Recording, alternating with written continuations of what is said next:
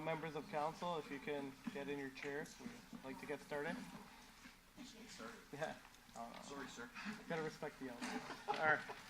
All right. So we have the agenda in front of us. Does the clerk or the clerk's office have any changes they'd like to notify council with? Through you, Mr. Chair, the proposed consolidated agenda was shared with members of committee last evening.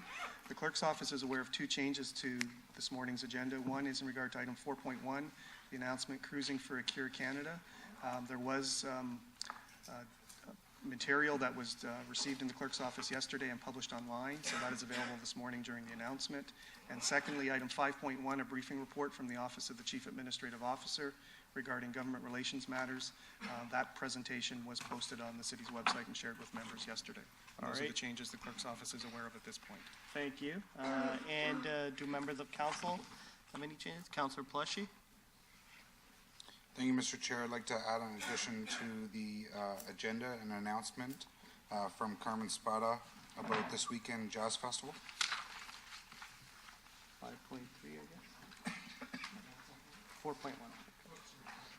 4.2. 4.2.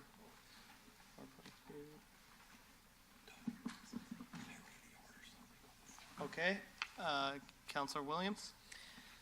Thank you, through you, Chair. I'd like to add to the agenda a delegation from Richard Antonio on the Health Coalition Appeal chapter. Mr. Chair, that would be proposed delegation 6.5.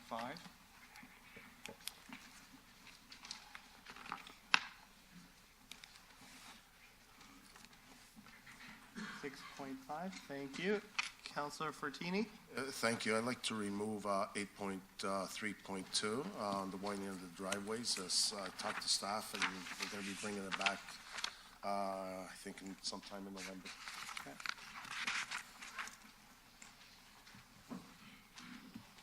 Okay, so it's been requested that 8.3.2 be removed. Okay. Councillor Willens? Yeah, thank you. Through you, Chair, I'd like to add an announcement from Pam Barnwell regarding an ALS run in support of ALS. And could I maybe, if we could, can we variance the order? Because she has to get home. So if we can maybe have them come up first, if that's okay. Sure. Are members of council okay with that? Okay. Thank you. Who's in for a cure will be 4.2 now. 4.1 will be the ELS. 4.1 can follow, 4.1 can follow 4.4. All right. Council Plushy again? Yep. Thank you, Mr. Chair. I don't mind taking the driveway widening and resurfacing off of the agenda. We've been booting this around for a while now. What's the issue? Can anybody explain? So, through you, Mr. Chair, this item was added to the June 12th Committee of Council, the last time this committee met, at the request of a councillor. When the matter was brought to the floor, there was a motion moved to defer the matter to today's meeting.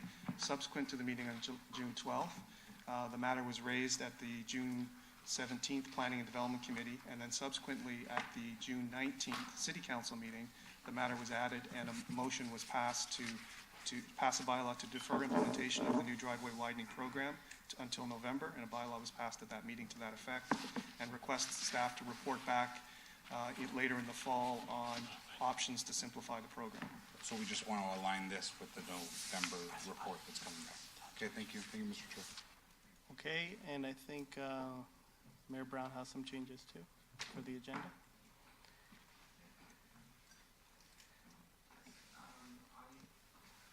Have one item to add to the agenda in regards to the city's Garba.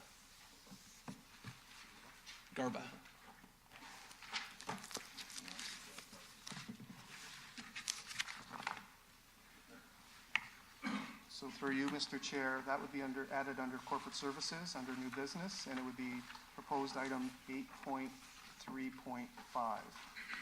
8.3.5. Sorry, it wouldn't be a closed item. Through you, Mr. Chair, no, it's an open session Good, item. good, yes. Garba. And I had a delegation to add, but I don't think, is John Pierce here? John Pierce? Okay, we're going to add a delegation as well from John Pierce. regarding Airbnbs, short-term rental. So that would be proposed delegation 6.6.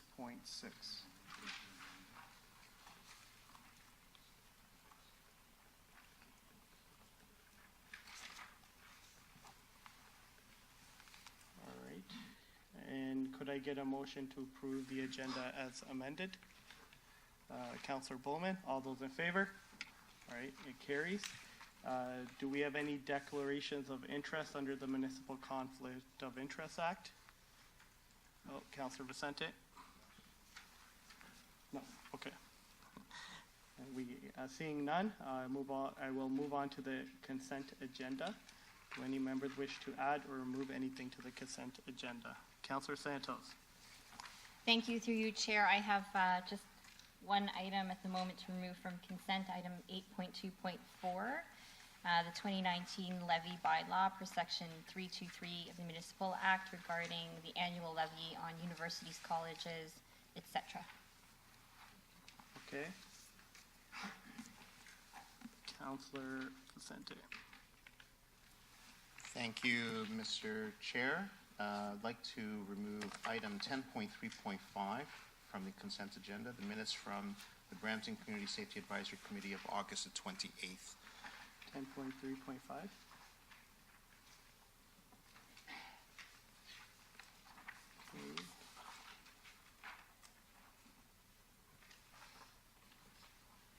Okay, any other members? All right, and one second.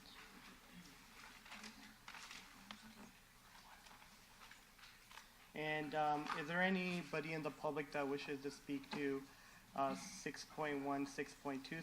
6.1 is notice of the intention to amend bylaw 399-2002 as amended, or 6.2, notice of the intention to amend business licensing bylaw 332-2013. Any members of the public here to delegate on that?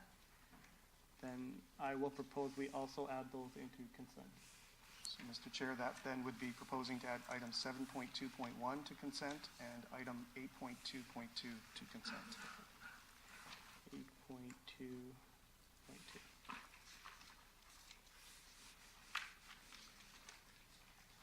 All right.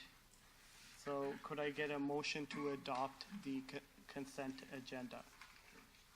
Okay, Counselor Bowman, all those in favor, Counselor Willens, all those in favor? All right, that carries. So moving on to announcements, we have 4.1, which is an ALS announcement.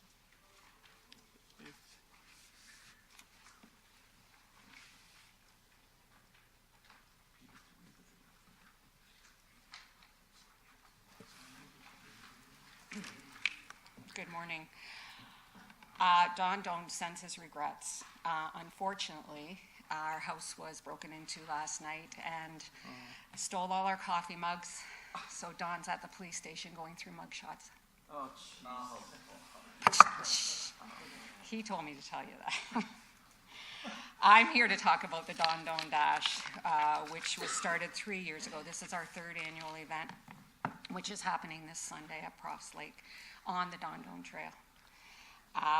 The first year that this event happened, we raised $1,800 for ALS, and last year we raised $3,000 for ALS. This and all the proceeds that come to this event go directly to the ALS Society, which is fantastic.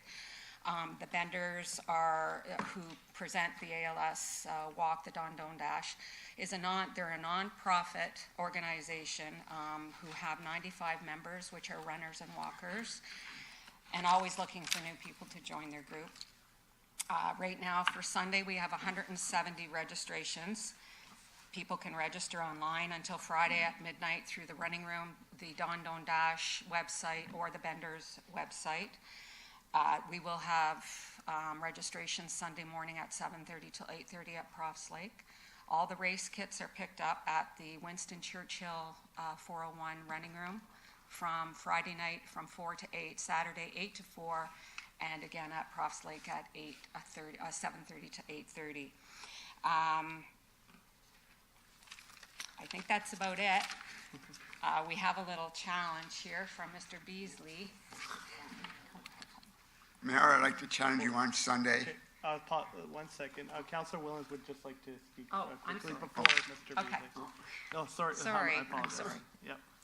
Before you present your challenge, I think we have a video, because Don Doan's a member of our Sports Hall of Fame. So we have a short video that we'd like to play for the members of council and for the audience that's here before Alan makes his challenge. So we can get that video up here.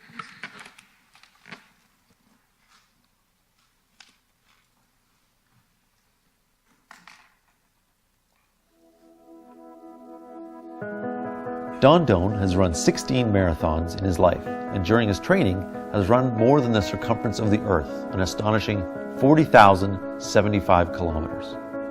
Now the man, who for nearly 40 years until his retirement in 2012, was a key figure in sports and recreation in Brampton, has a different challenge.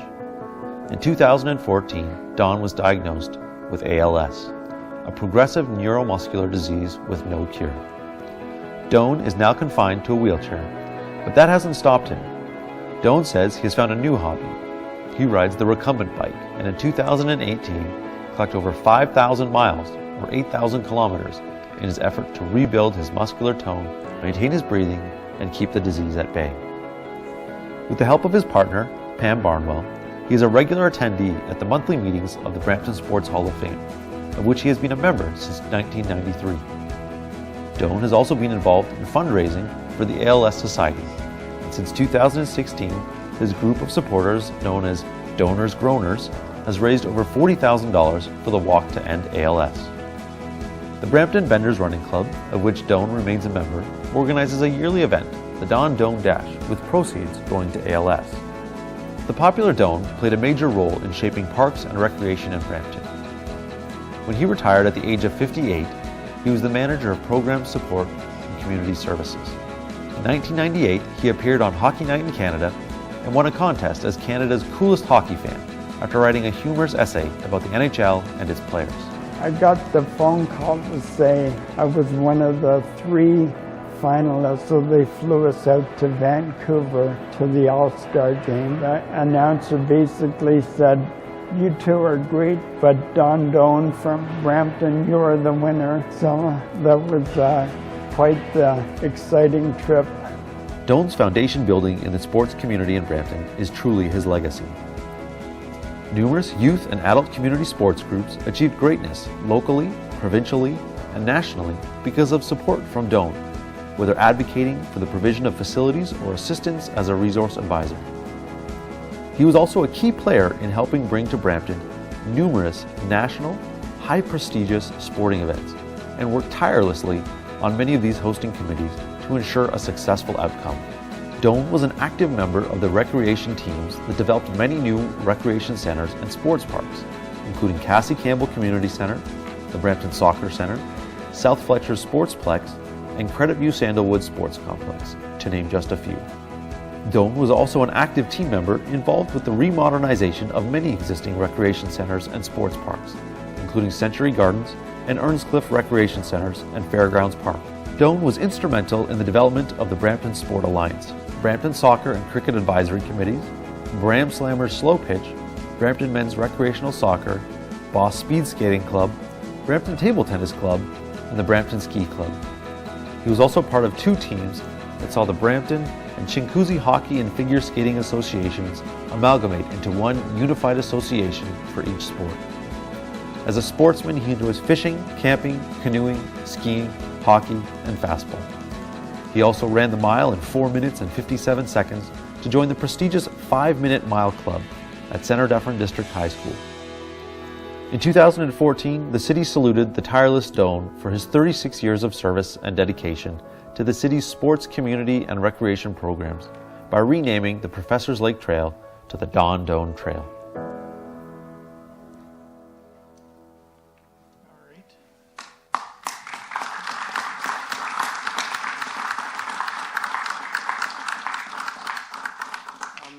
Yeah, Mr. Beasley, I think you had a few points, and then we'll go to the councilors. Mayor Brown, I'd like to challenge you on Sunday for the 10K race. Good luck to you.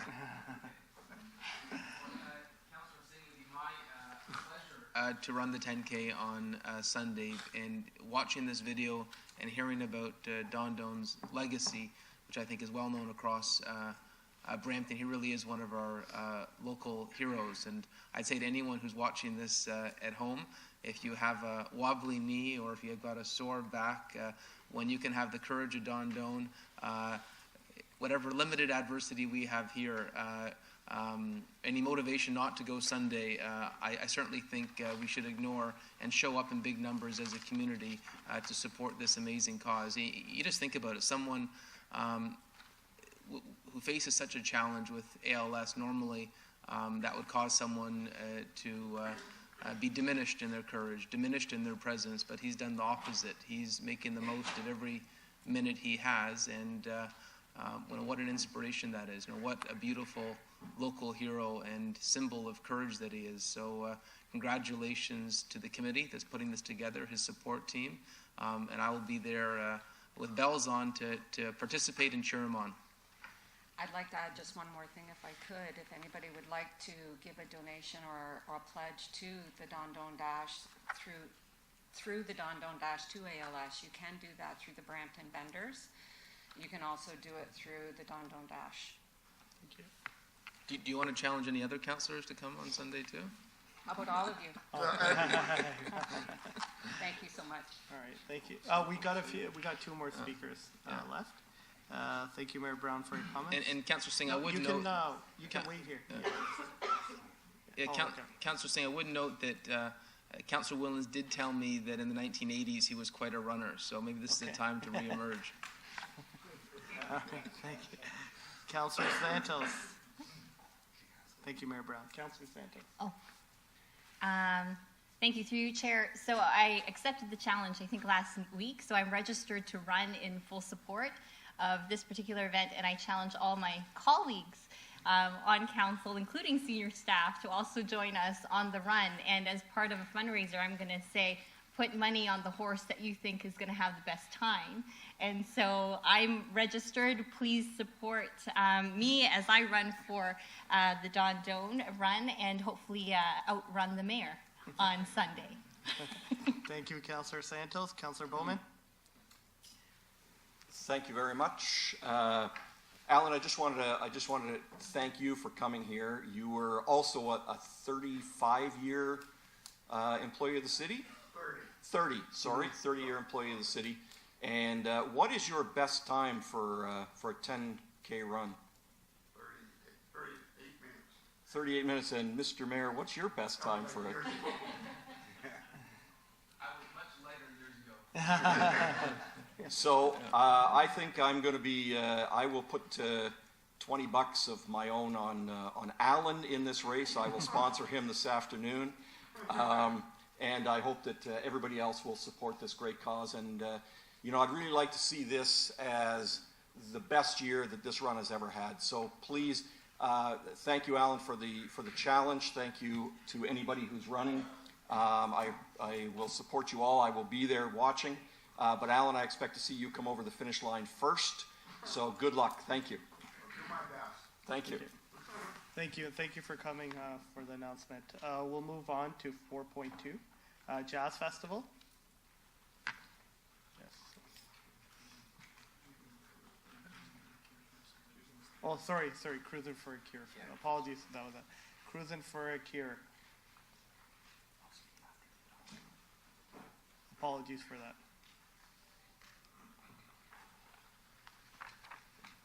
Good morning. My name's Jim Dorsey. My partner and t-shirt model here is Paul Henschel. We're both prostate cancer survivors, me 20 years, Paul 10. We're both car nuts, and we're here to invite you all to a car show on Sunday after the Don Doan Run and after the Jazz Festival. So it's going to be a pretty busy weekend. We both represent Prostate Cancer Canada Network Brampton. We're not really a well-known group, but we've been here for 25 years. We've been supporting men and their families affected by prostate cancer for that length of time. Our second objective is to increase awareness of prostate cancer, and we do that through appearing anywhere anybody will let us talk about prostate cancer. So churches, public awareness events, businesses, trade shows, Paul and I are there, and also every car show in Southern Ontario. So we're out there beating the drum. Prostate cancer kills, and it kills horribly. I've seen too many of my friends go. But the good news is, if you find it in time, it's almost 100% treatable. So we preach early detection very heavily. Our group meets 10 times a year at Wellspring Chinguacousy. We're working more and more closely with them. We maintain websites and Facebook pages. We also have newsletters, and anytime, anywhere, we do one-on-one counseling with men with prostate cancer. So oftentimes, we'll talk to somebody, see them through the start of their treatment, and never see them again, but that's part of the game. Our main event is the annual Cruising for a Cure car, truck, and motorcycle show at CAA Centre. Since 2007, we've provided 3,295 free confidential PSA tests at this show. And over to Paul. It's amazing that every year, up to 15% of these tests return high scores that might indicate prostate cancer.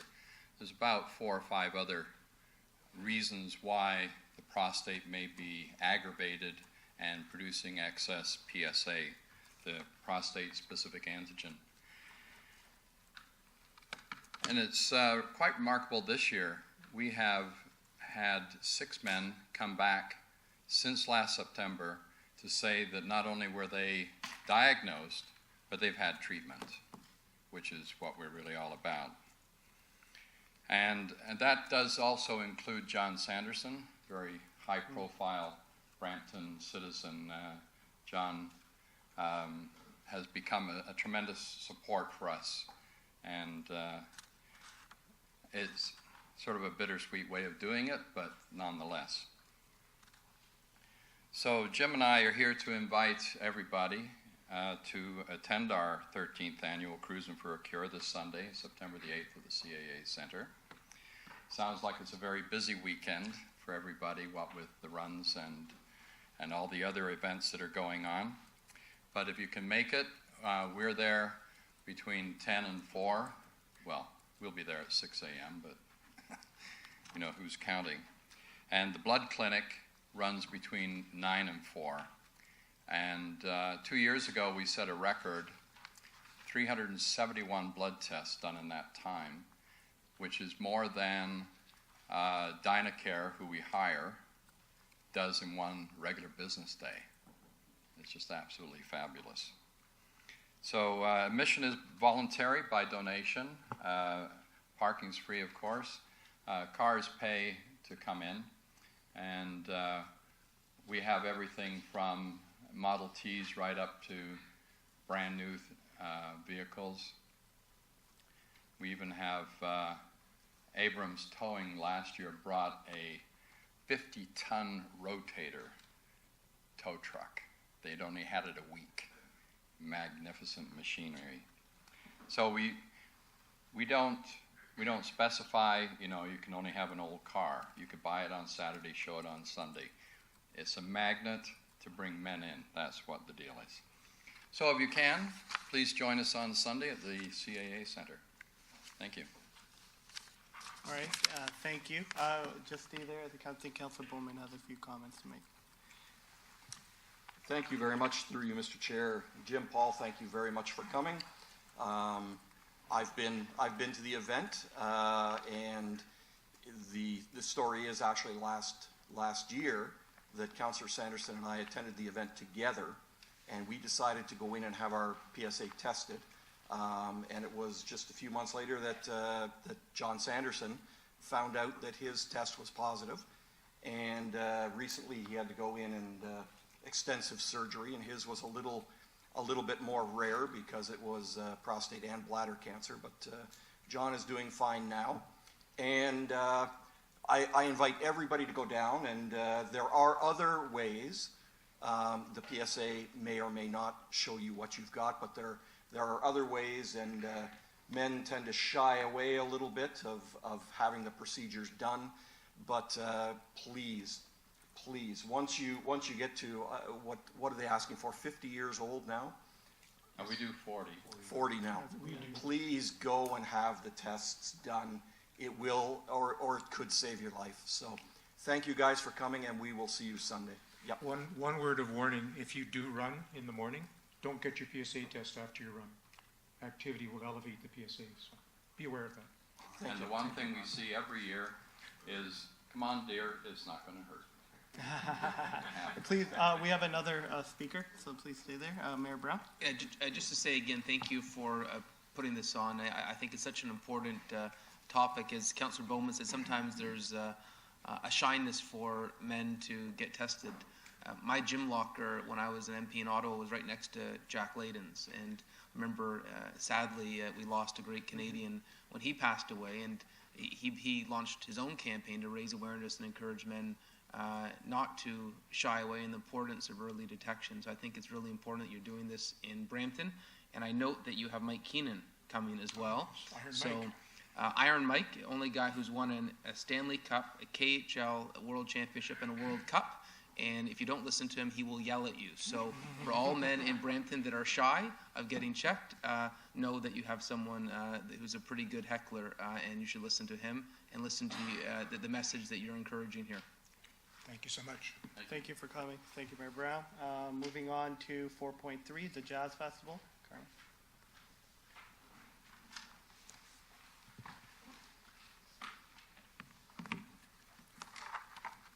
Morning, Mayor Brown, members of council, senior staff. My name is Carmen Spada. I'm the artistic director of Be Jazzed.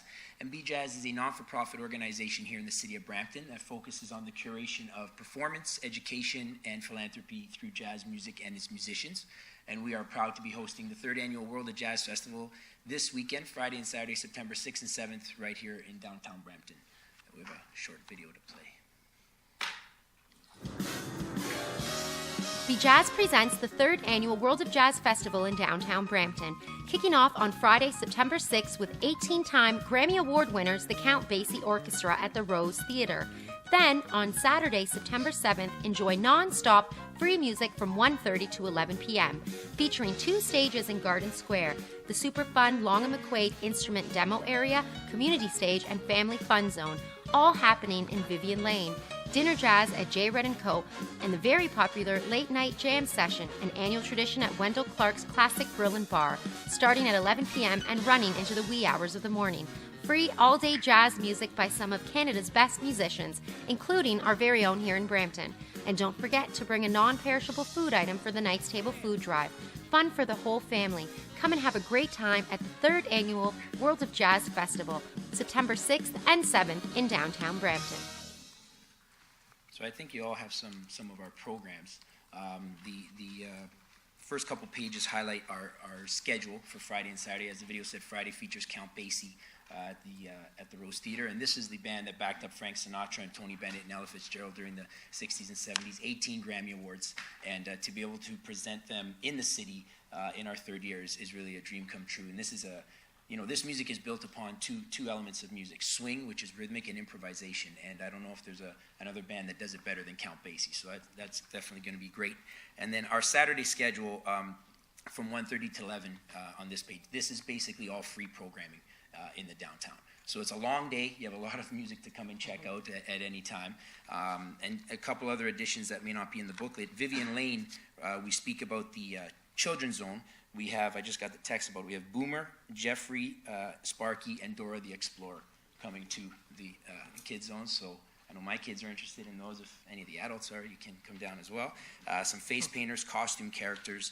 Our booklet also features a 2-for-1 coupon to Keenan's Irish Pub, McLaughlin and Queen. That's till November 1st. And I want to say that an event of this magnitude would be impossible without the investment of the community grant. We're grateful to U.S. Council and to members of the community grant team, Arts and Culture, Festival and Events, Travel and Tourism, the Rose Theatre, everybody that we work with on a regular basis to run not only the festival but all the other programs we run in the city of Brampton would be impossible with that type of without that type of investment. What that investment does is it allows us to go and curate the sponsors and the corporate partners that help us do this. This is over 20 local corporate sponsors and partners that help us put this event on.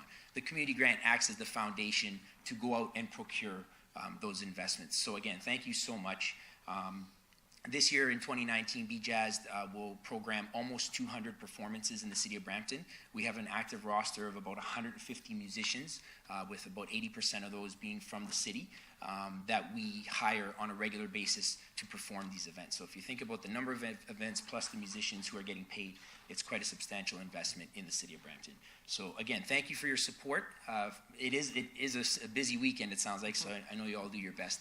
But September 6th and 7th, right here in downtown Brampton. Hope to see you all there. Thank you so much. Thank you, Carmen. And Councillor Pleshy has a few words. Thank you, Mr. Chair. Carmen, as you know, my father brought a jazz festival to Brampton many, many moons ago, and unfortunately it had stopped, and it's nothing like this festival that's here in Brampton. To tell you the truth, I never really liked jazz when I was growing up. My dad played it a lot in the basement. He was a drummer and went out to do gigs and stuff like that, but it was folk to me. Like, it was just, but when I came last year and actually sat down and listened, I absolutely love jazz now. It's fantastic, and I owe that to you because you're the one that said, Councillor, you got to come out, you got to see it, you got to, enjoy and listen. And I had a fantastic time last year.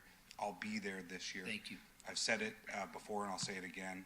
Carmen, you're a true ambassador of the city of Brampton.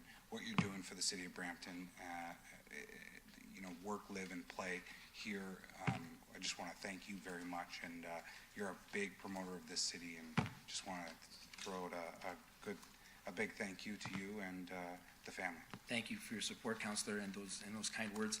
I think what's unique is right in our title. And the reason this festival works in the city of Brampton is because we've titled it World of Jazz. The interpretation of this word, jazz, is not what it was 100 years ago, 80 years ago, 60 years ago. And a large part of that is the multicultural influence on the musicians who are playing this music.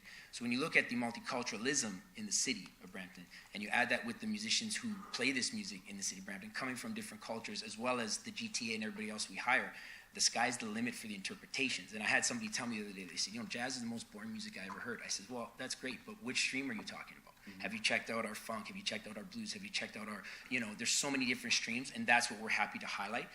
So I really do appreciate the support and the kind words about the event. So thank you, Councillor Pleshy. We have Councillor Vicente as well. Thank you, Mr. Chair. I second Councillor Pleshy's praise of you and your organization and the zest and the zeal that you bring for music and jazz. Both Councillor Santos and I will definitely be attending this weekend and going to all of the different stages that you will have.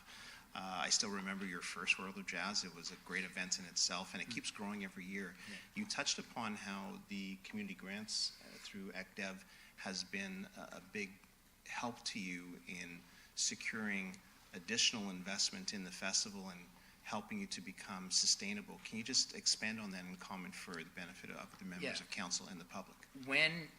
When you approach, so one of the challenges with community grants is that the approval comes March, April-ish type, and you have to work out, agreements with the city and things that are eligible to spend on, not eligible to spend on. I think something that needs to be made very clear is that, the community grant has eligible expenses.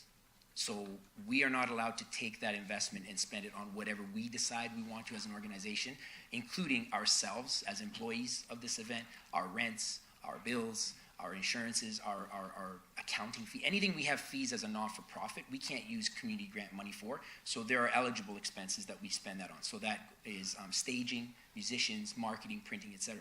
But when you go to a sponsor, a potential sponsor, and they see a municipal investment of that kind, then they already believe in the credibility and the viability of the product, because they're saying, well, if the city wants this to happen, then there's something good happening, and we should want to be a part of this. There's also a lot of cross-contamination between the sponsors, so they see other colleagues sponsoring as well. We have a lot of local BIA businesses who sponsor, so when they see that JN Realty is so invested, CCV Insurance, we do our policies with CCV, they're a sponsor. We Smoke Shop, the BIA itself. I mean, there's people speaking about that and seeing each other jump in, and they all want to jump in as well. So the magnitude of the event would obviously not be as grand without that investment, but it does speak to the other sponsors to show them that there's credibility and viability, and that helps us because not only does that sustainability grow, but the event can grow. And again, we're trying to create this for the city, in the city. You know, almost 50% of the performers and bands at this year's event are from the city of Brampton or are originally from Brampton. We've lost a lot of musicians over the years because there's never been an industry for them in this city.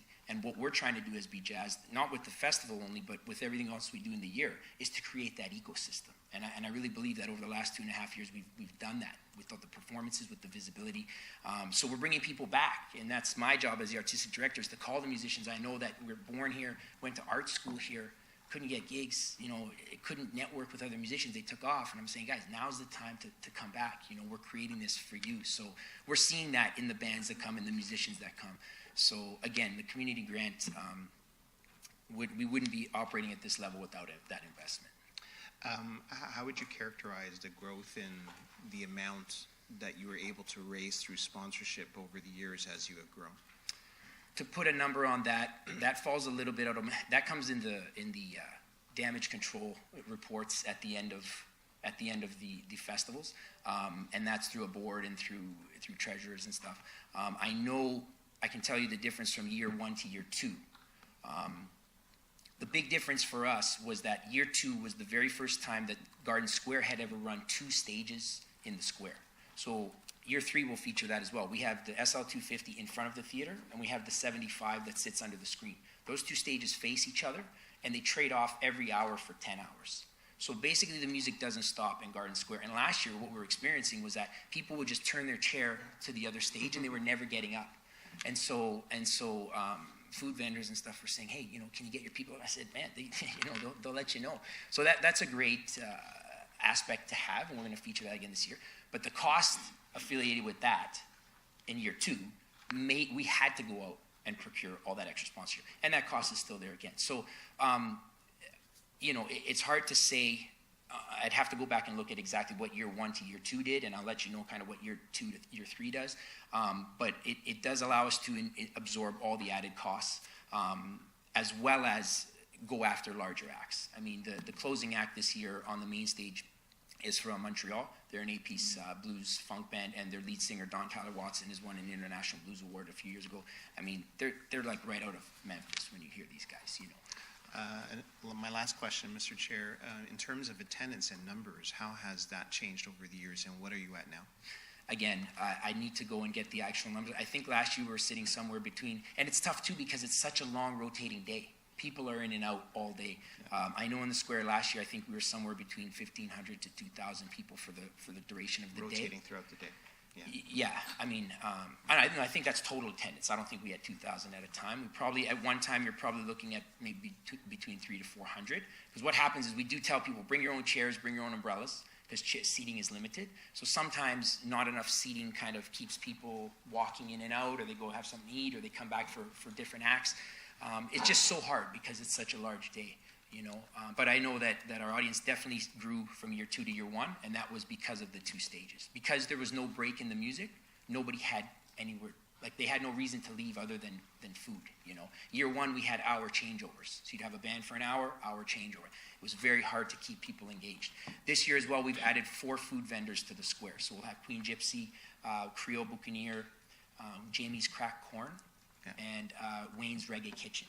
So we're adding some food components as well because, you know, you don't have a ton local in the square there, so we're bringing in as much as we can according to bylaw, and just trying to grow it as much as we can every year. So, well, I think it's wonderful. I think bringing your lawn chair, that's the best piece of advice that we can all give you. Everyone's invited to attend. Enjoy the World of Jazz Festival in downtown Brampton. It's going to be great. Thank you. Council. Thank you. Thank you, Carmen, for coming. Appreciate it. Moving on to Section 5, Government Relations. We'll take 5.1 and 5.2 together. Yeah, you could.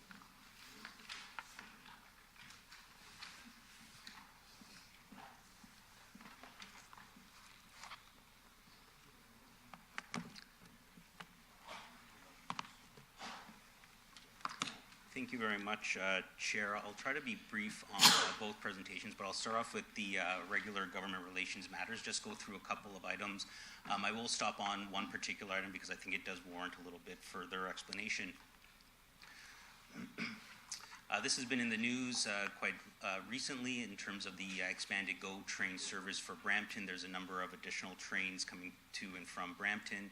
This was an item that we did discuss at the recent AMO conference, and we also did raise the point around the congestion or the pinch point within the city of Brampton. So I'll talk a little bit more about that and that discussion when I talk about the 2019 AMO update. I just want to take a quick pause on the intake for the community culture and recreation stream. As council will remember, the federal government and the provincial government signed a 10-year bilateral agreement with five streams. One was a rural component. One was on the public transit stream, which has now been fully opened, and I know Brampton Transit is taking full advantage of that intake process. Community culture and recreation stream, as well as a green stream. One of the key highlights from AMO was the minister announcing, or actually the premier announcing the final opening of the community culture and recreation stream. This is an important opportunity for us to participate in this 10-year agreement. Not all the money is available for year one. It is spread out over 10 years. So staff is working now that the rules of engagement from the province has been finally released. We have an internal working group who's identifying potential projects. So over the course of the next coming weeks, we will be sure to come back with council with proposed projects that fall within the criteria set out within the CCR program. Of note is how the program is broken down: 40% federal, 33% provincial, and then there is a municipal portion which was expected amongst all the other four streams. The application deadline is November 12th. A little bit update on the AGCOs. We previously announced to council that the province has issued a second lottery process. This one did not necessarily go as according to plan. There wasn't any stores allocated to Brampton, and of the 42 applications across the province, 29 were accepted. 12, I believe, did not actually submit all the relevant information, and as well as one dropped out. So there's still a number of stores that will not be issued licenses. We have been tracking the second store in Brampton at this moment. It's still going through the process, but the actual license has not been issued.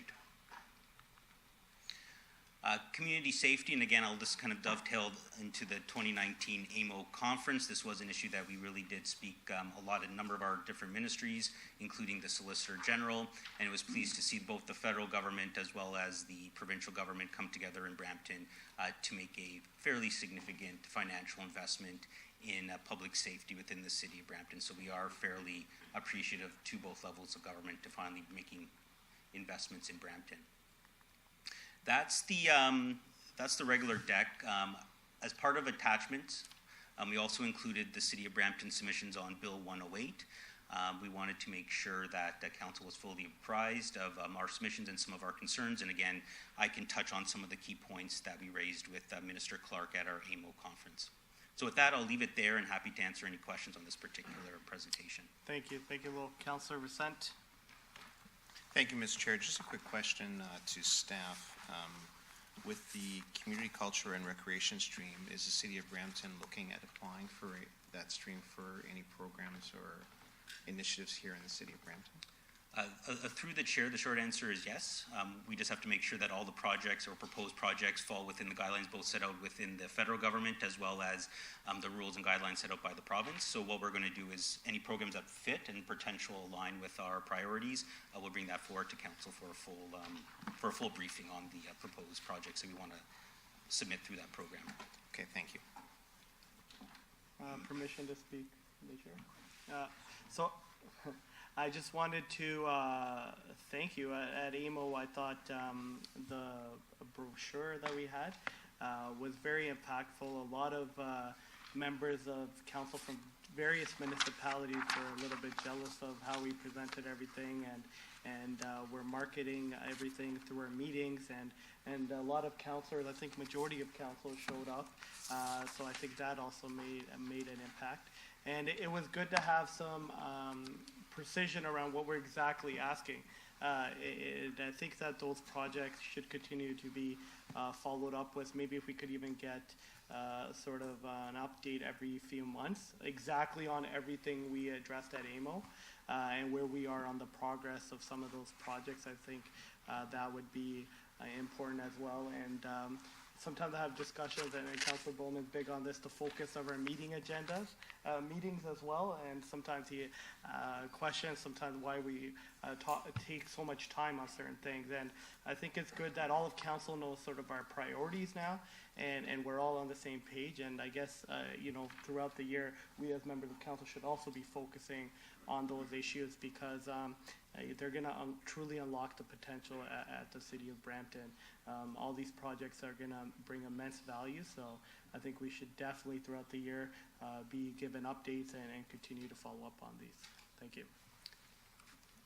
Through the chair, if we get right into the second presentation, I can dovetail on that point. Okay, I think that's a really good segue, and as always, I'm very appreciative of those comments, but also really want to recognize the amount of staff of time that really went into, in particular this year, we really wanted to have a really good showing at AMO, in particular with the number of ministries that we requested and the successful number of delegations that we actually got accepted. So I really want to acknowledge my colleague, Andre Hoffman, who really worked behind the scenes, kind of whipping everybody to work together. We'd like to really acknowledge Strategic Communications, who helped really with the design, and then also all the various departments from Brampton Transit to Fire to Community Services, Planning and Public Works. It was really a team effort. So I really want to thank you for putting such a great life to the work that we've been putting on to. So I really want to acknowledge Mayor Brown, Councillor Willens, Williams, Singh, Bowman, Paleshi, Vicente Santos, and Dillon for really making a very strong delegation at this AMO. Also want to recognize that Claire Barnett also participated as part of our delegation, so thanks to you and thanks to Economic Development, who I should have thanked as well, for, again, just showing how important all these initiatives are, Councillor Singh, from an economic development and community growth. So thank you on that. I've been doing this for a number of years, probably over a decade, and this is the first time I've actually had this many number of delegation requests actually accepted. But not only that, but they were all with the exception of one, unfortunately, that happened at the last minute with ministers. So again, I think that speaks volume to the importance that the city of Brampton has in Ontario. When I last presented, we mentioned that we did not have a meeting at that time with the Minister of Health and Long-Term Care, but I'm very pleased to say that we ended up meeting with Minister Elliott at AMO. So again, thanks to you for our patience and allowing us to kind of work via the back channels to ensure that we can make that happen. The city's advocacy materials, just a few snippets are a part of this presentation, but they're also posted online. I think that's an important aspect to our continued advocacy and the story that we are trying to build now within the city of Brampton, and we will continue to do that. Happy to take it under direction to provide regular updates in addition to this one. I also want to acknowledge that 3 of our MPPs actually participated, MPP Sakaria as well as MPP Sandhu. They actually not only participated in one, but they also, whenever they were able to, they actually participated in many of our delegations. So I think credit has to go to them, and also to MPP Singh for participating in our delegation with the NDP caucus. So we continue to build strong relationships with our local MPPs. I'll try to go through this relatively quickly, and I think that what will be important is if there's any additional comments from council, it might be important to get your viewpoints on this conference as well. One of our first meetings was with Minister Mulroney, the Minister of Transportation. We've outlined the key issues raised as well as some of the discussion points. We talked about the gas tax program. We know that there is going to be a review, so we wanted to make sure that they were aware that we want to be part of those discussions if there is going to be any changes to that formula. We also discussed one of our key priorities around the two-way all-day GO service. We were appreciative of the recent announcements, but we know that there is still much more work to be done, especially for the city of Brampton, if we really want to move towards two-way all-day GO.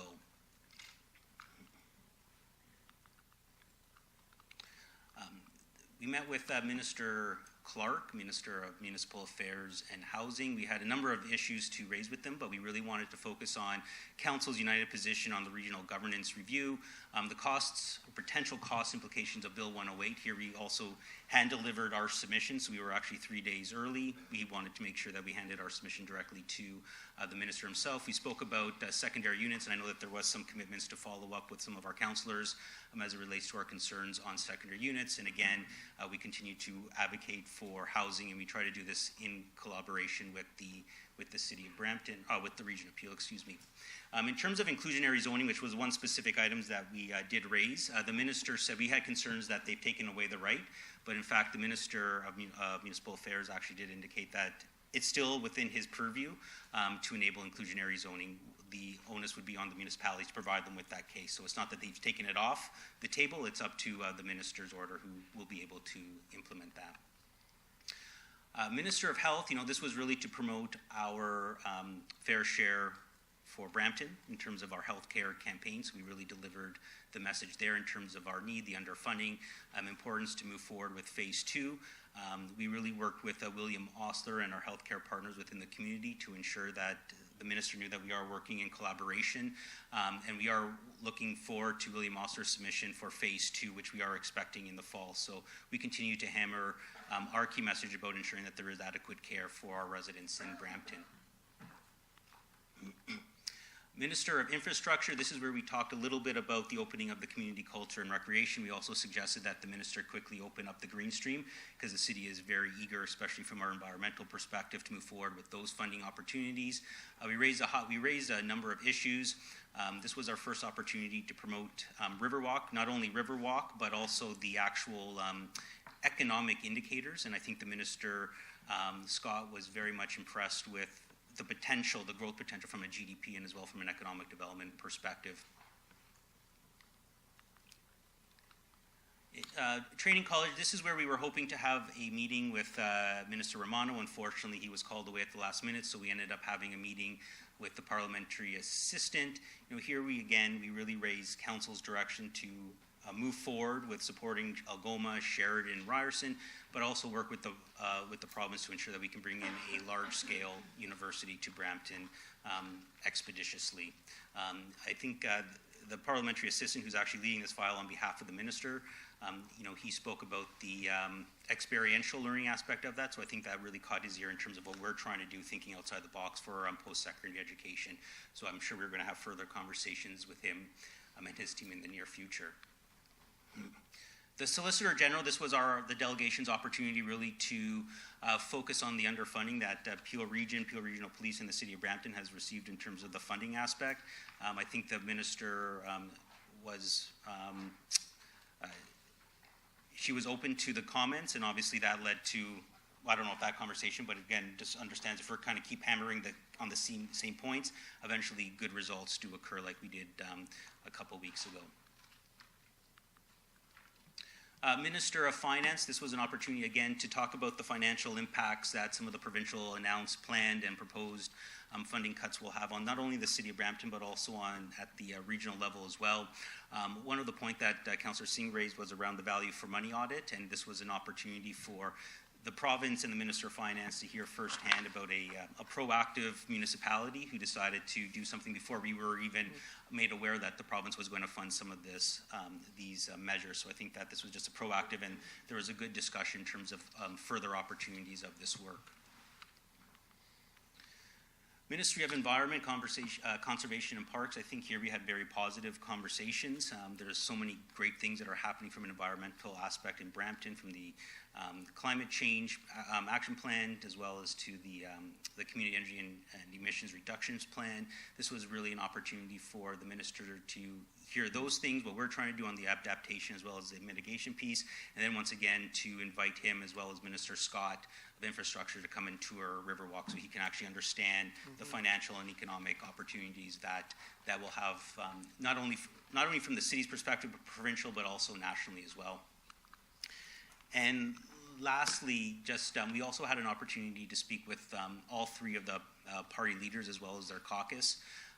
At this point, this was an opportunity for us to provide them with our booklet of all the issues, but we did focus on healthcare. We encouraged them to participate in our advocacy and our campaign, post-secondary education as well as municipal cuts.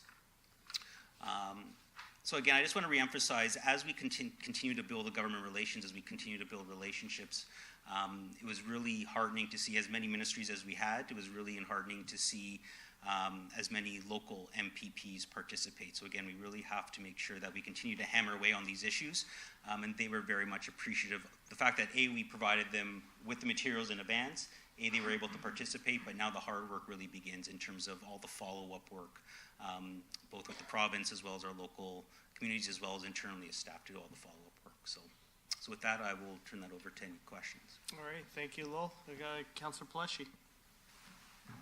Thank you, Mr. Chair. I won't bring up ROPA 32, but I will ask, just to piggyback off some of Mr. Chair's comments about, we had a commitment after every meeting that we would continue to touch base. We had contact information, and we were going to sit down and set up meetings to discuss some of the priorities and issues related to Brampton.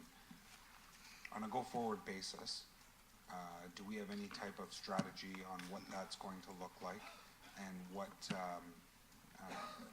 if anything, can kind of come back to council just to keep this on the radar, on the minds of everybody that's watching, including us around the table? Through the chair, absolutely. I think what we've been doing kind of more of an informal process behind the scenes, but we can definitely bring that forward whenever the opportunity exists. Maybe, as Councillor C, maybe quarterly or semi-annually, just depending. We can kind of play it by year, and we can scale it back or scale it up depending on what's happening. And also, we could be much more mindful in terms of those policy windows. So when government decisions are kind of moving in one way, we can definitely make sure that we ramp that up. But I can assure you that all the follow-up work that we were supposed to do in terms of following up with the deputy ministers, the ministers' aides, all those contact names that we received, we've already followed up with, and now we're going to continue to do that, move forward, so we can make that much more of a formal process, perhaps through the GRM on a go-forward basis. So. Okay, and so I'll leave that up to you on the reporting back structure. I just request that maybe after this AMO and after every AMO or FCM that's coming up, that coming back for information or providing us with information happen more frequently in the beginning, so that we can continue to stay on top of it, and then as things kind of settle down, it continues to come back, not as much, but just to ensure that it doesn't die down. And to the chair, maybe if I can just add, you actually sparked a comment that I wanted to make. Thanks to Councillor Pelletier for asking a question during the Ministers' Forum. I think we got a definite that a decision on the regional governance review should be made sometime in November. So hopefully, again, there's another opportunity to hold the provincial government to account to make that very important decision. So thank you for that. And it's gotten a lot of media attention lately. I was kind of surprised. I didn't think there was much media in that bear pit, and what they call it, but I was disappointed to hear that the advisors would not be making their recommendations public. It'd be confidential. I would have thought that those recommendations would be public. Maybe it's something that we can continue to ask for prior to and maybe after the decision as well. Thank you, Mr. Chair. Thank you, Councillor Pelletier. Moving on to Councillor Medeiros. Thank you, through the chair. Thank you for the presentation. It seems to me all the work that we're doing on the intergovernmental file, I see that we do a yeoman's job keeping the MPPs informed. How are the MPPs working with us?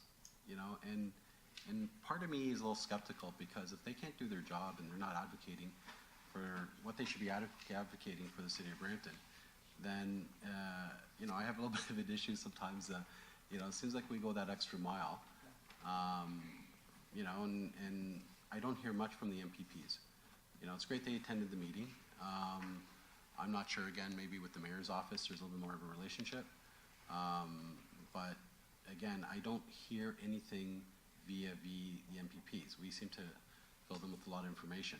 And that's just an aside, but the real question, in terms of all the, I guess, our presence there, from a bureaucratic level, has there been any opportunity, are there going to be any working tables on any of these policy issues? Did they talk about what type of meaningful consultations they're having with us? Because again, you know, this is a good sort of meet and greet, but in terms of, rolling up your sleeves and getting to work, consultations, did they indicate on any of these files that there's going to be some form of meaningful consultation with the municipality where we can be part of working tables?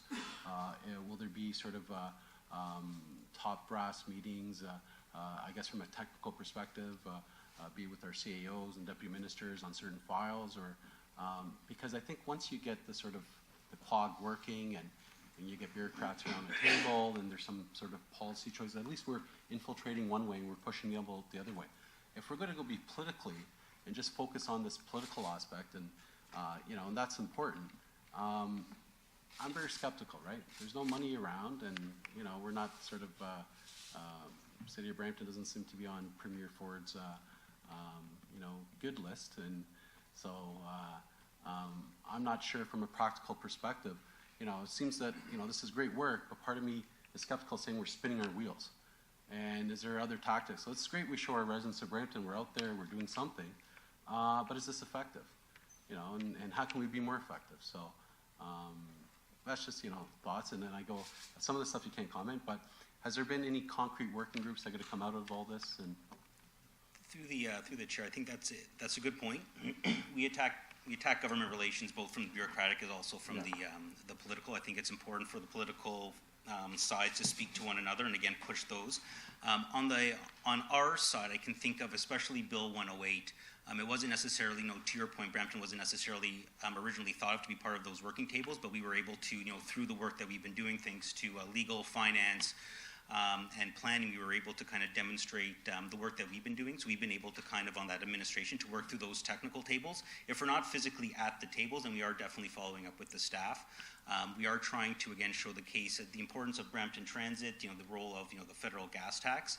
So there are a couple of examples, and I think as a government, as this portfolio starts to mature, we definitely are now showing that we have a strong footing. We have to understand these issues. So now it's the onus on us to continue to advocate much more proactively, and thankful, to the staff and leadership, we have been able to do that more often.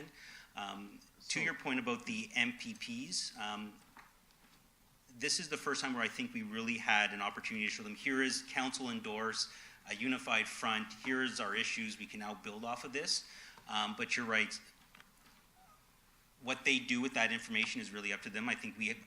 I feel comfortable saying that we put our best foot forward, and I think this is where the political discussions can happen in terms of being a little bit more forceful, but we definitely wanted to make sure that we were much more proactive. That's what we committed to. We wanted to make sure that we were clear in our asks, which I think, again, always refine them because things change, and then really starting to, at some point, and maybe to your point, maybe it's now, to start pushing them a little bit more in terms of what have they been doing to taking the information that we continually to provide to them. And through the chair, I understand we have to maintain good relations, and I'll support that. But, for example, I'd be interested to see on all the provincial programs that are out there, what applications we put as a city and how many we were denied and what did we actually get. I'd like to see sort of that in comparator with other municipalities and what they're getting, just for us to understand how effective we're being and seeing if there's another thing that strikes me is that, we're in the second year of we're starting our second council, and we haven't had one visit from a provincial minister. We haven't had one one come here. There's been no outreach from a minister coming to Brampton. I guess there's been a press conference, but it's great to see that again, at least that we got our stuff together. We're working well. We're putting forth a great complex, comprehensive ask. But and I think that you get respect, or you think the respect that you receive is by the dollars they throw at you. So all this stuff is great. So I'd like to see, but something we might want to think cross-departmentally with all the programs that are out there that exist. How much funding have we received the City of Brampton? For everything. And there's so many programs that the province, has, and I'm not sure what they're getting. Even our organizations, I know we can't see that, but I think that's something for us to be cognizant of and monitor as we go, and just keep an inventory so we know how much love we're getting from the province. Through the chair, so we do keep track. We have a much more robust tracking system for all the federal and provincial funding opportunities, so we can kind of keep track of that.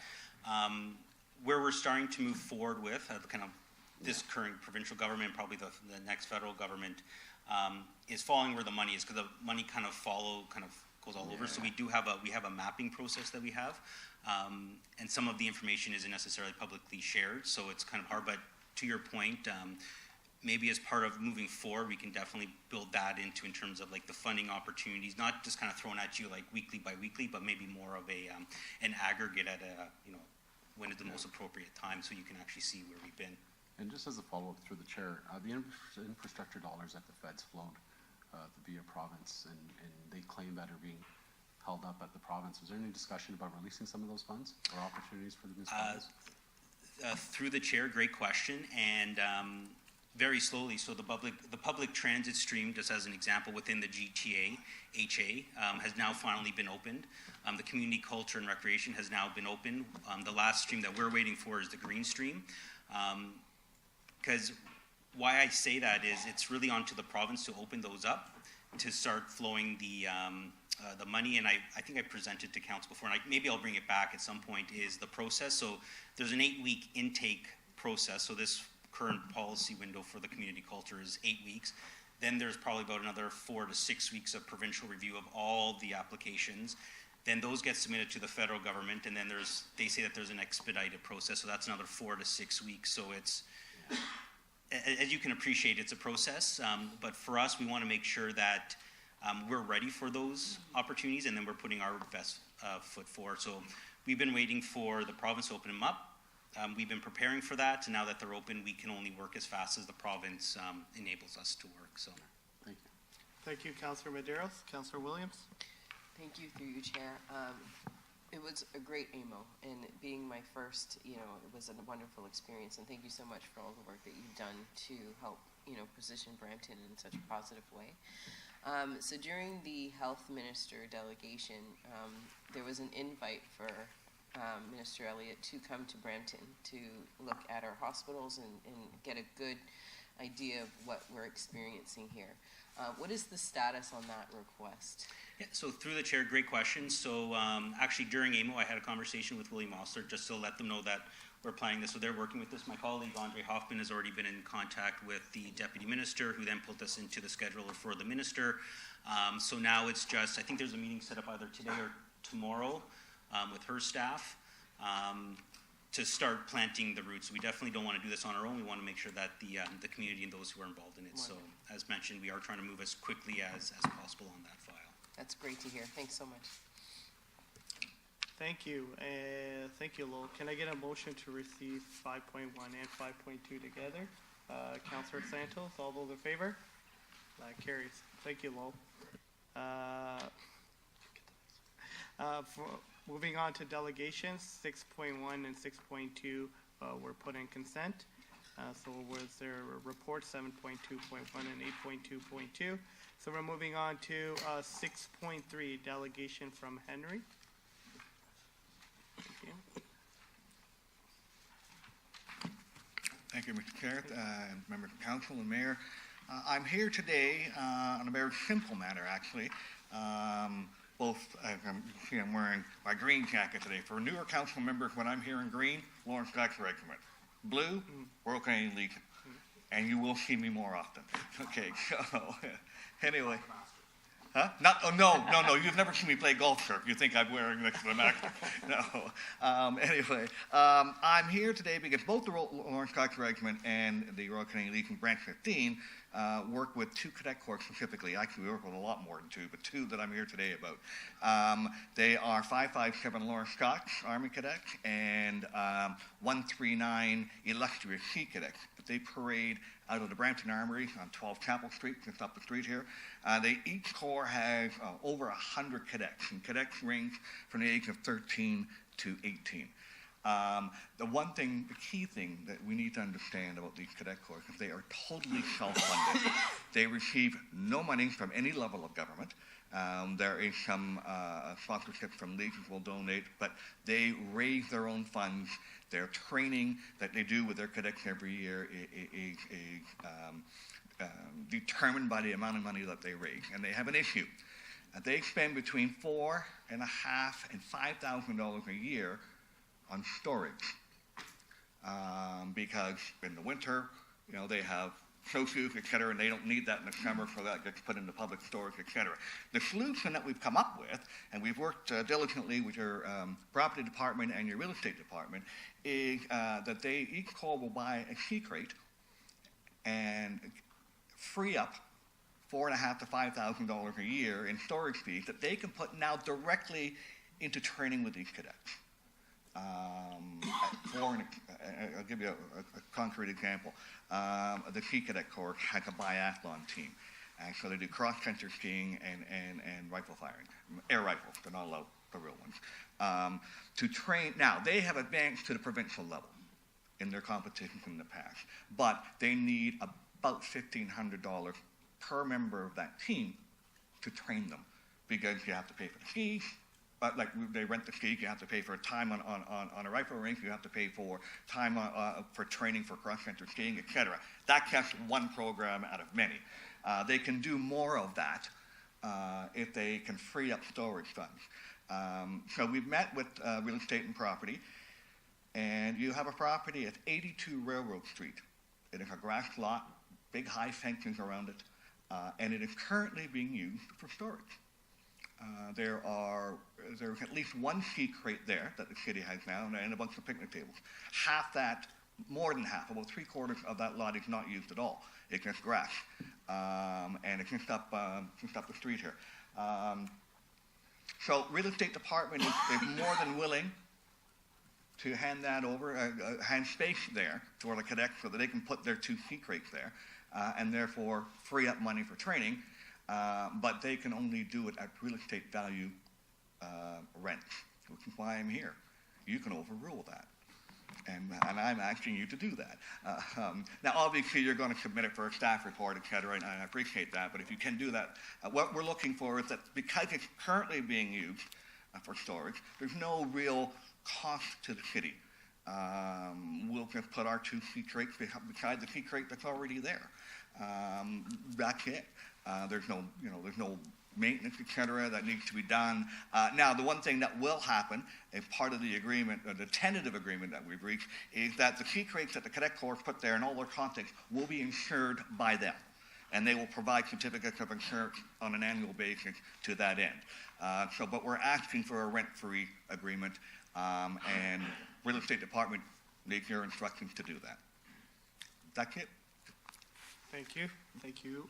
Councillor Santos? Thank you, through you, Mr. Chair. Henry, thank you for coming again. It's lovely to see you. Good to see you. A number of us participated in the annual ceremonial review at Earnscliffe, and it was lovely to see all the cadets there, and thank you for your service to the community.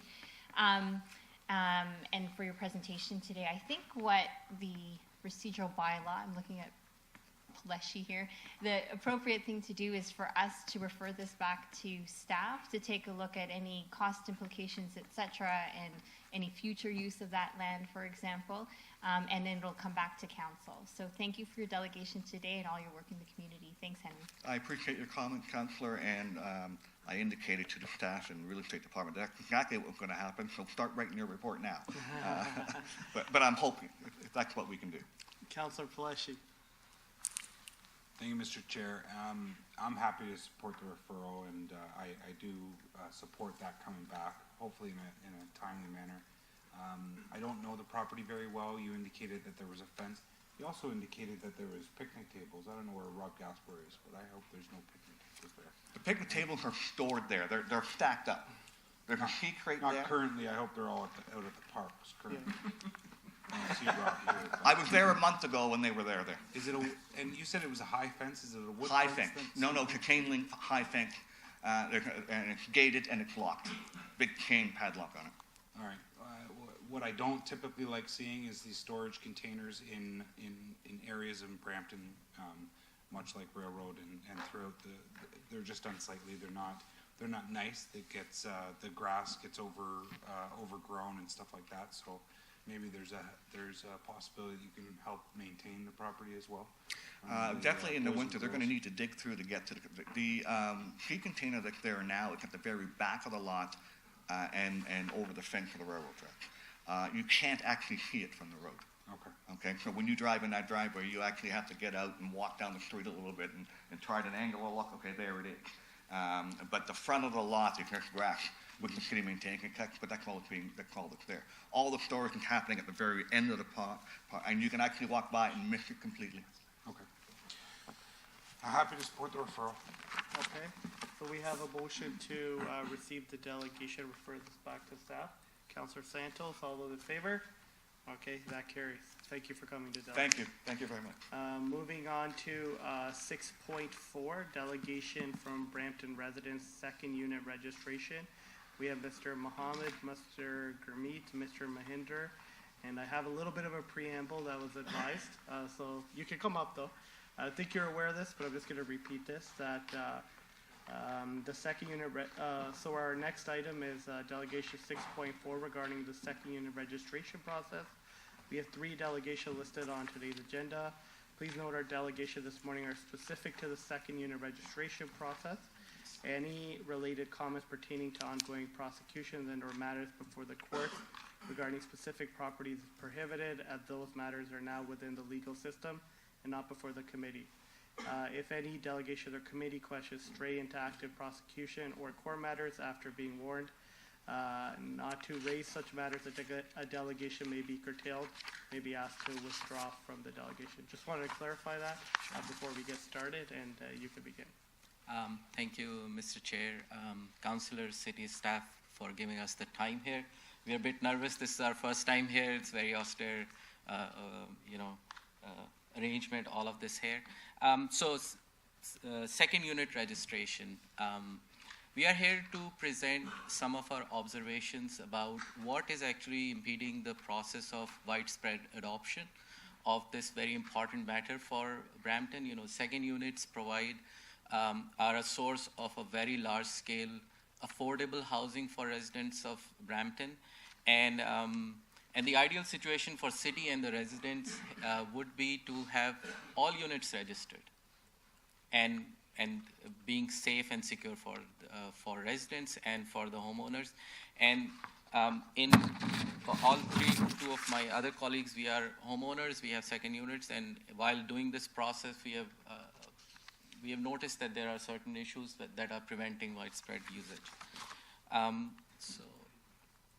The enforcement wrapped up in 2018, and the mandate that we were given was that it is being driven from the populace to have safe and secure affordable housing. And we feel that heavy fines, parking requirements for rezoning, and inspection requirements requiring approval for existing plumbing, HVAC, framing, and installation are the key areas that actually are impeding widespread adoption by homeowners, because they have a severe financial and time impact on the homeowners that have to do this. So with that, I will ask a colleague of mine, Mohinder Pratap, to start his opinion presentation on how heavy fines impact this. Mohinder, are you okay to? Yeah. Mohinder is a bit under the weather. Yeah. Thank you so much, Mr. Chair, Mr.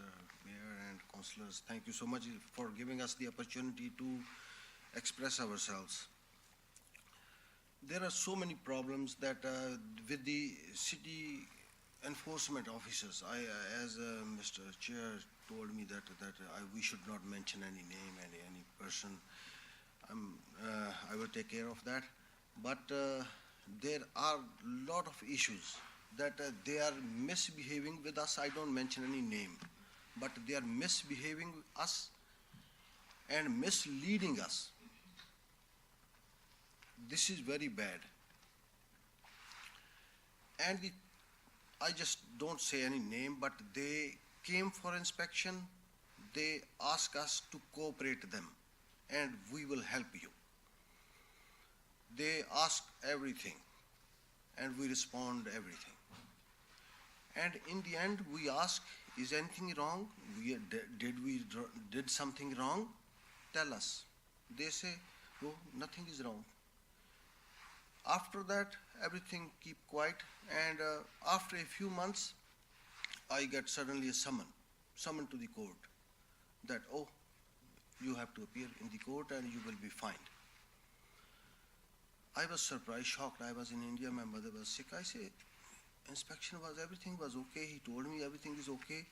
And I never used my basement. I'm a certified yoga teacher. I use it for myself. He told me that you are not allowed to use that also. You have to register it. And the thing is that I ask anyone who is the house owner, when you buy a house, are you not going to use your basements for any purpose, to put anything in the basements, to put your stuff, your tables, chair, whatever? If you spend so much money, basically it's a lack of information for the homeowners. I accept it. That when we came here, I came from Germany. I lived 16 years in Germany, and I see that there is a lot of discrimination and double standard in the city. One part of the city, recently I visited Vaughanless and Mississauga Road, the new houses. There's a distance between two houses about 4 to 5 feet, and they have side doors, they have windows. And the old houses, they are not, nobody is allowed to open a window or a door if they don't have 4 feet distance in one house. It means 8 feet they must have both houses, the old houses. But the new houses, city is allowing the builders to do, I don't know how it is, how it comes with the double standard. And the second thing I told, we met Mr. John, municipality head. We last time we met Mr. Vincent, and we explained the things. And the thing is that I make them a request that instead of making right-way fines, they should tell us what is wrong in the right way. When a city enforcement officer comes, he must tell us what is wrong. If he know everything, he is telling us different and making a report different. We see that. I don't want to blame anybody, but this is right. My colleagues, we are 30, 40 people, we met together, and we know that they are telling, and now the thing is that instead of finding us, gave us, and there are a lot of other things. For example, now we started the process of registering a second unit, registering as a second dwelling unit. There are again so many problems because the city is not allowing us to keep the old plumbing, old stuff. And anyway, the fines, I just want to center on these fines, that instead of giving us big fines, city must think they can ask us to register the, I fully agree that a basement, if you want to rent it, if you want to use it, it must have an egress window. Now the double standard comes that those persons who are captured, you tell them that you have to register. He is going to register, he put an egress window, but everyone, I think you know that if there are 100 houses, 90% houses, they are using the basements. You cannot deny it. And those, the basements, they also need egress windows. They also need the safety measures. I mean, I came to the last point that instead of fining us, ask us to give a rebate if we registered it as a second dwelling unit. If you registered it, we will waive that fine. Like the city must, there are a lot of other issues.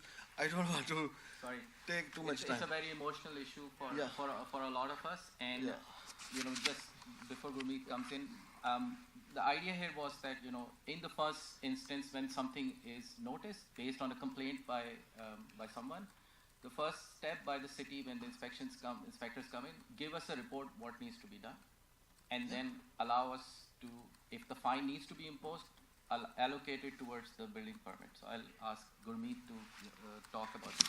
Sorry, Thank you so much. If you need any questions or comments.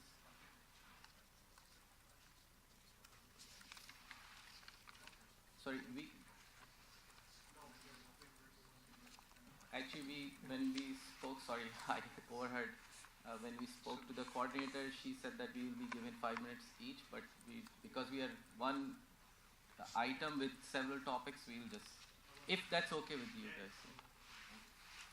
Okay, so I just want to start straight. I want to talk about the parking requirements for the second unit.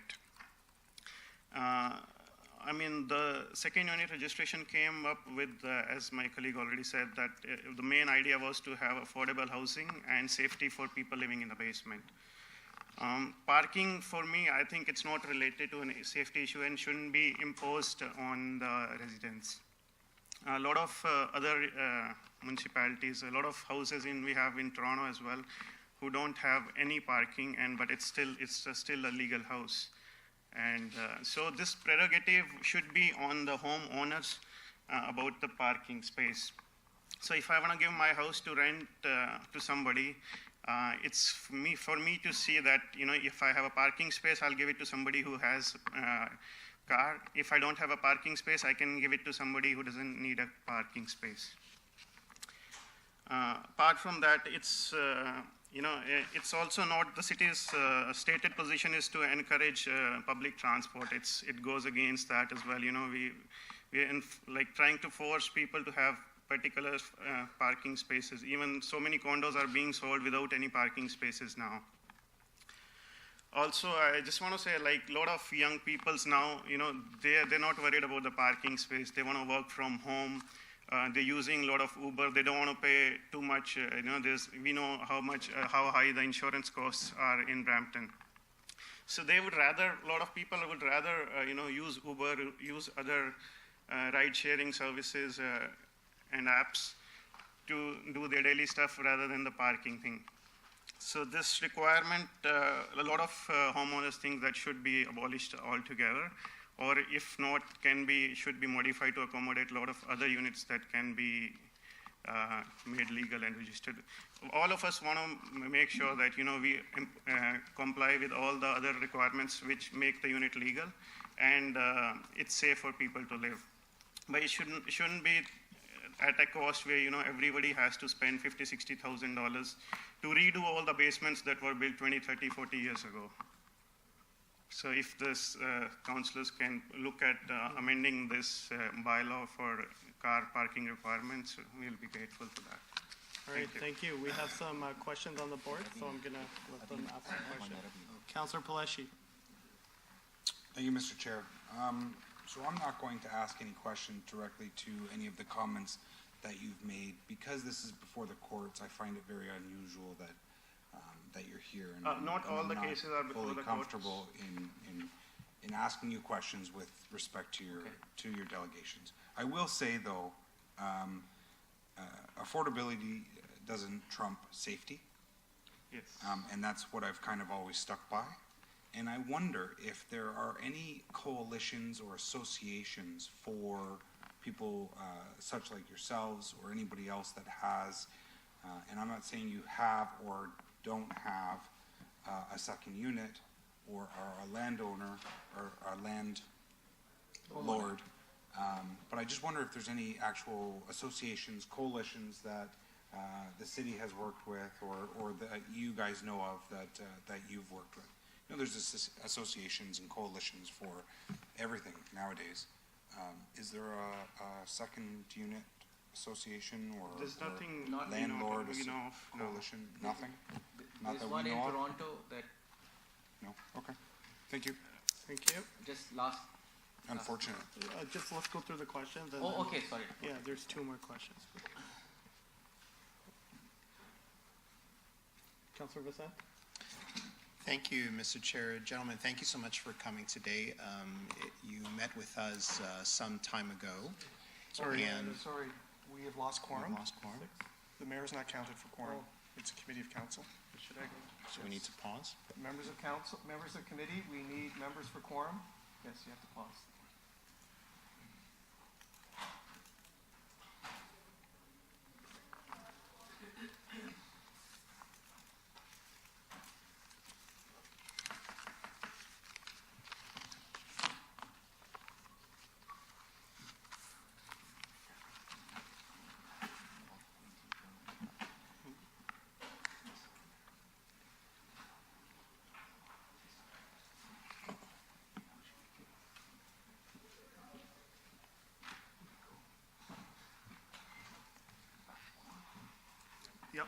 we're back to quorum. You can continue, Councilor Vicente. Thank you once again, Mr. Chair. Gentlemen, thank you for coming and for presenting some of your concerns. Yes, the purpose of allowing for second units, as has been discussed for many years here in the city of Brampton, is to allow folks to be able to rent a second unit in their home. It needs to be done safely. It needs to comply with all the applicable building codes. I do think that in instances where residents are in tete-a-tete with building inspectors or members from the building department, I think that there may be a need for the city to communicate better as to the requirements of the building code that they are required to follow. I think it's not always clear to folks when they embark on the goal of building a second unit in their home, exactly all of the aspects that they need to follow in order to comply with all of the applicable regulations. And I believe that the city could do more in order to arm people with the information that they need so that they can comply with the codes. I don't think it's possible for an inspector who is coming to a property to advise you on how to exactly prepare your property to comply with all the different codes. The codes are what they are, and it's up to you and to your contractor to comply with all the codes. And that's why the inspectors, when they come, they're checking to ensure that you're in compliance. But the city can certainly, perhaps, if council provides direction, do more to inform and to give people a kind of, shall we say, a checklist or a list of all the items that need to be in compliance, how to go through the process. And I know that there have been people in the city of Brampton who have undertaken to put in a second unit, and they have been quite helpful in sharing their experience with other members of the community so that others can learn through their experience. So perhaps that's something that through planning we can work towards ensuring that in the future residents have that information in hand so that they know everything that they must do to bring their unit into compliance with all the applicable regulations. You mentioned parking, and parking is something that many of us have been thinking about for quite some time. And you're right. If we're looking to build safe second units where people can live, if we're looking to help homeowners to be able to derive a second income from their property, if we're looking to continue to make investments and prioritize transit here in the city of Brampton, it's a little bit counterintuitive that we always require parking for a second unit. In many cases, most homes have more than sufficient parking to accommodate the second unit, but some do not. Some may only have 2 spots. And so when we put a stop to a homeowner who wants to build a second unit simply because they only have 2 parking spots, or let's say they only have 1, how is that reasonable given that we make transit investments? Transit is available in essentially every part of the city of Brampton. And to your point, in other municipalities, parking is not a requirement. So just a question to staff. When we provide a permit for the construction of a second unit here in the city of Brampton, is the requirement for the additional parking, is that a provincial requirement or is that a municipal one? Through you, Mr. Chair, the parking requirement is a municipal requirement. Okay, and can you just detail for us what those requirements are and why they're in place? Those requirements are to have 2 parking spaces for the main dwelling unit and 1 additional parking space for the second dwelling unit that's created. The dimensions are established in the zoning bylaw for those parking spaces, and I know we did, maybe it was earlier this year or the year prior, approve a reduction in the size of that parking space to allow some of the existing driveways to accommodate the 3 spaces required. Essentially, it was felt that at the time of the creation of the registration bylaw, that 1 additional parking space would be required for that second unit to avoid a plague of on-street parking and you know, the enforcement activity that would go along with that. So that was the original intent behind that requirement, and you know, if we were to revisit that, that would be one consideration that we would have to look into and report back on.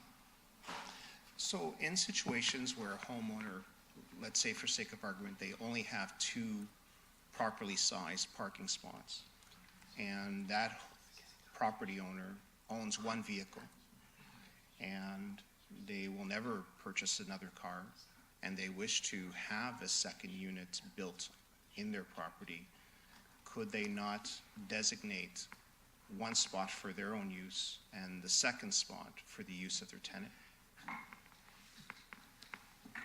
Even if they were to do that, through you, Mr. Chair, in the present circumstances, the zoning bylaw would not permit that second unit. You would be required to have 3 spaces. So to consider a solution like that, we would have to revisit the requirements in the bylaw. Councillor, I just want to remind you for clarification with the delegation, and if we want discussion, maybe for a report, and then we can have a conference. All right. So I would definitely move for receipt of all the delegations and for staff to look at some of the requests raised by the delegates.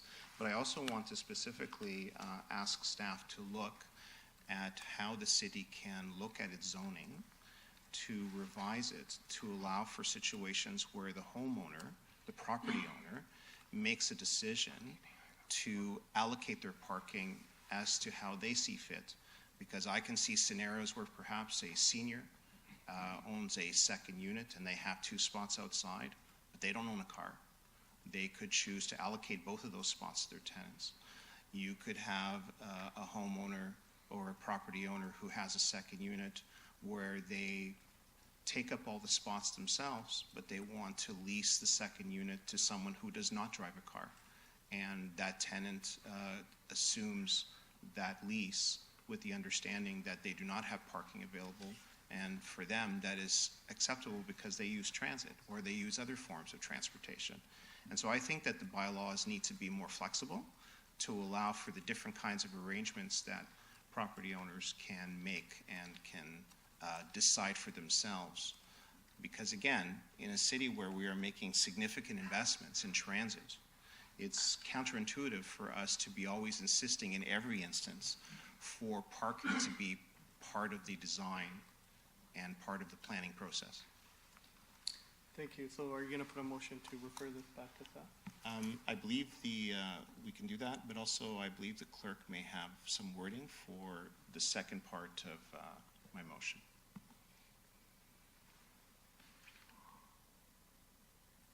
I'll put that as there for council's consideration. Okay. Okay, we have a motion on the floor, but also Councillor Bowman, I will let you speak to the. Thank you very much. Through you, Mr. Chair, just some questions of clarification. Thank you, Councillor Vicente, for putting this forward. The one question we have is, and I'll refer to our staff, if we were to change things like this and the homeowner got another tenant in with a car and it's already been approved for 0 lots, what do we do then? Through you, Mr. Chair, that is one of the considerations. I mean, in those cases, you may find yourself renting a space to somebody who doesn't have a vehicle at the onset of the lease, and then, you know, a year later, perhaps they are able to afford one and purchase one, and then you're faced with not having available parking on the site. So in that circumstance, you're going to have an on-street parking issue. So that is one of the considerations we would have to take in when making a recommendation back to council for consideration. And we would have to weigh, you know, the cost benefits of that. Perhaps, you know, I think as you may have already suggested, limiting it to areas within close proximity to public transit may help avoid those types of scenarios, but I think we need to look into it a little bit further. Okay, and Rick, on that same note, the delegations made a point of saying that when our building inspectors go in, they do not tell people what they need to change. Can you just give us an idea of what a building inspector might do when he comes in and looks at these unregistered second units? Through you, Mr. Chair. And there may be a little bit of confusion there, because typically in these instances where you have an existing second unit, the enforcement officer is going to be the first city representative that you see there. And they are going to be the ones that advise that registration of the second unit is required, and they won't have the knowledge of the building code required to advise what would be required to change to the dwelling unit. Their role in that instance is simply to say, you haven't met the requirements of the registration bylaw, you need to register the second unit. The second step of the process is to have a designer submit a design for the second unit and bring it in for review at the building department. During that process, we have to assess essentially what type of scenario you have in terms of egress. There are typically 3 different egress scenarios with any apartment. You can be going through an existing dwelling unit, you can have a dedicated exit, or you may have a shared egress facility between the 2 units. Each of those scenarios creates a domino effect of different requirements in the building code, and for an inspector to be able to assess that on site would be extremely time consuming. And in today's world, when we have inspectors going out with an average of 18 calls a day spread out across their geographic designations, it's not feasible for us to spend that kind of a time at any one spot. So the majority of that review has to be sorted out in the office with the plans examination staff, with the designer, establish what the requirements are, what changes need to be made, and then when the inspector attends the site, they'll be checking against those approved plans to ensure that the construction has been followed accordingly. And in those cases, we generally expect, again, for time consideration, that either the homeowner or the contractor attends with the inspector and writes down any of the requirements that are brought to their attention. It is a changing world, and we're looking at making improvements to our processes and in our technology to allow improvements on how we report deficiencies, but all of that takes a little bit of time. And so it is something we're working on, but that is the current process, Council. Okay, Can I add Rick? Do Sorry. we have an opportunity to add on to it? Not yet. Okay. Yep. Sorry, we don't know the rules. Oh, that's okay. Now, Rick, when a unit is pre-built, unregistered, and we get a call, we go in, we say this unit has to be registered, will there be times where a building inspector, for example, would have to say, I need a section of wall removed to inspect piping, to inspect electrical, to inspect fire code regulations? Through you, Mr. Chair, that does happen quite frequently in the as-built situations. There's quite a bit of case law that establishes the inspector's duty of care to the residents and to the corporation. And in many cases where there have been structural failures or fire separation failures that weren't properly exposed for inspection, the city was found liable. And so we do have a duty of care to ensure that we are exposing what needs to be to properly assess whether or not compliance with the building codes have been met. Okay, so it's a safety, foremost, it's a safety issue. Through you, Mr. Chair, there are several aspects of the building code: structural safety, fire safety, exiting safety. There are also health and resource conservation requirements that are codified that we have to ensure are met as well. And this is where the plumbing and the HVAC more or less become involved. Okay, thank you very much. And to the delegates, I just want to clarify some of the things I thought I heard you say. I'm pretty sure I heard you say. The last gentleman, yes. You said that a lot of the houses we have in Toronto are different than than the codes we have here. Are you saying you own a lot more houses in Toronto? No, I was just talking about the parking requirements for like a lot of houses in Toronto. They don't have any designated parking, no garage, no driveway space, but it's still a house like here. There You are need now second unit registrations without the rezoning requirement of having 3 parkings. Okay, and I think it was you, sir, that who's talking now that said that you've got a group of 30 or 40 of you that get together and discuss the problems. And Councillor Paleshi had said, is there an association or group? I didn't mention 30 or 40, but we have a group of people that we come together and discuss. Okay, and are you all from Brampton? Yes, you we come are all together? from Brampton. Yes. And you're home owners who rent Homeowners, your... Yes, yeah. We are actually going through this actual situation. Okay, so, and I'm just trying to understand this. So, do you consider yourself landlords, or you own the building, you don't live in the building, but you have second units that At were least I will unregistered? speak for myself and more in the rest of Gurmeet. Well, I only have one house, and that's where I live, and that's where the issue is, right? Okay, and you, sir, you own a building, but you don't live in the house, but you rent the house? Yeah. Okay, and Same, I have a rental property. so when you, just for clarification, Yeah, stop me sure, if go I'm ahead, going. yeah. John, I'm looking at you saying, okay. No, I better not go there. Yeah, okay. Thank you very much. Thank you. We're going to move on to Councillor Williams. I just want to keep the conversation to questions of clarification. Thank you, through you, Chair. Just a quick question. I see we are talking about parking. Has staff ever considered permits for parking as a way to generate some income?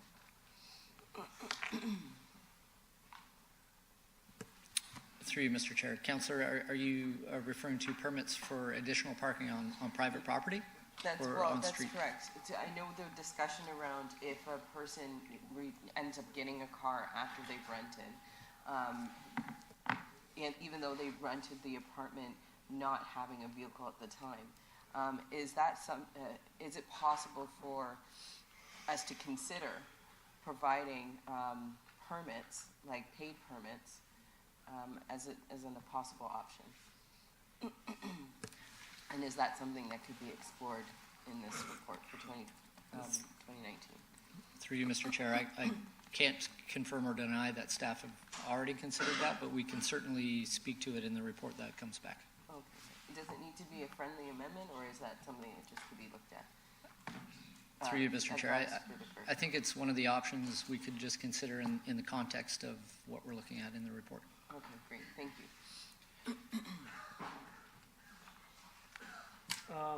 Councillor Vicente, are you still on, or? I'd just like to speak for a second. Okay.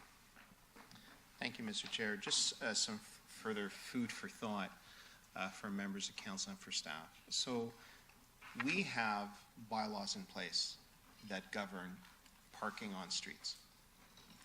We also have passed in the last term of council bylaws which restrict parking even on private property. For example, now it's very clearly stated in bylaw that you cannot park a vehicle on your lawn or any part of your lawn. The city is currently undergoing a review of its bylaws with respect to widening of driveways. So if there is a property that has space for 2 vehicles, or maybe only has space for 1, there will be a process in the future for someone to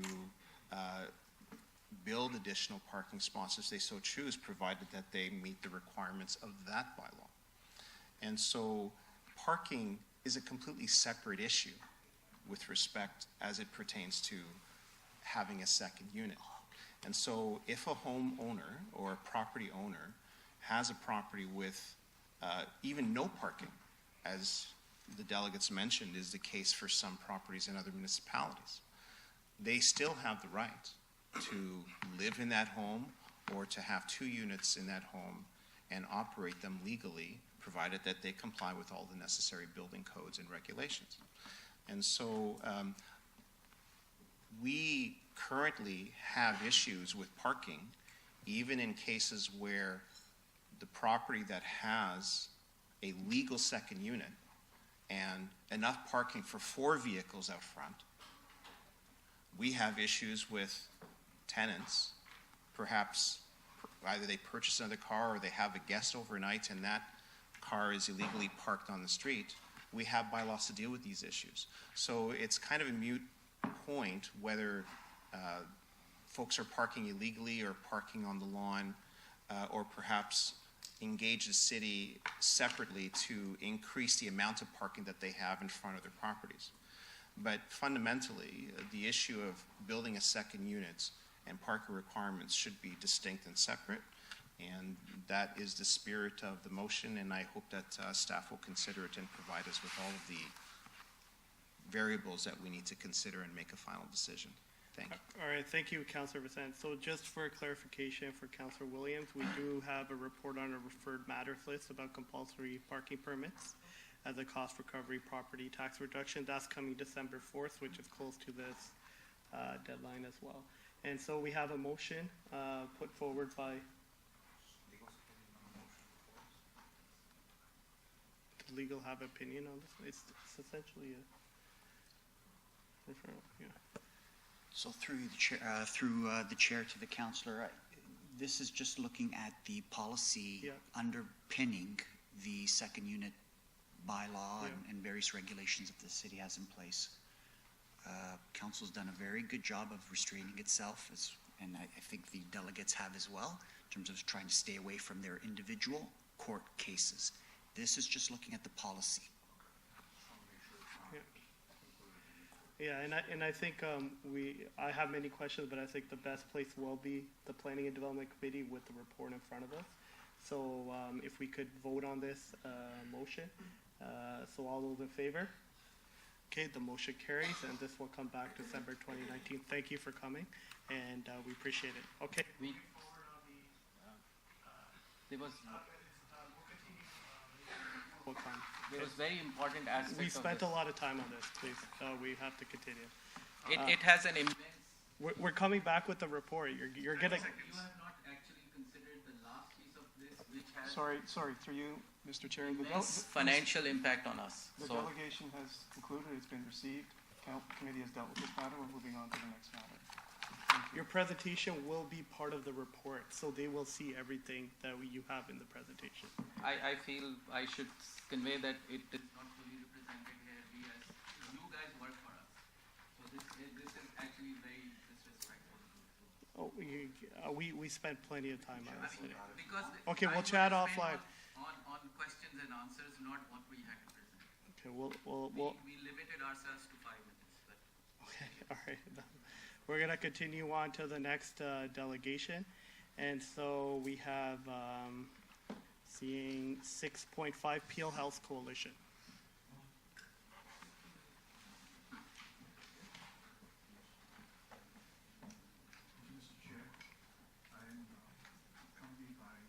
Two of our members, Rod Woolridge and Shay Chibber, we're also members of the Peel Health Coalition. My name is Richard Antonio, Chair for the Peel Health Coalition.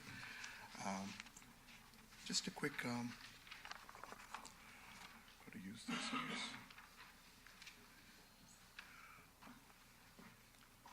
Press this one. Okay, you can see I'm new at this. I did the wrong thing.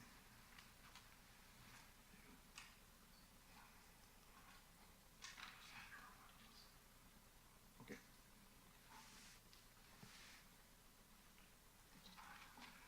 Yes, thank you. Thank you for this opportunity today to come before yourselves, Mr. Chair. Really appreciate it.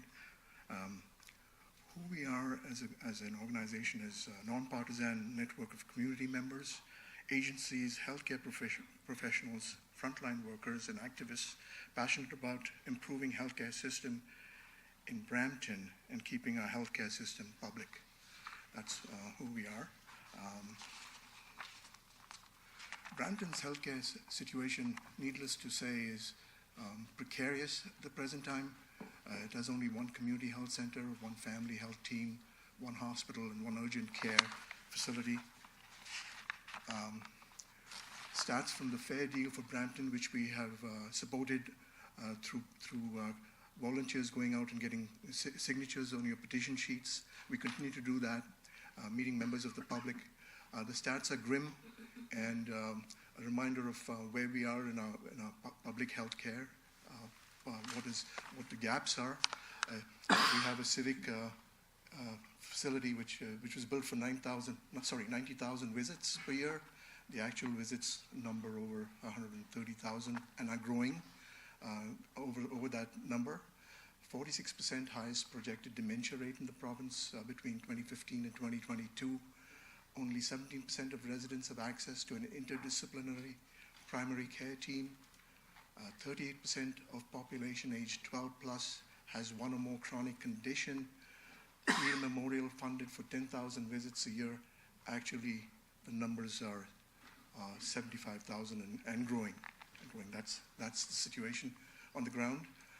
In terms of Canada's overall healthcare needs, there are 3.5 million Canadians that are struggling to pay for their prescription drugs. 1 in 5 Canadians do not have access to dental insurance.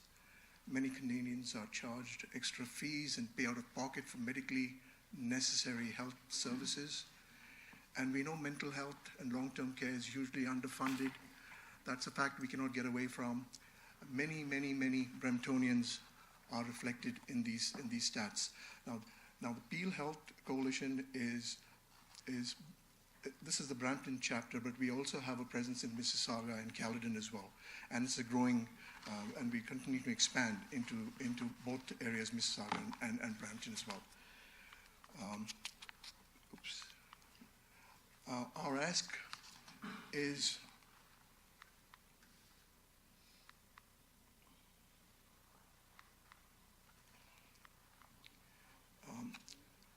in terms of the federal election, Peel Health Coalition, we want health and healthcare to be on the radar of the different political parties. We are non-partisan, but we want it to be on the radar for all political parties.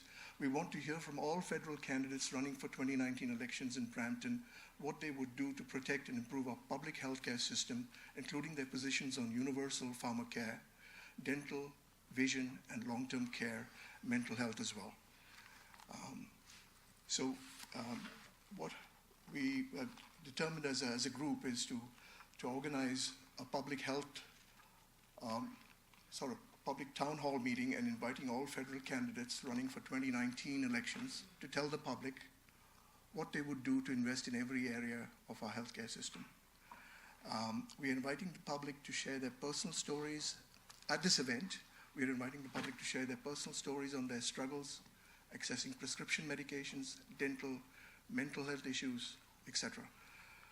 We also have at this event a healthcare experts panel that would address the different aspects of healthcare at this event. And this event is slated for the 29th of September, which is Sunday afternoon from 2 to 4:30 p.m. at the Terry Miller Recreation Center. We take this opportunity to invite each one of you and your constituents to please attend. Please also promote this actively within your constituencies, with your constituents. Our ask is your endorsement of the town hall and active promotion of the event, your consent for use and publication of Brampton City Hall name and logo among partners listing in the event flyer. We will have a flyer which we would like to circulate, and we have a number of partners. I'll be asking your consent to put yourselves down in the flyer. And on an ongoing basis, we would need your support to enable maximizing reach to members of the public and to facilitate best public responses and outcomes for Brampton's healthcare. Please join with us, and as we continue to drive this momentum for Brampton, working together with yourselves, and getting the federal candidates aligned as well, right from the get-go, because many of them are newcomers running for the elections, and I guess it'll be the expert panel will give them a sort of a dose of reality as to tell them what's happening on the ground, so they get it right from the get-go and are aware, and that's what we're about. We must thank you for this time and the opportunity today to present before yourselves, and we'd like your endorsement. Thank you. We have some speakers on the board. Mayor Brown. Thank you, Councillor Singh, and thank you for being here. Obviously, the healthcare challenges in Brampton are top of mind for this council. It's why we launched the Fair Deal for Fair Share for Brampton campaign. And I'd say, first of all, I would encourage you to get involved in that. We do have a debate happening at the Rose Theatre that there's going to be a component focused on healthcare. But the one thing that we, during this committee, we've really put energy towards is making sure we don't let governments point the finger to each other in terms of it's their fault or it's the other level's responsibility.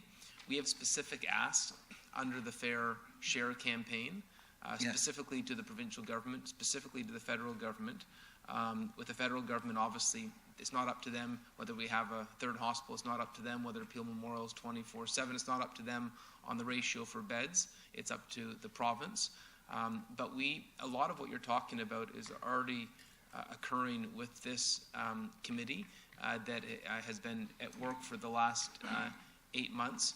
There's actually going to be an opportunity for all the federal candidates to sign the petition. We're going to have a signing opportunity in the month of September, because even though they may not be able to influence it in the federal parliament, we expect all the MPs to be advocates for Brampton, to push the provincial government to make sure we have an equitable share.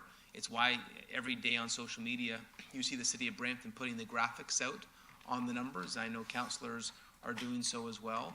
The numbers are staggering, and we've actually done the research. It's why at AMO we had the meeting with the health minister provincially to do the advocacy.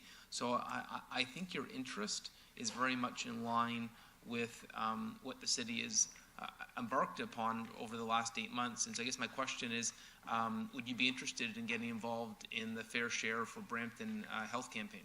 Thank you for that question. We are already involved. We've endorsed it. Peel Healthcare Coalition has endorsed that, and we've got it on our Facebook page for all to see. It's Peel Health Coalition Facebook page. We've endorsed it. All the goals in your petition we've endorsed, and we have volunteers actually taking it out to people. Rod has taken the petition out to several people. Shay has done that. We have other volunteers that have gone out and got signatures as well. And would a member of your coalition be willing to sit on the committee? Yes, sure. Okay, good. Yes, we definitely would be sitting. Would like to sit on the committee. Yeah. Sure. And just to highlight, we have 3 very specific asks of the province. I think it's important that we don't blur the message, and I just ask that helping us stay message consistent, because we don't want to give any level of government opportunity to pass the buck. Yes, certainly, and we can see that's been happening for quite a while. Even the health minister hasn't. We're waiting for her to visit Brampton, which is taking such a long time. It hasn't yet happened. We don't have a date for when she would even visit Brampton to get a sense of what's happening on the ground here in Brampton. And we're very appalled that there's such a lot of apathy, and people are so laid back about getting to grips with what's happening right now. So we're definitely in it together. We want to promote this with yourselves. And the idea of this town hall is to get that participation growing, with more people getting involved, more people signing into your petition, and getting the numbers, driving up the numbers. That's what we intend to do. I would just note the provincial legislature will only accept the actual paper copies, so we're not able to get digital signatures. That's why we've been really focused on getting those papers out there. Yeah. But I appreciate you being here today and your willingness to work with our Fair Share campaign. Sure. Yeah. Thank you for that. Thank you. Thank you, Mayor Brown. Councillor Fortini. Thank you, through the chair. Thank you, Antonio, for coming. Nice seeing you again. We had this discussion yesterday at the Seniors Council. So, about the town hall, like our Mayor Brown said, most of this is not a provincial. I know it's a federal town hall you want to have, but hospital is mostly done to the provincial. So even though they want to try to help, at the end of the day, it's a provincial factor. Yesterday at the Senior Council, they had sheets signed for the Fair Deal. They will not accept those, is my understanding, unless it's on the blue sheet. I know many people's trying to get contacts, emails, phone numbers, and all, that's, all those contacts that signed is a waste because they will not accept that unless it's on that type of paper. So we gotta remind a lot of the people signing this, let's do it right, because if we're gonna go there with paper, it's not acceptable anyway. So we're wasting a lot of time, and I thank you for all the hard work you're doing, and you're gonna keep going. Thank you. Thank you, Pat. All right, thank you, Councillor Fertini. Councillor Williams? Thank you, Mr. Antonio, for coming in and delegating to us. You guys are doing a lot of great work on the ground, advocating for healthcare in Brampton. And we know that the Ontario Health Coalition Peel chapter it's been restarted because of Council's push to bring healthcare to the forefront of many of the MPs and MPPs. So thank you for taking the charge on this. Because this is committee, we can't make a final decision on your request right now. So I'm going to move to receive your delegation and ask staff to come back next week, hopefully as early as next week, on their recommendations on endorsing and using the logo and so on and so forth for us to consider for council. Yes, it's a straightforward request with one. We just have a flyer for the event and a number of partners at the end, at the bottom. So we want to add you to one of those partners, the list of partners as well, and that's what it is. Of course, your support for the event with the constituents. We could email you the flyers when they're finally done, and we need you to disseminate to your own constituents. One thing I may mention as well at this point, in terms of our own objectives, we support you and the Peel and the Fair Deal for Brampton wholeheartedly and unconditionally. You have our support, but we also want to be. I also think it is necessary to mention that we also would like to have the Canada Health Act. We also want to support the Canada Health Act, and if the Canada Health Act doesn't include dental and vision and long-term care, and there's gaps in the Health Act, we would like federal candidates to be made aware of that and be so that it was federally legislated by the federal government. So we'd like to bring that on or make them aware of what the gaps there may be in the Health Act and have them take some actions on filling in those gaps. Thank you. Thank you. Thank you, Councillor Williams. Councillor Pleshy? Thank you, Mr. Chair, and I just wanted to maybe clarify a little bit of what the mayor was talking about. You're inviting a member from this coalition to sit on whatever committee or so the task force. And I think that's great. That way they can help you try and steer you in the direction that needs to be steered in with respect to what members of committee have been talking about how we need to align ourselves in the same way possible to get our voice heard and to get it to the province. That being said, with respect to town halls, Councillor Willens and I are having we have a couple dates set up for town halls coming up shortly, and we would love to reach out and invite you to that town hall and have you speak to some of our residents and maybe other members of council can do that as well. Certainly. Thank you, Mr. Chair. Thank you, Councillor Pleshy. So we have a motion from Councillor Williams to receive the delegation and have staff report back as soon as possible. You want to do it? As soon as possible. Yeah, ideally, council next week. I guess you actually will put council next week because they need it in a timely fashion. All right, so we have a motion on the floor. All those in favor? Okay, motion carries. Thank you. Thank you. Pat. And Appreciate lastly, we have 6.6, short-term rentals. Mr. Pierce?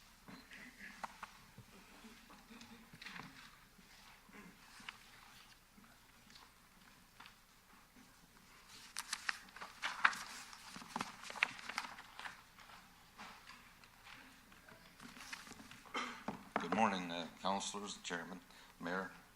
My name is John Pierce, and I'm here about Airbnbs. Listening to the other fellows about renting their units there, I'd like to know if an Airbnb is exempt from all these rules and regulations. Because when they rent out one unit, no different than renting out a basement. So where I live, there's one right across the street, This weekend was just a nightmare. 8 people in the place coming and going, 6 cars on the street, not on their property, 6 cars on the street all weekend long. So when the people that live around there have visitors, there's no place for them to park. So what this lady is doing, she phones the parking control, takes the license plate, and gets a permit for these cars to park. So she's outsmarting the parking control, using the street as the parking space, as it was discussed. When you rent a unit, you should have a space to park your car, right? Plus, there's a little grass area. It's not a park. They call it a window. I asked the fellas that cut the grass. They say it's a window. So some of the people that come to this place to stay, they get out and go to the bathroom in the park there. Lots of little kids around this area throw their garbage all over the street. Cars are coming and going 24 hours a day. A month and a half ago, the police were there twice. I think they arrested the guy. He just got out of hand on the street there. So I'd like to know what rules we're going to put against the Airbnbs. Do they have to be registered or what? Okay. Councilor Fortini has a remark. Are you just to make sure you're done, and you have 2 questions I think I got out of this too, correct? No, well, I'd like to know when they're going to do some bylaws Okay. about the Airbnbs. Okay, and I think Councilor 'Cause- Fortini has something to add as well. Yeah, thank you for coming in. So I know we were dealing with this last year. We were trying to come up with, I think, a bylaw that you're not allowed to rent your house less than 26 days, but I think Toronto, Mississauga's done it. They're at the OMB. So I think we're waiting for their hearing, what they're gonna end up doing before we bring it back here. And we're gonna see if the hearing goes well for them and where we could bring the same bylaws for us. Because it is causing a lot of problems in my area too. Yeah. Every Friday, Saturday, and Sunday, they rent, it's different families, the garbage is out there, they can't use of their backyard, and it's been a year and a half we've been fighting this battle. So I don't know if staff could answer if I think it's going to the OMB, I think this month. Am I correct? If I may, through the chair, Yeah. that, Councilor Fortini, you are correct, is currently at LPAT right now, being, the hearing is going on. Our legal team is tightly connected to determine the outcomes of that hearing, because it will very much inform how we want to proceed with our own bylaw. Given that some of the challenges with Toronto's and Mississauga's bylaws is the enforceability of some of the regulations they're putting in place, hence why the zoning bylaw in Toronto was appealed to LPAT. So we want to make sure that we're in a position that if we bring something forward, we can actually enforce it in a very collaborative way. But we also, as council recalls last year, put in place our new nuisance bylaw, which gives us some teeth to address some of these issues that you might be facing. All right.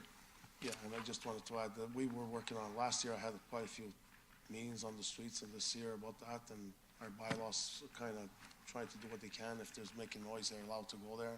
And I know I got some calls not too long ago, and we went out there at 1 o'clock at night and they shut them down. And that's as far as we can go. But until this thing gets settled at the LPAT, which I think is coming at the end of this month, September. Right. Then if we could easily put it back in, and then we could hit them more harder after. Well, at least it's a start. They got to do something. you know. And I get what I know, like, people renting the house on the weekends, Friday, Saturday, party, they're gone. They put the garbage on Monday, the garbage passes Thursday, it's all ripped apart. They don't put the garbage in the garbage. They put it all over the street, most of these people. And a lot of them They are- got no respect for the other people living there. Yeah, and you can enjoy your backyards, and, I seen some in my area, Valley Creek, and in the M section, I got 2 of them in the M section. I just had a meeting with residents there not too long ago, and they can't enjoy their backyard. There's Right. one, okay, thank you. And just for clarification, so we're waiting for the ruling, but there's also a report coming back, because that was my understanding.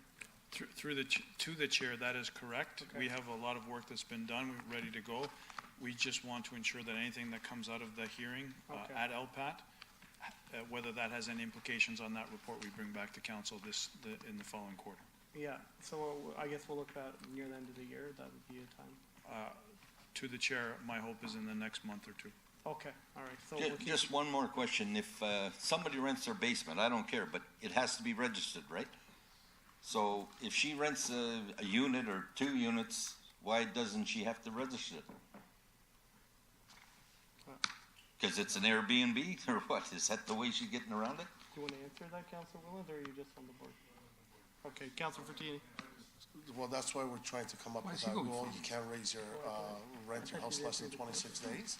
So, if you rent it different weekends, it's not a rental, it's like a business rental. So, yeah. I think that's what staff's been working on with our legal. I think Councilor Williams also, I took you off by accident. You got me on? Yeah. Okay.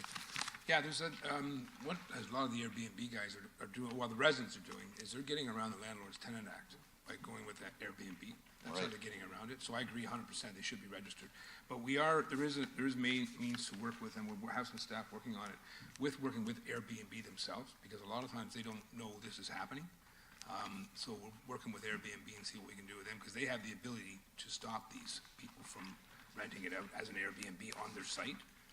The only problem is there's about 3 or 4 more of these companies that are coming up, so it's going to have to be an ongoing process. But we are looking at things, and we've got Councilor Palesh and I, we've got some in our areas you'd never think to be an Airbnb, and it's causing a lot of havoc. So now, the bylaw officer has been there, and he's told me he can't do a thing about it. Yeah. So you got to do something about it. Everybody around here is fed up. Yeah, I know. So, but thank you for coming in, because it is on our radar, and it's a real challenge. But we're working with our staff closely to try and solve it. Okay, thank you very much. Thank you, Mr. Pierce. Can I get a motion to receive the delegation? Councilor Fortini, all those in favor? Okay, motion carries. Now we will be moving on to the Economic Development and Cultural section. Or we can move for recess. I'm looking. Okay, all right, so that will be going to Councilor Vicente. Now we'll give up to Chair.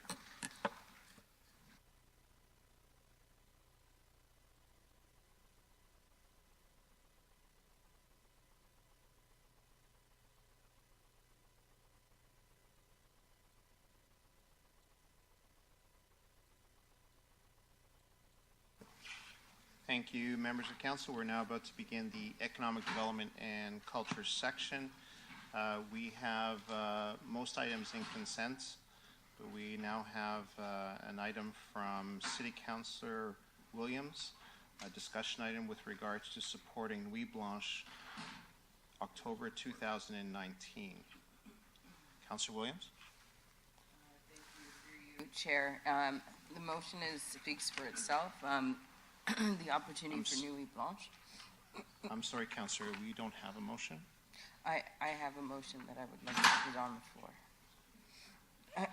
I've sent it to the clerk. Mr. Clerk, up on the screen. Thank you. Please proceed, Councillor. Thank you. Through you, Mr. Chair, that item was called for at time of consent to see if there's anyone here to speak to that item. No one was here, so the item itself was added to consent.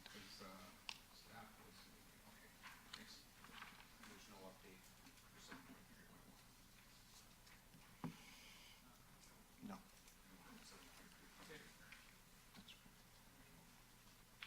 We good? All right. Floor is yours. I don't have a seconder, but I would love to have someone second this motion after I read it. Whereas the City of Brampton desires to have accessible cultural activities available to all residents in order to expand their artistic, educational, and cultural horizons. And whereas Brampton residents want access to engaging, quality, interactive, internationally recognized, and acclaimed events in their community.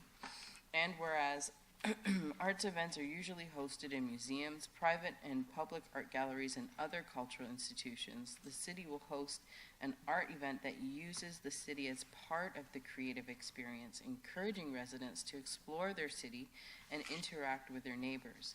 And whereas local Brampton artists should be given the opportunity to work and develop their creative work and expand their creativity in their own community while creating an exciting local arts and culture scene and helping Brampton grow and nurture its cultural identity. And whereas hosting an artistic cultural event of scale will seek to raise Brampton's profile internationally, nationally, and locally. And whereas Nuit Blanche represents an internationally branded and recognizable opportunity to showcase Brampton and its artistic community. And whereas this large-scale cultural event will allow Brampton to celebrate its cultural diversity in the same way that other Nuit Blanche cities like Paris, Brussels, Rome, Madrid, Riga, and Bucharest have, and whereas it is desirable to attract an audience and demographic that will bring significant economic benefits to Brampton retailers and those in the hospitality industry. Therefore, be it resolved that staff be directed to look for ways to establish a Nuit Blanche event in the Brampton for 2020 if the 2019 calendar and budget does not allow, and further that staff be directed to establish an appropriate level of funding to match the size and scale appropriate for Brampton Nuit Blanche in 2020 to be included in the proposed 2020 operating budget for council consideration. Now, is there anyone interested in seconding this motion? I am advised by the clerk that there is no need for a seconder at committee. Is that correct? Oh, yes, that's right. Okay. The floor is still yours, Councillor. I would just like to say this is a great opportunity. I understand that there are great Brampton artists currently looking to run something for 2019, I think 2 weeks after Nuit Blanche, but there is interest in working collaboratively for the 2020 year. So that's why it says if the 2019 calendar year does not allow. But this is a great opportunity, and having Nuit Blanche in Brampton, we have so many fantastic artists, and to mix international artists with local artists, it would be a really great way to showcase the city. So, thank you. Thank you, Councillor. We have a speaker to the motion, Councillor Medeiros. Thank you, through the chair. Thank you, Councillor Williams, for bringing this forward. Having participated, or not really participated, attended Brampton Nuit Blanche, several Nuit Blanches in different cities. It is a real showcase event for a city. I think what works in those cities where it might be a challenge here, but I think I'd be interested to hear, to see what staff's report would be, is the concentration of the art events. So as you can appreciate, I'm not sure if there's too many places in Brampton besides the downtown. And, you know, so my only comments would be to staff, and I think it could be under direction, doesn't have to be, not sure if it has to be in the motion, that we consult with all relative arts groups, arts council, because I know there's a, you know, I guess I forget what's called, the Friends of the Arts, or there's some board established which represents all the Brampton arts groups, you know, I guess staff work with them or consult with them on the ideas, and then after come back for budget consideration to council to see what that would be. And I think one of the successes of these nights is the big corporate sponsorship. And so I'd be interested to see what staff comes back with, but I thank you for bringing this for our consideration. And certainly, you know, any time that we can merge the arts, showcase the arts, showcase, you know, Brampton in that light, I think is always positive. So thank you very much. Thank you, Councillor. I see no other speakers to the motion. Members of Council, you have the motion before you as read. All in favor? Oh, Councillor Singh, you snuck up on us. The floor is yours, sir. Sir, I'm okay with the motion. I guess my question to Councilor Williams is the funding for the budget. Why go that way instead of the community grant program? Is my question. Or, pardon? But the motion doesn't. It says appropriate level of funding for the budget. Right. Well, you wanted official city of Brampton. Okay. All right. I'll see what the report says. Okay. So just for anyone who may not have heard, the proposal is for this Nuit Blanche Brampton to be a City of Brampton event. Any further questions? Seeing none, all in favor? Carried. Now we're at item 7.5, Councilor's question period. Do any members of Council have questions regarding matters for this section of the meeting? Seeing none. Now move on to public question period, where we can have members of the public are invited to come forward and ask any questions about any recommendation made by committee for this section. Seeing no members of the public coming forward, I now turn over chairing of the next section of the meeting to Councillor Singh.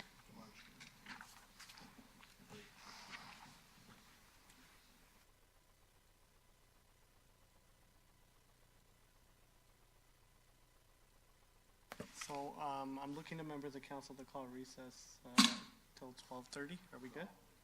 35 minutes. Yeah. Pardon? One? No, no.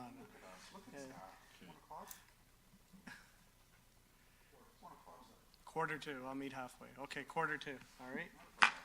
Recess to quarter two. Whole hour.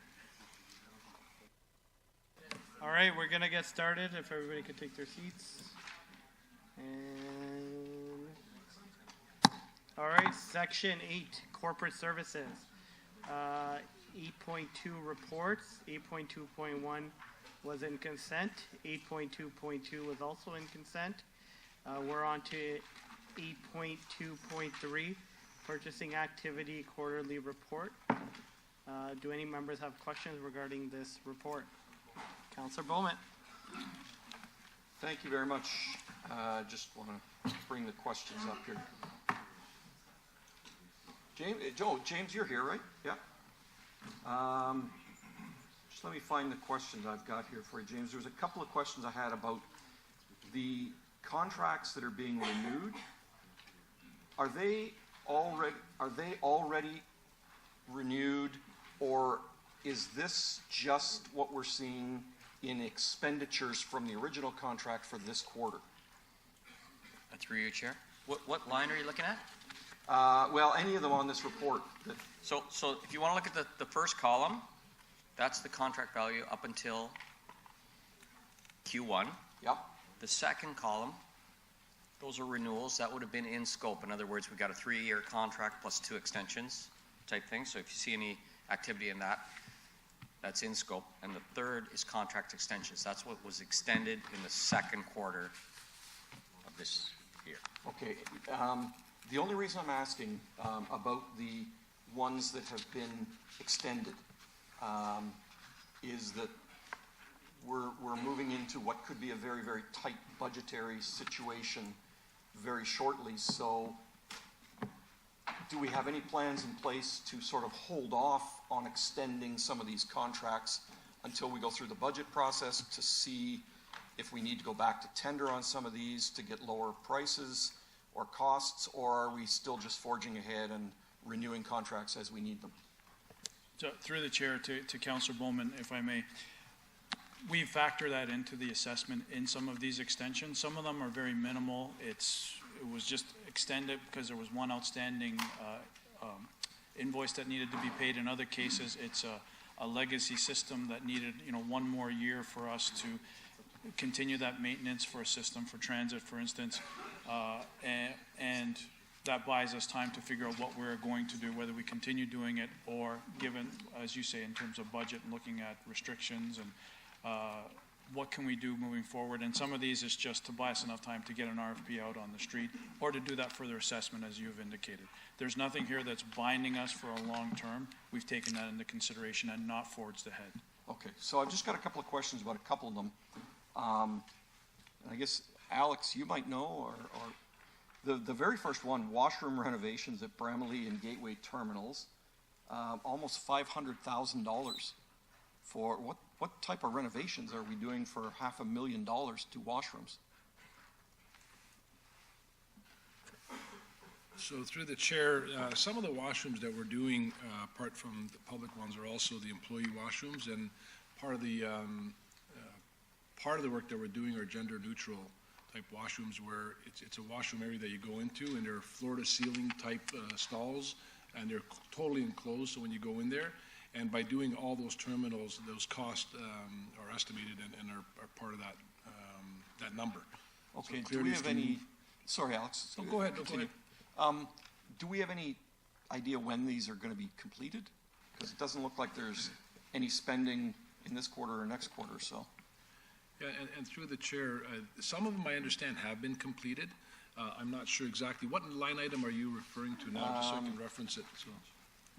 8.2.3-6, Appendix 2, it's line item 9.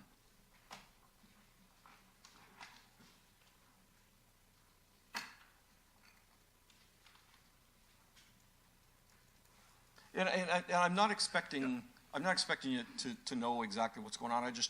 To me, it just seemed like, it simply says washrooms, and for $500,000 for a couple of washrooms seems a bit high. But I don't know how many we're doing, or where we're doing them, or what we're doing to them. So that's why I was looking for clarification. I can answer part of it. Yeah, and to the You chair, can certainly let me we know get later. more information, and my colleague, CEO Meneses, will weigh in on this. But clearly, a lot of the work that we've done at these Bramalea and Gateway terminals are fairly large, because there's plumbing issues, there's a lot of things that have to be done. And part of this gender-neutral washrooms that we're actually implementing have been well received, and is something that, the cost estimates here, or the procurement process, I'll let someone else speak to if they want, but clearly that's part of the work that they're doing. Through the chair, I was just going to mention that the work is quite extensive. It's more than just, your typical, toilet, sink, and whatnot. But I will certainly get all the details from our building design and construction folks, and I will send all the details to all the council, perfect. just so you're aware of exactly the scope of the work. Sure. Thank you very much. Let me see. There was another couple that I had marked here. Sorry. Do we have this broken down? I noticed that there's quite a few here that are consultants. Is it possible to get it broken down by a list of all the consultants that we've hired to do work for us? Because I understand contractors, I understand pavers, I understand parts procurement processes, but consultants is, to me, a sort of a special area, because it indicates to us something that we're doing that needs a special sort of talent, or possibly talent that we don't have within our midst, and maybe we should have it if we're procuring it on a regular basis. Is it possible at some point to get all the consultants listed? So it's an easy. So through your chair, of course, yeah, we can get you that. Are you referring to just kind of managerial consultants or engineering consultants? Or? No, it's more managerial consultants. Yeah, Yeah. Okay, and one last question. Sorry, I don't mean to drag the meeting on. There was. There was a line item here. I'm trying to find it for IT, and I think it was close to $500,000 as well. And I'm pretty sure it was IT consultants, but I can't seem to find it on here now. I thought I had marked it, but I didn't mark it. It's about $500,000. 46 and 47. 46 and 47. Provide IT resources, supply. Yeah. Okay, there was some IT stuff on here I just wondered about. It didn't seem like it was software. It seemed like it was extra work or consulting services that people are doing for us.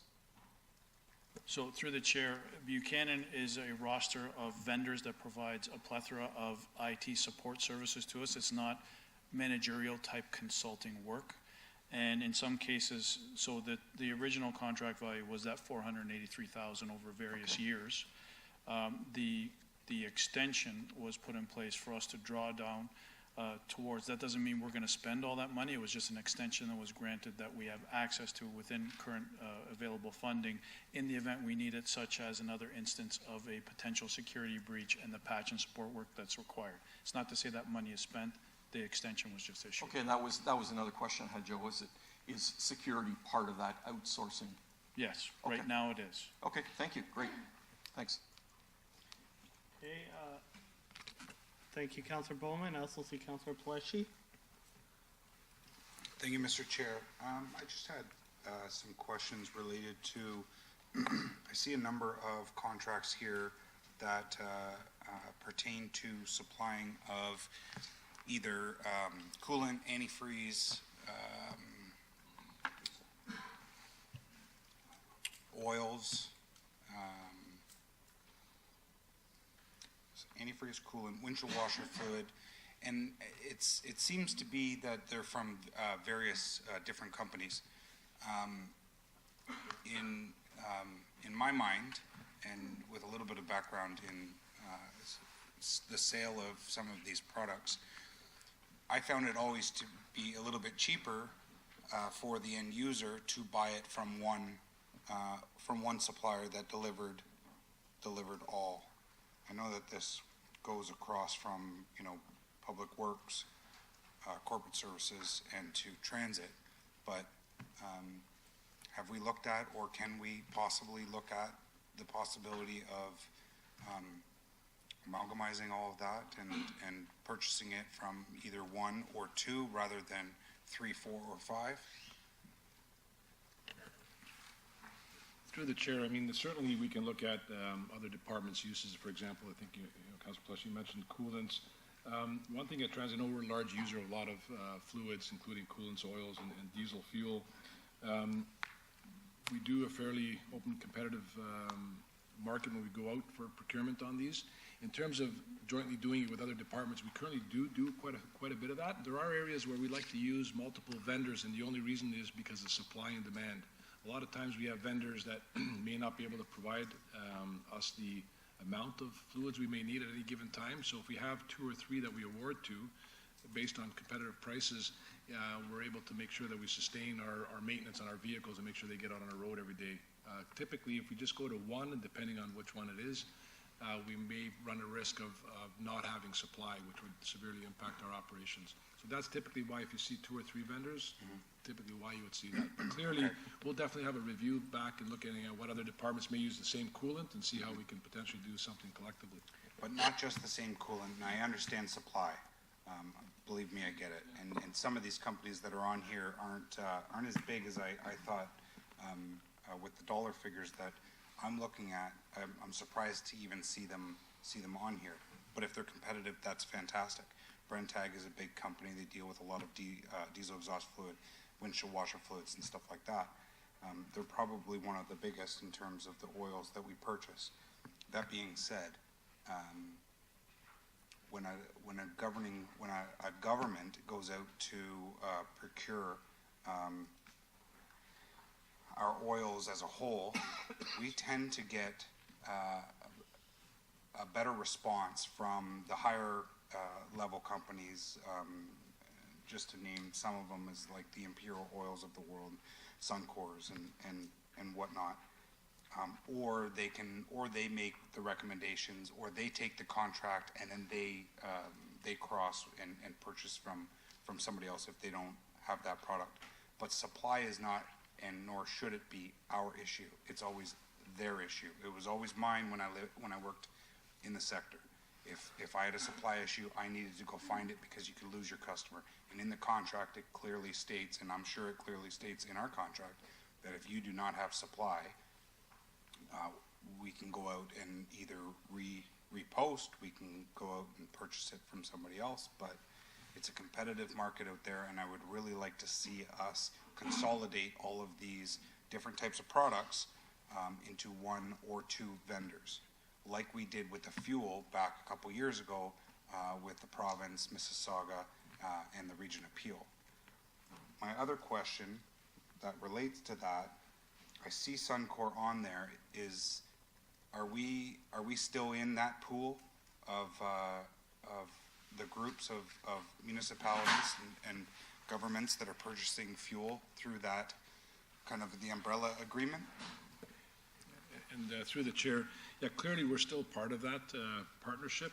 And what we look for is opportunities through our associations as well when we do go to procurements, if there's any opportunity for joint procurements. For example, a lot of the contracts out there, including with ETC, have provisions where we can piggyback onto their contract to get those numbers that are a lot better when you have those volumes.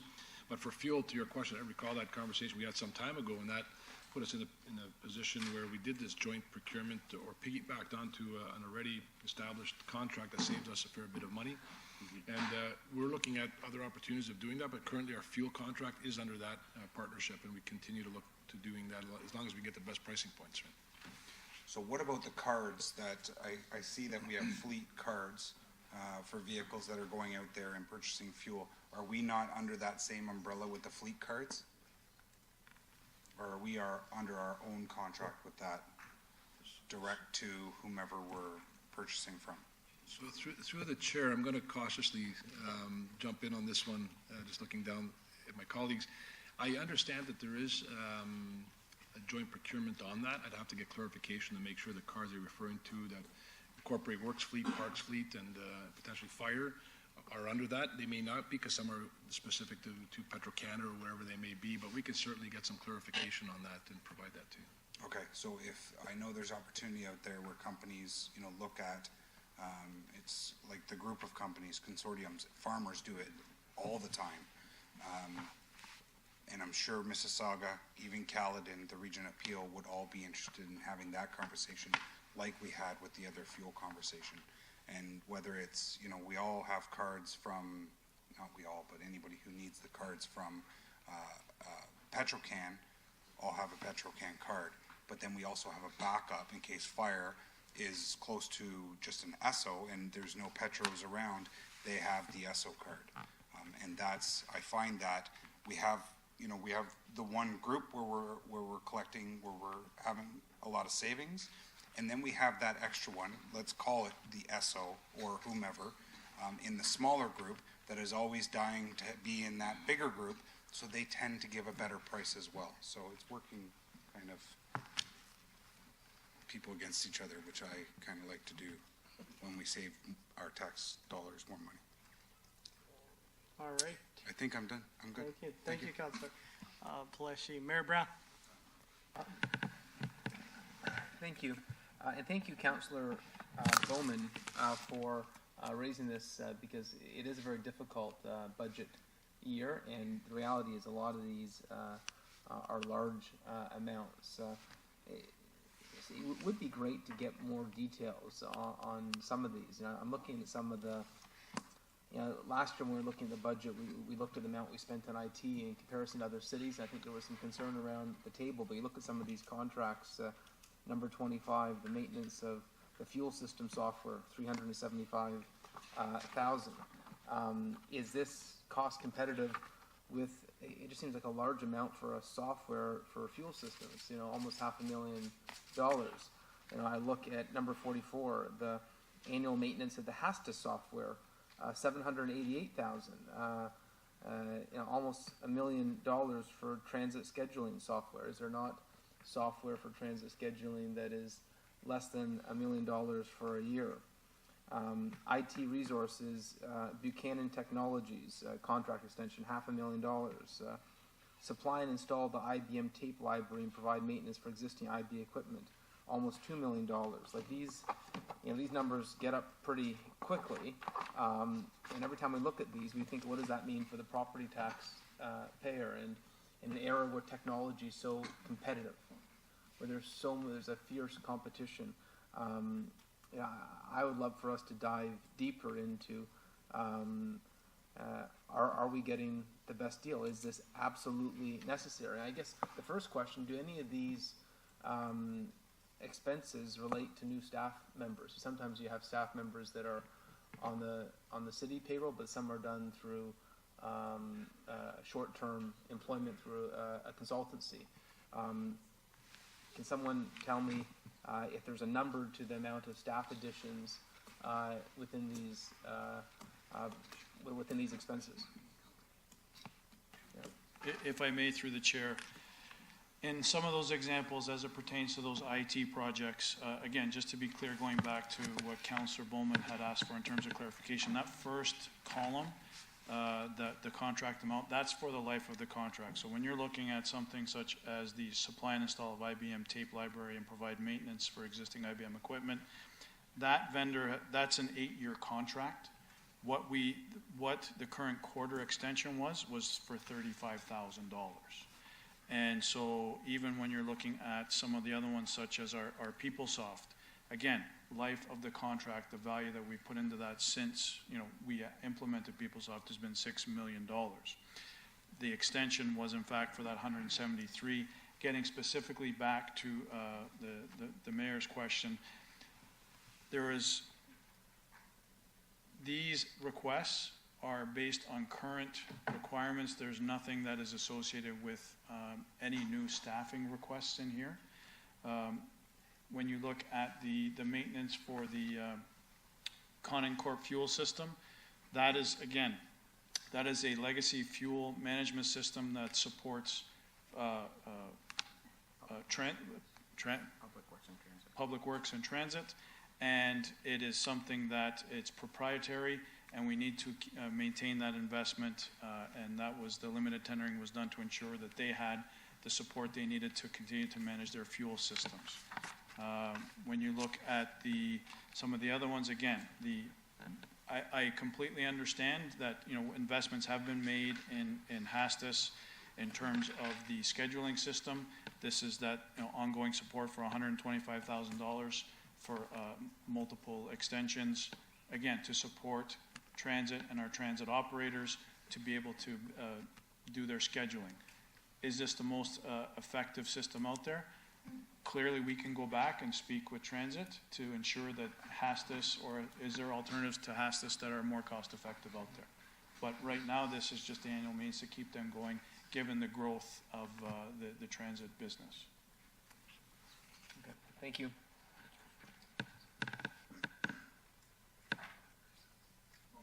All right, Councillor Fleshy, back on? Thank you, Mr. Chair. And just to go to that fuel system, and I'm glad the mayor brought it up because I did have it on here, just overlooked it. How long have we had that fuel system in place? And just correct me if I'm thinking, I looked into purchasing a fuel system for my fleet back in the day. They're very expensive. There is a reward to having a fuel system, and I understand that. Is this tracking the fuel used, and then additionally acceleration, braking, maybe even there's a GPS system in there as well, or is it tracking our usage from tanks in the ground, our monitoring system for fuel? Does anybody know? So through the chair, the Connincorp system has been around, has been around for, I think, a good 10 years plus, if I remember correctly. And what it does, it allows, for example, in the transit fleet, I can speak to that, where, you know, if a bus comes in, you put the nozzle on, it automatically calculates based on the bus number how much fuel has gone into it, tracks it in the back end to put, to tag to that bus number if it's burning too much fuel for the kilometers, that there must be something wrong with the engine. So a lot of back end systems, it does not track those some of the elements that you've mentioned there. What our smart bus system does, though, in terms of the GPS and real-time locations of our vehicles. So the Connincorp system has been supporting transit and I believe Works Department for those numbers of years, and it only tracks the fuel usage, how much has gone into which vehicle, and reconciles that in the back end to make sure that the appropriate amounts are being ordered, the appropriate amounts are being expended.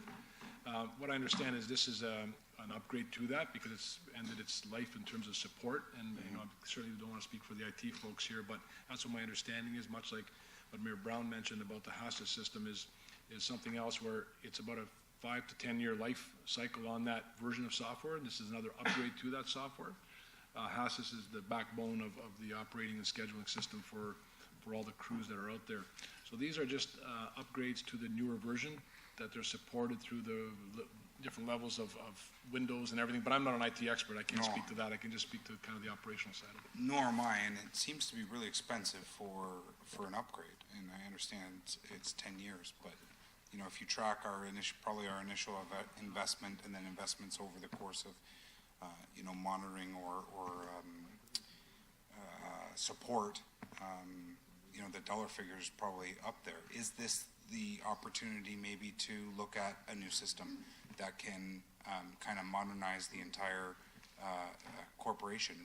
I know it is by law, you have to track the amount of fuel coming in and out of your storage tanks, so I'm sure that this does that for you instead of doing manual dips of our tanks, which I'm sure we probably do that as well. But is there an opportunity now you talked about the smart bus system, is there an upgrade to this smart bus system that actually tracks the fuel going in and out of the buses? Is that maybe an opportunity where we can open up the dialogue to see maybe there is other systems out there that can modernize all of this. So certainly, through the chair and colleague Patari, I don't know if you want to jump in, but what I can say for Transit's perspective, we always look at, I know in the capital program we have for our fare collection system, Presto, we have for our smart bus system as part of our capital program because we're ending the life of a current smart bus system, and that's still about 2 years away. What we do look for is opportunities of what can we capture when we go to procurement for another one, including things like fuel systems, including things like the operating and scheduling system to see what we can do. In our industry, these are very specific softwares that really are catered only to the transit industry, and what we find is there's not one vendor that has the whole solution. But we try to get as many vendors as we can with a lot of the solutions. Problem is, if you try to go out with the whole, then they subcontract and the pricing points come back even higher. And that's what we found in past practice. But clearly, we always look at opportunities of how we can put more package in together to go out to save more money when we do go to procurement. But right now, you know, the Colin Corp, I can't speak to the IT side. I think it's, what I understand is getting its, what do you call it, outdated in terms of its support mechanism.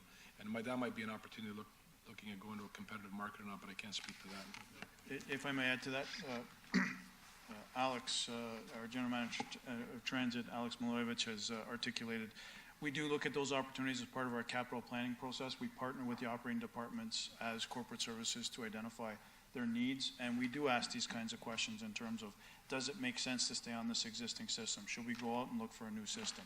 The 375, that's a 5-year period, so it's only $75,000 a year to, again, for a proprietary system that's been in place for 10 years, that's absolutely correct. It's worked very well for us, and it supports 2 significant operating departments for us. So this allows us for a minimal cost to secure that support for them, to ensure consistent, effective service delivery at an effective price, and it buys us some time to do that continuing assessment to determine whether or not there are other vendors we can go to in the future. Good. And I'm glad that, you know, we do ask those questions. Sometimes I find, and I was very surprised when I was looking at a fuel system about all the other stuff that it actually did that I didn't think just a fuel system would do. So sometimes it's the, you know, the back end stuff that you need, but you know, they have so much more that they have when you're talking about something as specific as buses.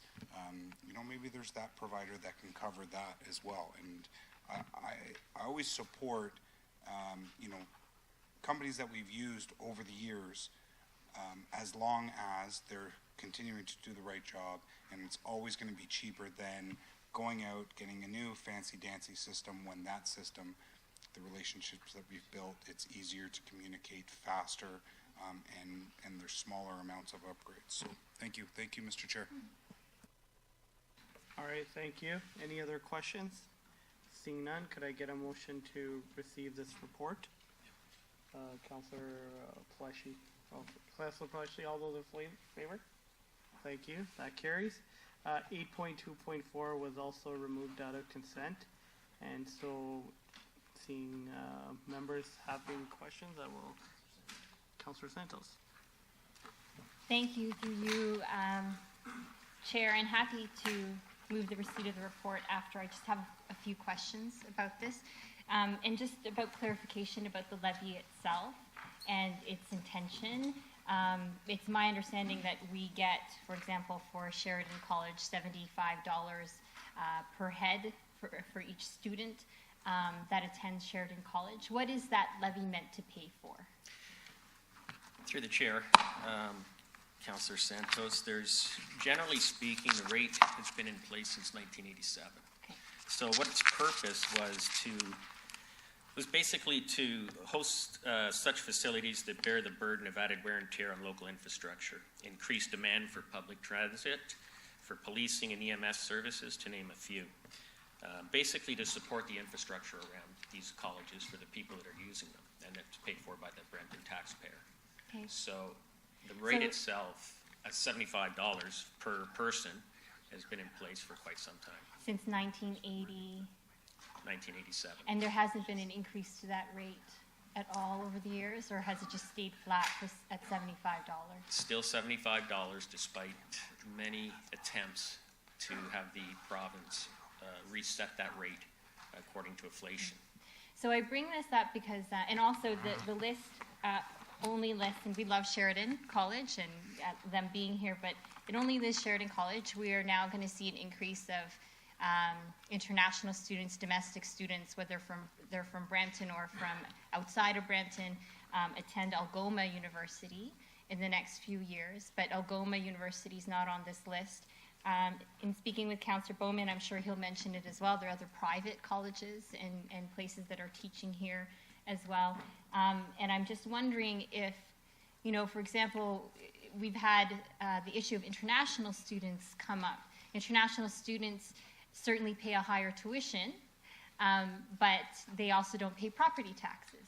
So is $75 enough for to cover the costs and wear and tear on infrastructure and issues related to student housing, for example, for the influx of international students? I can say through the chair, $75 is not enough. Okay. But right now, I hate to be the bearer of bad news. Yeah. I usually bring bad news, but there is no flexibility for us under the current legislation to charge an increase for international students. So the legislation explicitly restricts us to not exceed the prescribed amount. So that's $75 prescribed since 1987. The only flexibility we have with it is to lower it. So we can't go beyond 75. And beyond that, the second part of it is it's to be charged only to each full-time student. So the legislation doesn't differentiate between a student from different countries or here or anywhere else. It's simply a full-time student. So if you've got a full-time student, the Ministry of Training Colleges and Universities determines the eligibility for these institutions, for these educational institutions. They provide those numbers to the MMAH, the Ministry of Municipal Affairs. We receive them simply as a capacities letter, which tells us which institutions were eligible and what the amounts are. And each case, it's $75 for education per person, $75 per bed, $75 per person in correctional institute. Been that way since for 87. We recently had a review of the Municipal Act in 2016. Municipalities have the opportunity to submit things that they want to change. We did that through AMO and through MFOA. So OMA, they had, I believe, 9 recommendations. This led to Bill 68 and Bill 70, which we saw a significant amount of changes across the board, including in taxation. They included a review of the heads and beds levy. They did an analysis on it to suggest it should be about $142 if we looked at indexing inflation per head and bed. That was in 1916. MFOA did the same, lobbying in the same forum to get these changes enacted through those bills in 2016. The next 5-year review is in 2021. Okay. City of Toronto is another one that's been very active with the province. They have obviously a much greater stake in the game, so their revenue is about 18 to 20 million. So for them, it's been an annual process. They've done recommendations to Premier, Minister of Finance. I believe since 2013, their latest report describes that they've been doing so annually. So it's crossing governments, and the answer they're getting back is there is no appetite to move on this rate. What I can't tell you is why the province is not recognizing that a dated rate like that is not meeting the revenue needs for the services that it's supporting. Okay, and then how do you change the list so that, you know, if there are more post-secondary institutions that are coming to the city of Brampton, how can we add them to the list so that they also pay a levy? Because Algoma University has been here for a while, and they're not on this list. The listing is legislated, who's in, and it's basically accredited universities in jail. So private educational institutions will not be on this list. Algoma, from what I understand about Algoma, it didn't make the eligibility listing because the the Ministry of Training Colleges and Universities determined that they were too small. That their campus here in Brampton wasn't recognized as a full campus. And now, when you're looking at these counts, they go back a year. So we're doing this in 2019, but it's based on full-time students that applied in 2018. So presumably they applied for the full year 2018-19. That TCU said that the Brampton location has been small and has not yet been identified as a separate campus, but significant growth this year. The expectation is they will be on our listing for 2020, for 2019 tax year. Okay, well, perhaps, and also happy to move the recommendations. Obviously, we have no choice anyway, but perhaps later would love a follow-up conversation with you to get more information as to, you know, from our perspective, how much that would be, how many international students we actually have here, and create some level of argument so that we can advocate at least to TCU and make a case as to why it should be increased, especially for Brampton where we have a lot of international students. We do have a follow-up meeting with TCU in the next couple of weeks, and I'm happy to bring this up at that time. Thank you. You're welcome. Thank you, Councillor Santos. Councillor Bowman? Thank you, through you, Mr. Chair. Thank you, Councillor Santos. This is what we discussed a little earlier this morning. I have an issue with this as well. Do we know where these numbers, what year these numbers are from? For example, like Sheridan College in January moved all its trade courses here, so I'm pretty sure they have about 11,000 students now. So when are these numbers from? So the numbers are, again, they're provided from the training and colleges, the Ministry of Training College and Universities. The way I understand it, universities report to them what their numbers are, and these numbers that you have before you on this report pertain to the 2018 school year.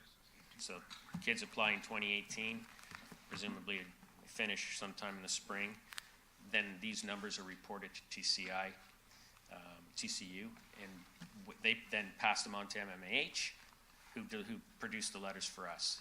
So we don't really see any background.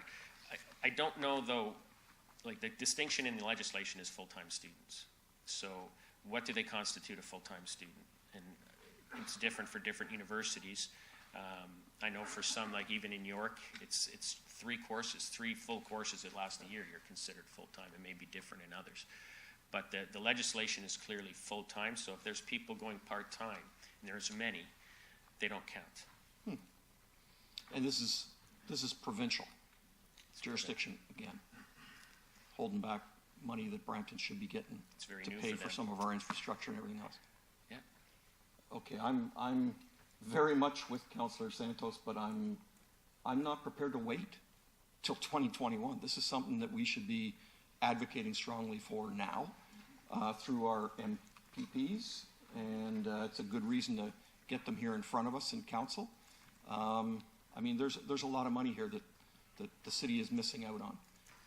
And I think their descriptions based on 1987 data are inaccurate as far as universities, whether they're part-time or full-time students, whether it's an accredited university or one of the multiple colleges that we have here in this city.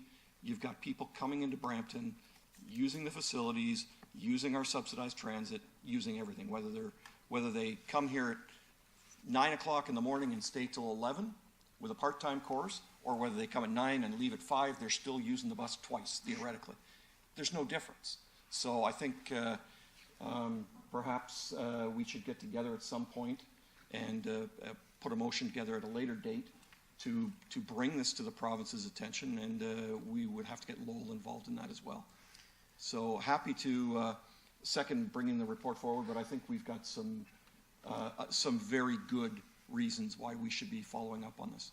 And if I may, through the chair, Councillor Medeiros had mentioned earlier about the communications with our MPPs.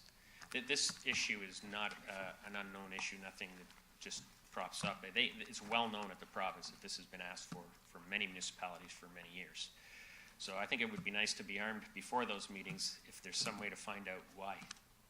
Because I don't think, well, for certain municipalities, there's significant money involved, but for many municipalities, I would include us in that, it's not significant dollars compared to what we need to run the city. No. But to understand why the province has, for 32 years, denied increasing the rate, there has to be somebody that might be able to provide that reason that might change the way we're looking at it. Thank you. All right, we have a motion from Councillor Santos to receive the report and approve the recommendations. All those in favor? Okay, motion carries. 8.2.5 was put in consent. 8.3.1 was put in consent. 8.3.2 was removed. 8.3.3 is a discussion on recognition of former female members of Brampton City Council for International Women's Day, put forward by Councillor Williams. So if you could just press the button and I'll... Thank you. Thank you. Through the chair, I do have a motion that I would like to read. Seeing that March is International Women's Month, and we've had some really strong women come through Brampton and serve as councillors, this motion is, putting us in a position to recognize them. So, whereas the role of women in elected politics in Canada is underrepresented, and whereas it wasn't until 1960 that all women in Canada were given the right to vote, and whereas the right to vote is inextricably linked to electability of women, and whereas Brampton strives to have a fair representation in embracing diversity and inclusion regardless of gender, sexual orientation, religion, culture, and whereas women have made a significant contribution socially, culturally, politically, and economically to life in Brampton, and whereas Council appreciates, values, and recognizes the challenges women faced attempting to get their fair and equal treatment, and whereas the struggle for women's rights were hard fought and should be recognized, and whereas a woman's place is in the House of Parliament, the provincial legislature, and in council chambers, and whereas women who have served on Brampton City Council and Town Council should be recognized for standing as an inspiration to other young women in participation in the political discourse of Brampton. And therefore be it resolved that the Chief Administrative Officer be directed to develop a formal way to recognize Brampton's former women councillors as a part of Brampton's International Women's Day for 2020, and further that recognition may take the form of a social event, a plaque, a dedication, artistic expression, or some other appropriate method, and that the CAO, in consultation with Councillors Williams and Santos, produce a report on this International Women's Day recognition for consideration by Council no later than the early part of the first quarter of 2020. Thank you. All right, we have a motion on the floor as well. Councillor Medeiros, speaking to the motion. Yeah, thank you, through the chair. Thank you, Councillor Williams. I do support the spirit of recognizing women who have made outstanding contributions, and I think in this realm you're suggesting former councillors. The only issue I have with that is that for the people who were excluded and remarkable women of Brampton and who have made significant contributions in other sectors of society and who have, similar to the way we recognize others, have basically promoted Brampton in a very positive manner. So I would first say that, I would request an amendment to look at, some recognition at the International Women's Day of outstanding Bramptonians and not limited to councillors. The second issue I have is the consultation with Councillor Williams and Councillor Santos, so item 3. I'm not sure, again, I think, in my opinion, again, it isolates and it divides because there are members of council here who are very passionate about equity issues and equality, and I myself have been always dedicated to being on diversity committees. I know Councillor Dillon, but each councillor here I think are very passionate about equity in our society and in recognition. So it's like any type of ethnic event now. If it's Portuguese, it should only go to Councillor Medeiros because no one else is affected, or any other issue that is specifically to anyone who represents here on councils, either racial or either. I think it just divides us. So I wouldn't put that. I understand that probably you and Councillor Santos probably have more insight than I possibly could give on the challenges. But I would suggest that this be open, a consultation be done with all members of council. So that would be another amendment that I would put forward. But I would not limit it to just former Brampton councillors. I would limit it to, there's been outstanding MPs and MPPs who represented Brampton. So that's two amendments that I would propose. They could be friendly amendments, and I respect that. If you don't accept them, then I'm more than happy to put it to a vote. Thank you. Thank you, Councillor Medeiros. Councillor Santos. Thank you. Through you, Chair, I always support celebrating women in office, women who are contributing to the city of Brampton. I agree with Councillor Medeiros that also acknowledging other females in the city of Brampton is an important aspect for this coming International Women's Day 2020. And I take your point regarding consultation with only the two women on council regarding the report itself. Recognizing that while the women's movement is quite strong around the world and in the country, we have a lot of allies as well, in the same way that the LGBTQ community has a lot of allies and various other communities have various allies. It is very important in the movement to also acknowledge the allies that we have who are not women. So I'm happy to, if Councillor Medeiros has a suggestion on the amendment for number 3, in consultation with interested members of council. Would that work? Yeah. Perfect. So that it is not just Councillor Williams and myself, but indeed all of us have an opportunity to participate, because I do agree that we are all together in this movement to advocate and celebrate women in the city of Brampton. Okay, I see Councillor Williams. Can I just add, I'm just going to clean up, maybe, I mean, you can, former women elected officials, and then we'll include councillors, MPs, MPPs, and school trustees, because there's been a lot. Oh, yeah. Okay. So I appreciate, I appreciate the request to include MPs and MPPs and other females. However, for this, there are 3 other years that we do celebrate International Women's Day, and because this year coming up, I would just like to focus on the councillors.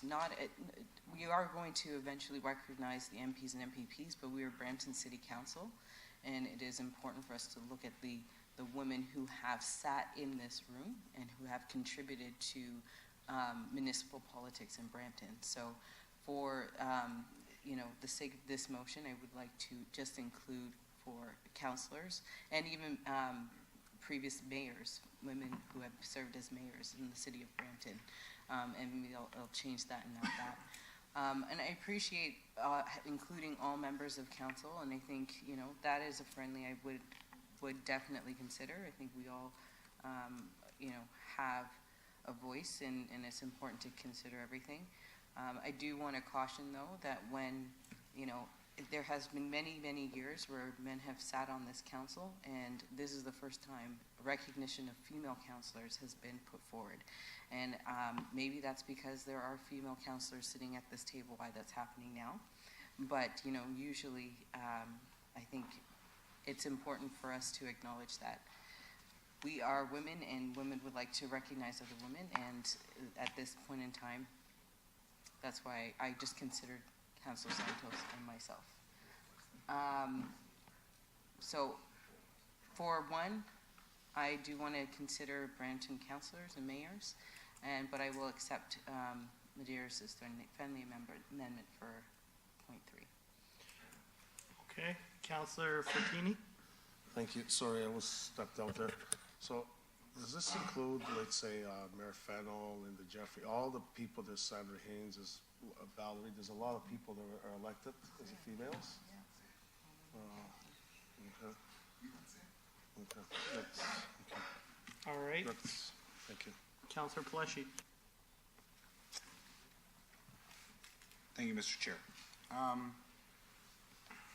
So thanks to thank you, Councillor Williams, for including the amendment about all members of council, because I think it's important to all of us. As for the first amendment that is no longer a friendly, I agree with what you had said about, you know, you're in taking that amendment, you're really opening up to a lot of people. So maybe then we take a step back and say, how can we, at an overarching process on going forward, we continue to identify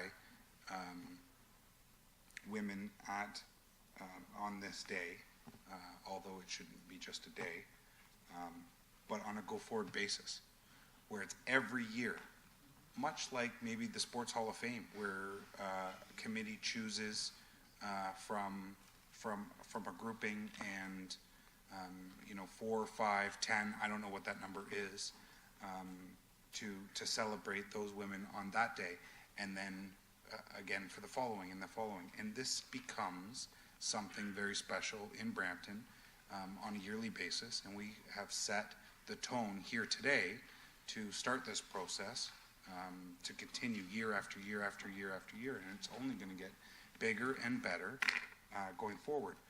So then, that being said, if we're going to look at it from a high level, then maybe we shouldn't be just saying this year to just members of council. Maybe we should be saying, you know, to all great women that have supported the city of Brampton. It could be lawyers, judges, police officers. If you could really blow this up, if you really wanted to, and really make it about, if we're going to just look at the public servant realm, have it all encompassing.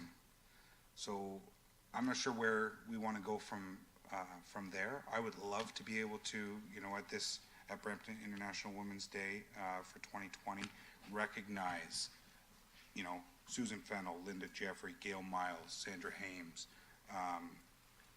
and you know, have 5 or maybe 10 for the first go around, and I'd be okay with that, and maybe all members of council in that committee, or in that, I don't want to start talking about a committee, but in that, all in consultation, maybe they can set that stage for that 2020 first year, and then, but I'm trying to capture everything in that one motion to say, on a go-forward basis, Councillor Williams, with your members of council, you're absolutely right.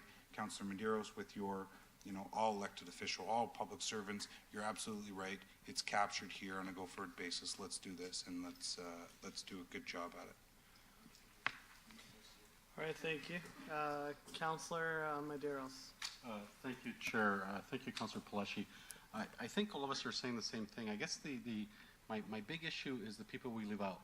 And, you know, respectfully as a resident, notwithstanding, what I would, to me, symbolically, what that looks like is politicians patting each other on the back and saying, great, and there's been outstanding Bramptonians who've done great things for the city of Brampton, and we're excluding them.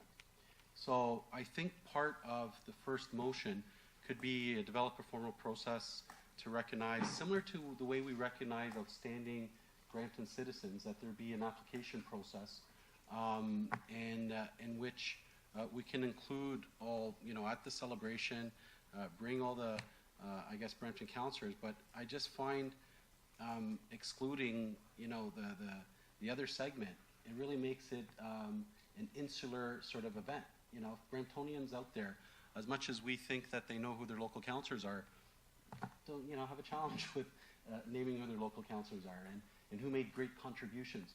So they'll probably know a Cassie Campbell way more than they'll know, you know, respectfully. So I just, that's the challenge I have is, it's one thing to recognize, you know, the elected officials, but then after we're excluding all those great Brampton females who've done amazing things. And I don't know how to recognize them. I don't know how to find them. I've heard names, and maybe can staff come back with maybe recommendations on how we can develop a process to identify and recognize outstanding Brampton women for the Brampton International Women's Day, including former Brampton councillors and mayor. Did I capture that, Peter? Something along those lines? So through you, Mr. Chair, then, Councilor Medeiros, you are referring this motion and the amendments back to staff for a report back, which really is the intent of Clause 3 of this recommendation, of this motion. Would that be okay to the mover? To leave it as it is now and for the report to come back, yes. The reason why, because International Women's Day does recognize significant women in Brampton. That is what we do at International Women's Day. Women are identified and recognized for the impact that they've had in the city. But former councillors have never been recognized on an International Women's Day event here at the city. And last year was a really great event, and knowing the hard work that women have played in making International Women's Day a significant event in Brampton, that came before us. So I think it would be great for 2020, and I would consider saying, looking at the impact of other significant women in municipal politics or in politics for Brampton for future dates, and having that type of wording in there, if that is where you would like to go with that, Councilor Medeiros. But for 2020, because I think it's less than 10, 10 women in total. Okay, thank you, Councillor Williams. Councillor Vicente? Yeah, and that's all I'm looking at, Mr. Branson. Thank you, Mr. Chair. To the mover of the motion, I think that in order to gain more unanimous support here around this table, I think where the hiccup is, and I just humbly suggest this as my view, that when we include specifically the wording for mayors, councillors, and other elected officials, we are kind of creating a different class of significant women. And so I think if we reword the motion for the CAO and staff to develop a formal way to recognize significant women in Brampton as part of Brampton's International Women's Day for 2020 and all years thereafter, I think that you achieve the common goals that we all have here to celebrate those women who we have great respect for and who we want to elevate. And every year it's always different, because would we celebrate, if it was an elected official, I think would we be celebrating one on the first year and then another one on the second year? Or do we want to limit ourselves to that? Do we want to restrict the event and what this could mean? I attended International Women's Day event last year. It was amazing. I believe both female members of council were there, as were other amazing people. And so I think that for us to restrict it this way or to define it from the outset this way makes it difficult for members of council to support. So if the mover of the motion would just reword it so that it encompasses significant women in Brampton and allow staff to come back to us with how the city can make that happen. Thank you, Mr. Chair. Thank you, Councillor Vicente. Mayor Brown? Yes, I think the intention here is to celebrate celebrates women in our community who are wonderful role models, to celebrate those that are making a difference. And I think what everyone on the council is saying is a great idea, and we should have some form of celebration that honors those sacrifices and those contributions. But I think what we're also hearing is let's not limit the scope just to politicians. As much as we here like to think we do a lot, there's many people who aren't involved in politics who I think contribute in a phenomenal manner. You look at the Marjorie Taylors of the world out there who throw their heart into our city. And so I love the idea that Councillor Williams brought forward, and I think maybe if there's We create a process in which you can accept nominations, and we make this a permanent celebration where we honor, and maybe it's too much to do 50 in 1 year, maybe you nominate 10 phenomenal. Each year you pick a theme, and of course Councillor Santos and Williams should be on that committee, and whoever else is interested. But absolutely, let's celebrate role models in our community, and let's not limit the scope of who we can honor. And I think in every part of the city you'll know of someone that does something exceptional that it's appropriate to give recognition to. All right, thank you, Mayor Brown. Councillor Santos. Thank you, through you, Chair. So I'm going to try, as the other woman on council, to amend this because I think that we can capture all of it using Councillor Williams' own words. So amending number 1, that the CAO be directed to develop a formal way to recognize recognize significant women in Brampton as part of Brampton's International Women's Day for 2020. And if we say significant women in Brampton, we include the feedback from our council colleagues who are also our allies in this movement for women's equality, women's rights.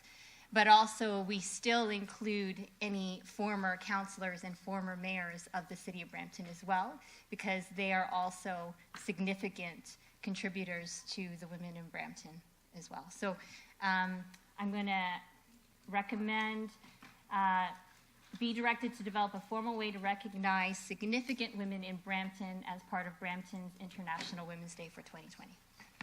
Thank you. Okay.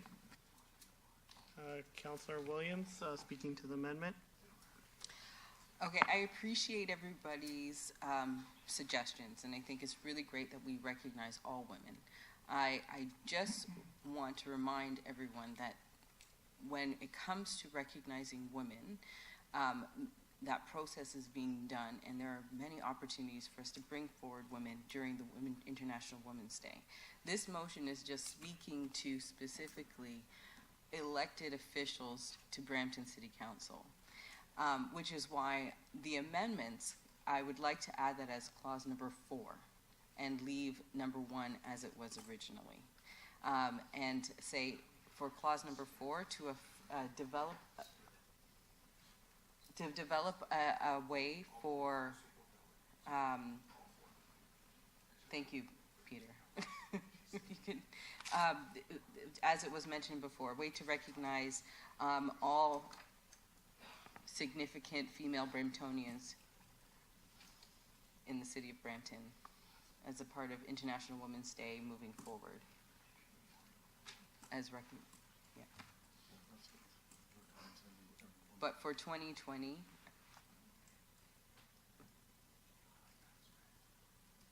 to recognize the former councillors.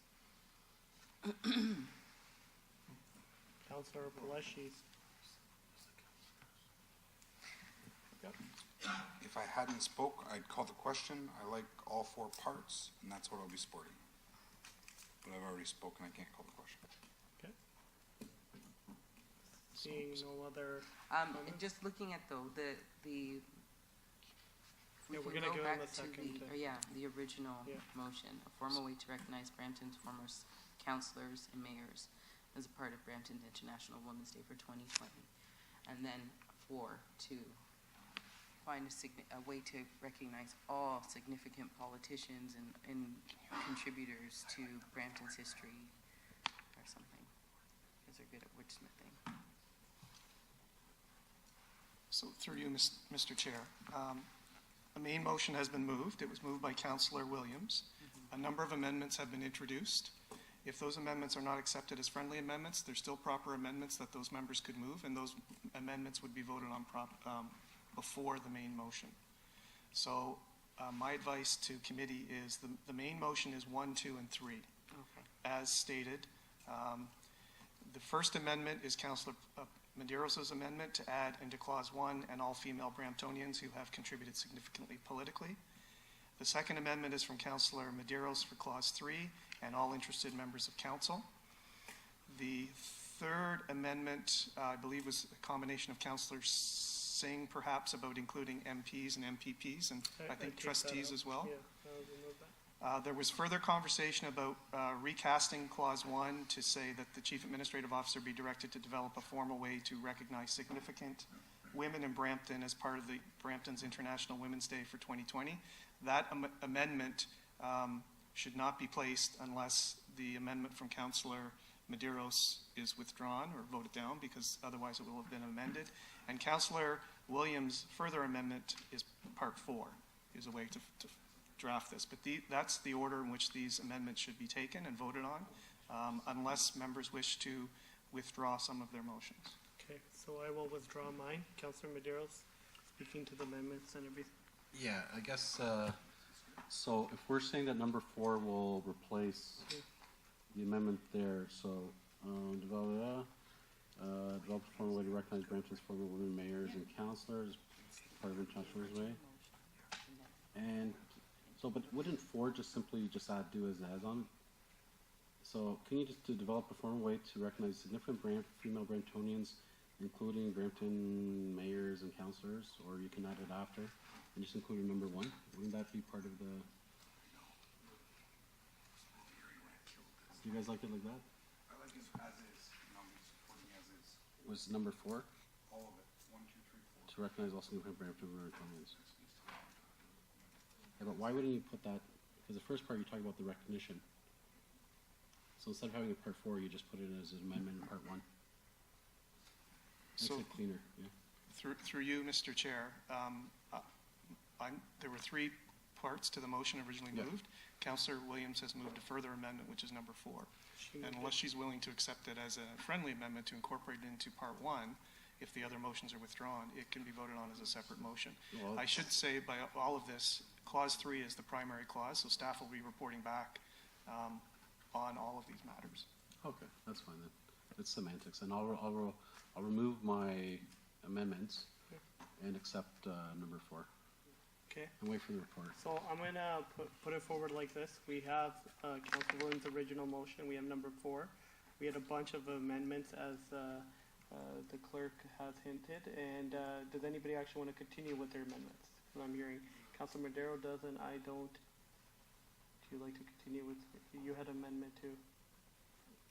Yep. No, I heard Councilor Santos. Councillor Santos and DeSante had suggested an amendment to basically strike out Clause 1 and replace it with the CAO be directed to develop a formal way to recognize. We're going to remove all amendments except the one that Councillor Williams added for number 4 and vote on that motion. Yeah, as a whole, with the number 4. Okay. Recorded vote has also been requested. Recorded vote's been requested on the motion with all amendments incorporated as shown on the screen. Okay. All in favor of the motion, please stand to be counted. Showing in favor is Mayor Brown, Councillor Fortini, Councillor Williams, Councillor Medeiros, Chair Singh, Councillor Bowman, Councillor Paleshi, Councillor Willens, Councillor Vicente, Councillor Santos. Mr. Chair, the motion carries unanimously 10-0. All right, thank you. Thank you, Councillor Williams. Thank you, councillors. And Mayor, moving on to 8.3.4, discussion item at the request of Mayor Brown. That's the governance process for operational reviews of all operating departments, including the Brampton Public Library.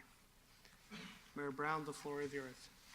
Yep, this is just a housekeeping matter to make sure that for the value for money audits that it reports directly into the Budget Committee, and it's the Budget Committee that can determine the scope of where we want to really look. Do any members of council have any questions? Okay. All right, all those we have a question. Councilor Paleshi. It kind of is a question that relates to a report that was already went through into consent, and that was the value for money audit and the funding that's being provided from the province for it. It says in that report up to $250,000. Do we know what that is? And are we guaranteed something?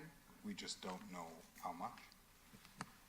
Through the chair to Councillor Paleshi, specifically, there is up to $250,000 available to be recuperated from the province for these types of reviews. the reviews that we are doing qualify, and the province has indicated that they will support it. And we have plenty to recoup up to that 250,000. The only thing is the final report needs to be submitted by November, end of November, to ensure that we can be provided that funding from the province for $250,000.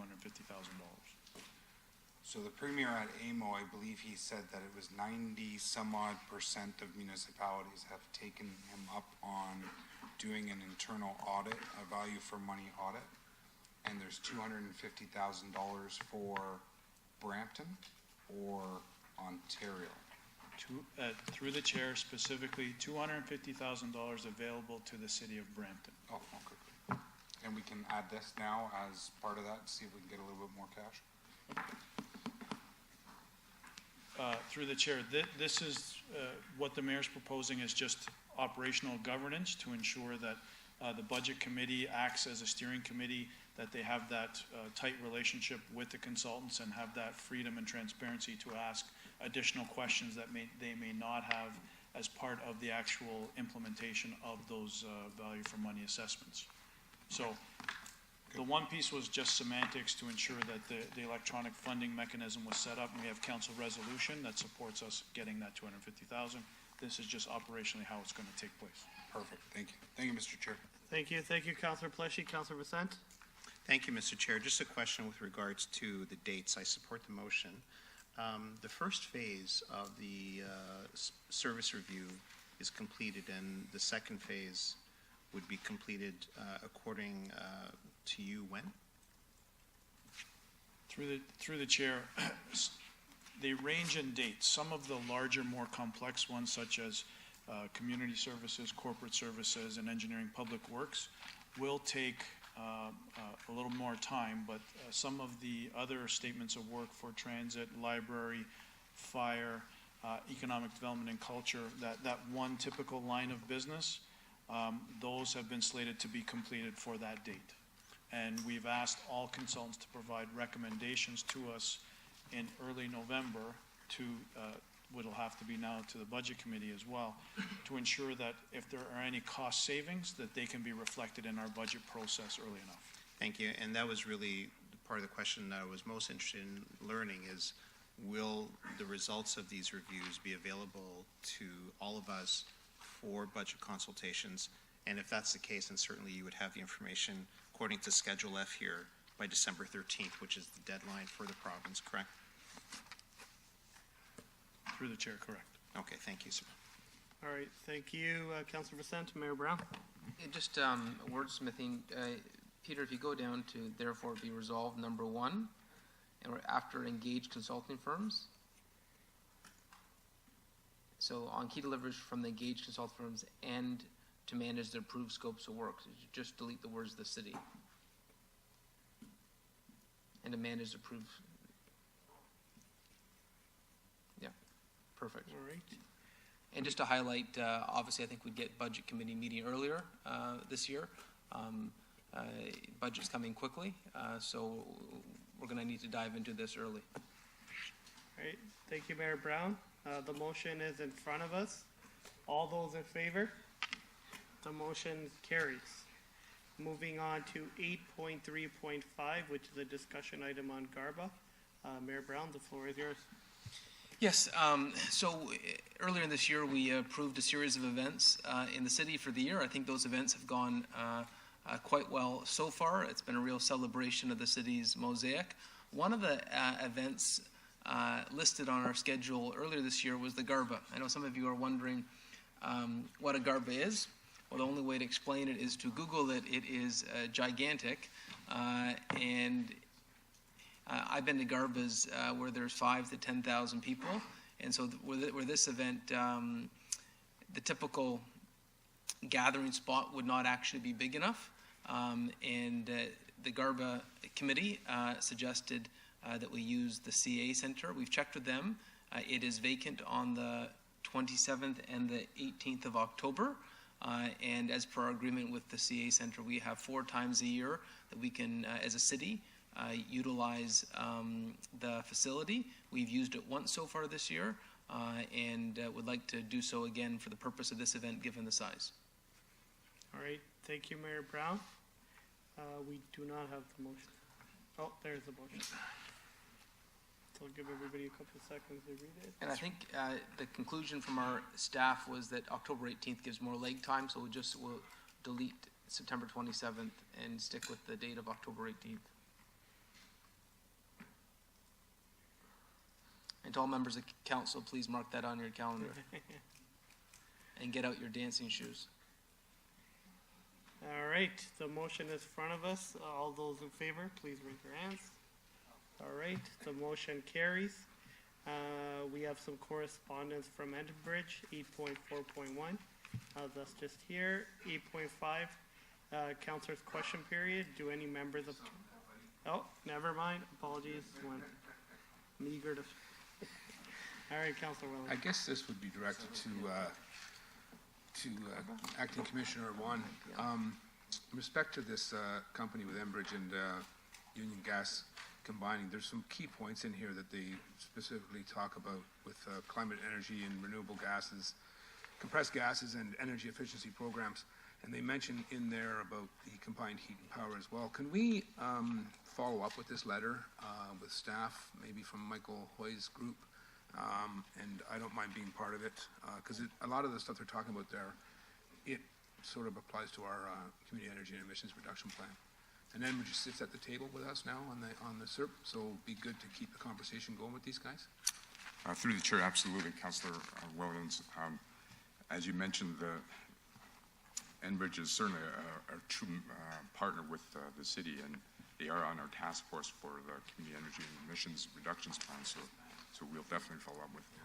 Because I know that they've shown some interest in talking with them about different ways of delivering their product, whether it's through district energy, because they're trying to get away from some of the metered spots, so they can be the provider, and it's perfect to have them on board. So, And they've also certainly really want to get into the district energy business with us.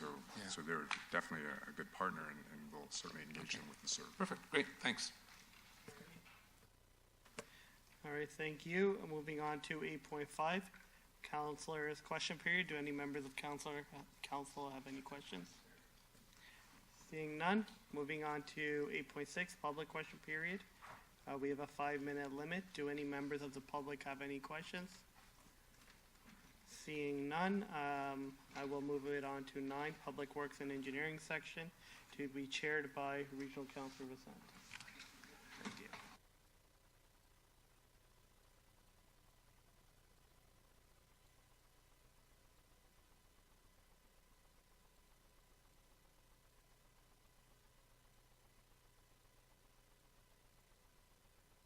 Members of council, we're now into the Public Works and Engineering section. Items 9.2.1 through to 9.3.2 were put into consent, and we are now dealing with item 9.3.3, a discussion item at the request of Mayor Brown regarding the maintenance, improving, and celebrating of local water bodies within the city of Brampton. Mr. Mayor, the floor is yours.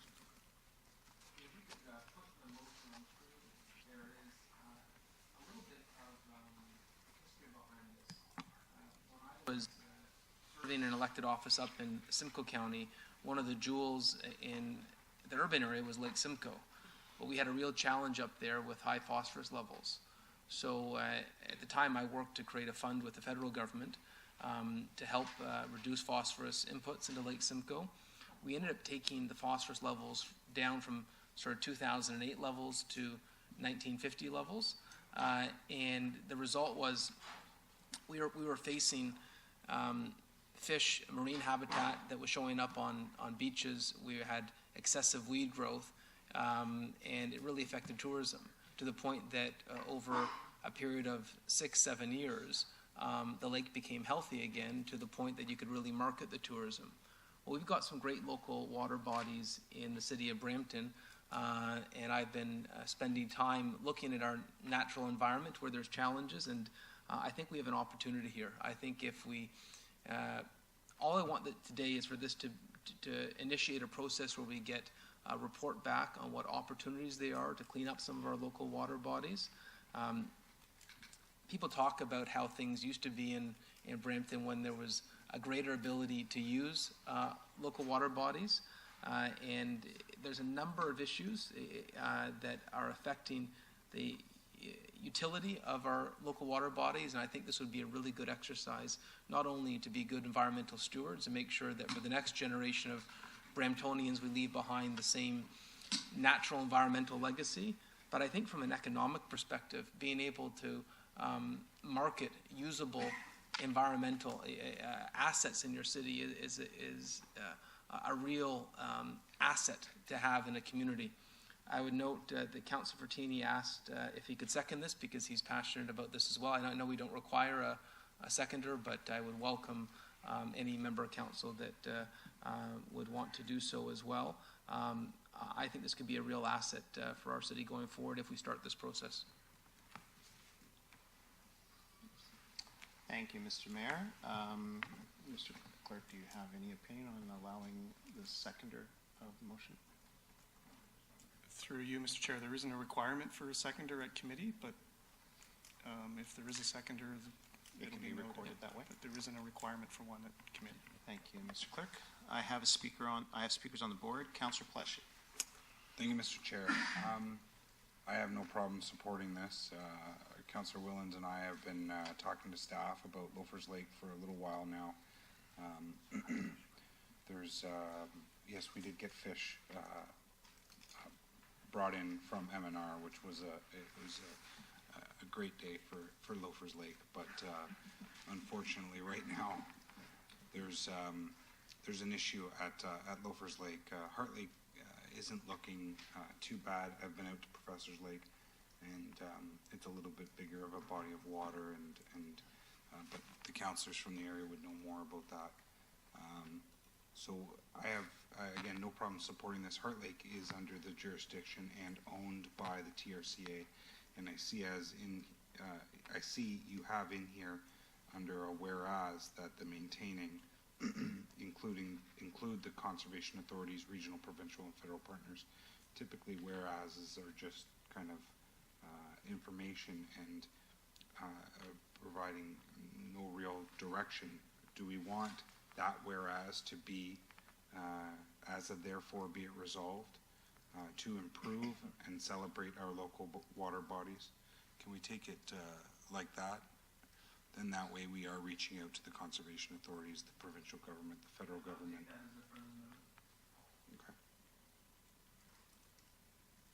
And I'm really interested, as much as, Councillor Fortini and probably all other members of council, to see how this goes, because you're absolutely right. And I think the next step beyond this is then looking at all of our stormwater management ponds and to see how we can make those more possibly accessible in the future, because we all know we have more of those than any other municipality in Canada. So there'd be a great opportunity to have if we could get into those, if one day that makes it possible. But who knows? Thank you, Mr. Chair. Thank you, Councillor. Next speaker is Councillor Fortini. Thank you. Thank you, Mayor Brown. I think Councillor Paleshi already mentioned, but I understand about some of the lakes don't belong to us, and that's a good idea to put all of them involved. But we have some other lakes in Brampton too, like Lake of Dreams and other small lakes. I thought we were going to include every single body water that we have around Brampton, not just the main big ones. So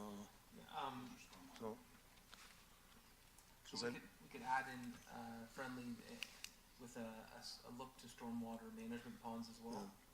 Yeah, because we got Lake of Dreams. That's pretty big lake. We got one in the L section. I think there's another. So anything that's considered something big, to the use, I think it would be good. Clean it up. Thank you. Thank you, Councillor Fortini. Next speaker, Councillor Willens. Thank you, through you, Mr. Chair. I'm okay with this. I know that Loafers Lake is a shallow lake. It was man-made because it wasn't there when I was a kid. Yeah, so that's, yeah, I am. But just maybe a friendly amendment down on the whereas healthy local body waters are an integral part of a sustainable Brampton. Can we change that and put in that they're envisioned in part of our environmental master plan? I don't want this getting confused with the ISB. Okay? Because the ISB is going to be focusing mostly on energy. I don't want this to get confused. That shouldn't be as part of the, it's an integral part, as part of that's vision, and yeah. And just take that. Yeah, that's fine.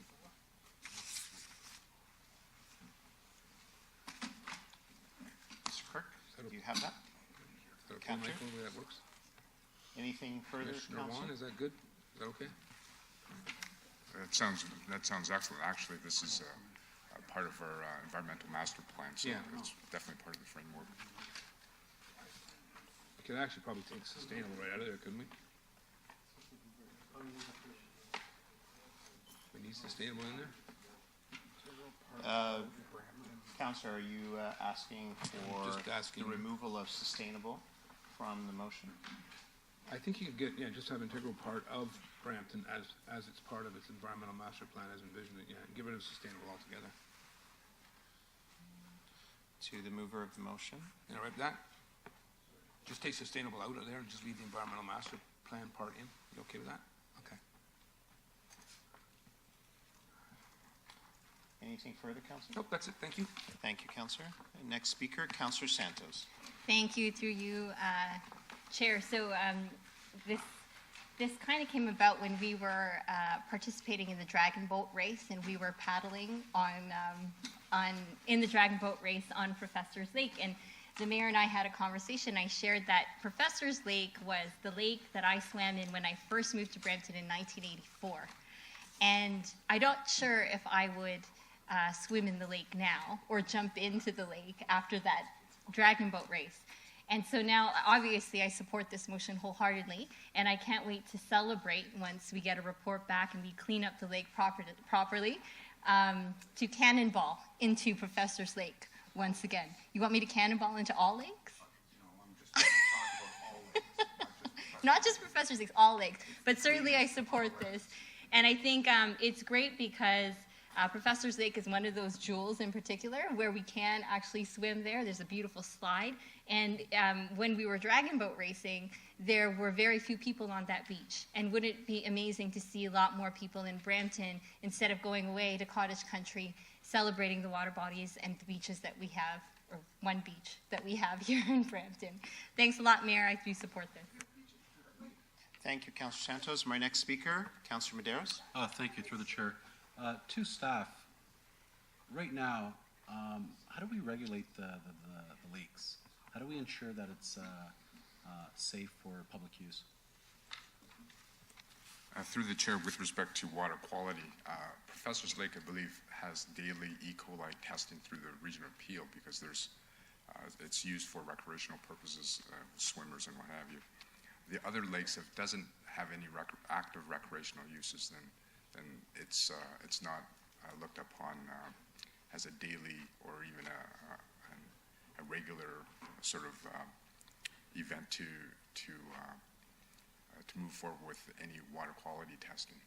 So just through the chair, so that we leave here, or that the public doesn't have an impression that currently Professor Lake isn't good to jump in, we would say that there is quality in the water, we test it.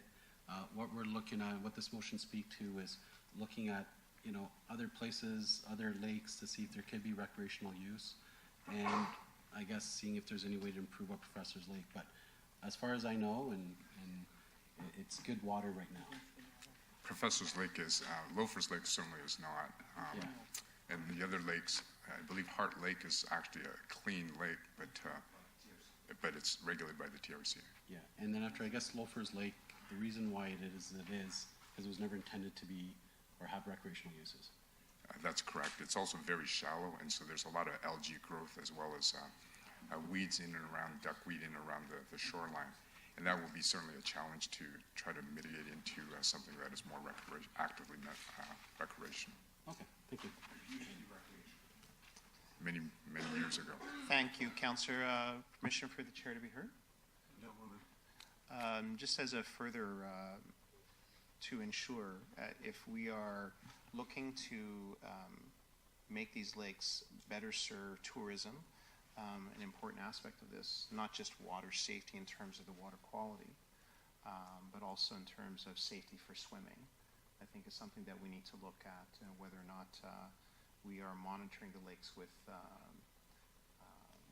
I forget what the proper term is, lifeguards, et cetera, and having them monitored that way and kept safe in that regard.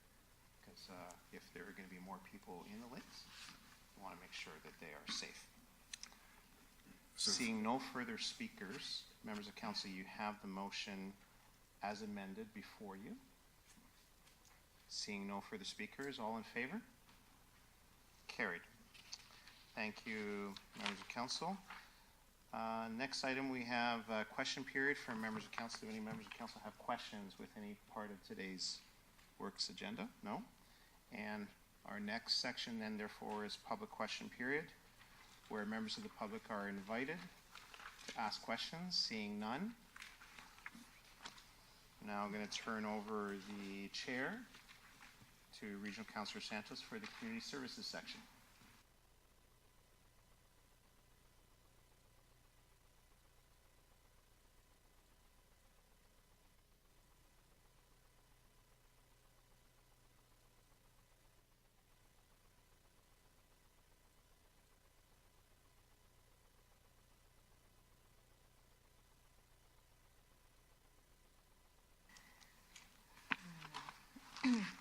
Thank you, members of council. We are now at the community services section of the agenda. The first report we have is from Commissioner Almenezes, Community Services dated August 12th, 2019 regarding transitional building properties update.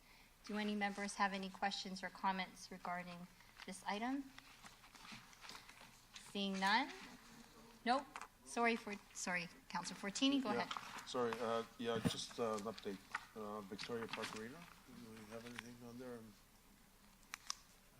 So through the chair, so Victoria Park Arena continues to follow council's direction. So staff have commenced the preliminary design work. We're moving forward with that. There's some site plan issues in regards to TRCA and water course, but the plan remains on track as per council direction. Victoria Park Arena will be reconstructed to become a year-round ball hockey and lacrosse facility, and that process is ongoing. Sorry, ball hockey? That's correct. We're not going to be using lacrosse and indoor soccer, a facility for all? So through the chair, yeah. So council's direction was to use it as a year-round facility, take out the ice, and it will be for year-round lacrosse, year-round ball hockey, and we're looking for other ancillary uses in terms of could be indoor soccer, could be some gymnasium space, things of that sort, and we're going to have some community rooms there as well. Okay. Thank you. And one more question. Not North, Howden. We doing, where's that, the land next door? So through the chair, so Howden is also continuing. As council knows, we were doing some, we're in the midst of some negotiations from a land acquisition and disposal perspective. Those negotiations are continuing. We are getting closer to a finalization of the actual real estate footprint, and then that will then allow us to move forward with the hiring of an architect, the demolition of the existing facility that's there, and the construction of the new facility. Okay. So that will be coming forward to council during budget time as well. Okay. Going back to Victoria Park, the land beside it, I think it's the Lion thing that was for sale. Did we look into that so that way we could have a lacrosse there all year round? Through the chair, we did look into it. I don't believe it's currently for sale. I know that there was some discussion that it may have been for sale at some time. It isn't for sale now, but we are continuing to explore possibilities of assembling some land there as well. Thank you. You're welcome. Thank you, Councillor. Councillor Williams. Thank you, through you, Chair. The tea house at Chinguacousy Park. I know staff are looking at ways, expression of interest. Can you just give an update on what the status is on that? Sure. So through the chair, so The house currently, the tea house at Ching Park is currently sitting vacant. There was some water damage a few years ago, and the majority of the interior of the home was taken back to the studs. In the last few years, staff have continued to look at options from a programming perspective. Is there anything internally that any of the departments would require the space? We haven't identified any internal use. We are now exploring external uses. There has been a couple of expressions of interest that we're going to be exploring further. And then with our next report to council, we will either make a recommendation to move forward with a potential lease, or we'll be moving forward in terms of repositioning of the park and looking at what we're going to do with that asset. So right now we're exploring that option. With a lot of these, they've been sort of back and forth with different options, but we're getting to the point where we need to move forward with one option or another. And so we will be bringing that forward to council shortly as we explore that option right now. Thank you. Through you, Chair. When will that be coming to council? Through the chair, our desire is to bring it forward as soon as possible. It's been sitting vacant for quite some time now. There's just some cost to keep that in its current state. So I would suspect in the coming months, likely before the end of the year, if we're not successful in getting a tenant that makes some sense for the facility, we'll be bringing a report back to council with some recommendations on next steps. Okay, thank you. Thank you, Councillor Fortini. Yeah, thank you. Through the chair, just one more since Councillor Charmaine Williams mentioned Chink Park. A lot of complaints were on the ice rink. Great ice rink and all, nowhere to go inside to keep warm for our parents. They're sitting out there. Are we looking to put a temporary trailer or something there for while the kids are skating? Through the chair, so this is something that was brought up last winter during the cold season, and staff are working on options right now. They're exploring various options to provide some sort of shelter, heated shelter for spectators that are there, grandparents and parents watching the children and people who are skating. So staff are scheduled to bring back some options for council's consideration very soon. Okay. It's going to be enclosed because we do have heaters on top. Yep. It's not the wind there, just. That's correct. Okay. Thank you, Councillor. Councillor Paleshi. Thank you, Madam Chair. Before we tackle the former fire station 217, let's talk about Siemens. You're looking to demolish all the building or just a portion of the building? So through the chair, this is one that's been sitting on our books for quite some time now, with looking at various options, reconsidering the condition that the building is in. We're currently in negotiations and some dialogue with a couple of parties, including the Credit Valley Conservation. We are looking at various options right now. Depending on sort of the finalization of what an agreement looks like, we will be bringing back a report to council to either make a full recommendation on a full demolition, partial demolition, or sort of a rebuild or sort of a renovation to the existing building. So what we've said in the report is that we will come back and give you a final recommendation. Once again, this is one of the properties that have been sitting for quite some time. There is considerable traction being made with Credit Valley in regards to the future of a partnership on that site. I will tell you that to this point there has not been a lot of interest in rehabilitating or sort of renovating the existing structure.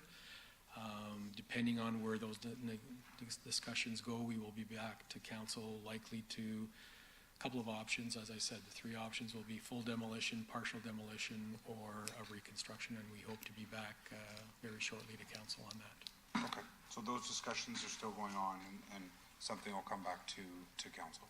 Absolutely. Discussions with CVC. The fire station. Churchville. So you're recommending that we declare it surplus and sell it? Correct. So once again, through the chair, so this is another one of the properties that we've sort of had on our radar in terms of transitional. We've been monitoring the use and the actual utilization of the facility. There isn't a lot of use. We know that there's a dedicated group or two that like to use the facility, but there isn't a lot of use there. We will likely be looking at an option to come back to council Maybe there's something that we can sort of dedicate to some of the groups. We're looking for some outside service partners who maybe would maintain and manage that property on our behalf, things of that sort. So we're considering all those options and bringing back those options to council with the hope to have a final direction one way or the other on the future of that property before the end of the year. So when council removed this piece of property and building from the chopping block last term, is it just an automatic that next term will it always keep coming back? It'll be recurring? So through the chair, so I believe what council had directed was it was not to be demolished or put on that surplus list, for us to monitor the utilization rate, to monitor exactly the use, explore other options to try to increase the utilization of that. So we've started to do a lot of that. There isn't a lot of uptake. The building isn't heavily used at all. When you look at sort of our records in terms of people going in and out of that facility, there isn't a lot of use there. And so what we're trying to do is come back to council with a recommendation how to best utilize that facility and get the best return on that investment. And that's what we'll be bringing back to council before the end of the year. So maybe there's an opportunity to actually promote the building if it's not being, with the rest of the city, we're dying and looking for more spaces, and here's one that's not being fully utilized. I'm there monthly for my Ward 6 ratepayers meetings. Yep. And from my understanding, I'm not sure how it's being captured, how they're using the buildings, because there seems to be a lot of issues with the fob and with the system. So I don't know if you're even capturing us coming in and out monthly, but every time I'm there, I always get somebody. First of all, the building inside always looks different, and we have to reset up chairs. When we leave, we don't break down those chairs. So other groups are coming in and using the building, and if they're having the same problems, maybe we're not capturing all of the utilization of the building. Yeah, through the chair, I believe the way we're tracking it right now is how many times the alarm's been armed and disarmed. Presumably every time someone comes into the facility, they have to disarm it, and that's all tracked and logged. Based on those events, there isn't a significant use, and that's how we're tracking it. In terms of sort of the setup and sort of put away, I would suspect that once your use is completed, staff probably go in there and sort of reset it all and put things away and get it ready, depending on who's renting and what's not. But that's how we're tracking it, is through the alarm activation and deactivation. So then really quickly, through you, Madam Chair, maybe we just offline, you can shoot me a number, and I can take it back to our next ratepayers meeting to see if that's accurate. Okay. Thank you, Madam Chair. Thank you very much, Councillor. And there are no more members on the board. Would somebody like to move the report? Councillor Vicente, all those in favor? Motion is carried. Next item of the agenda, all other items from 10.2.2, 10.3, all of 10.3, with the exception of 10.3.5 was put into consent. 10.3.5 was brought out of consent by Councillor Vicente. Councillor Vicente, the floor is yours. Thank you, Madam Chair.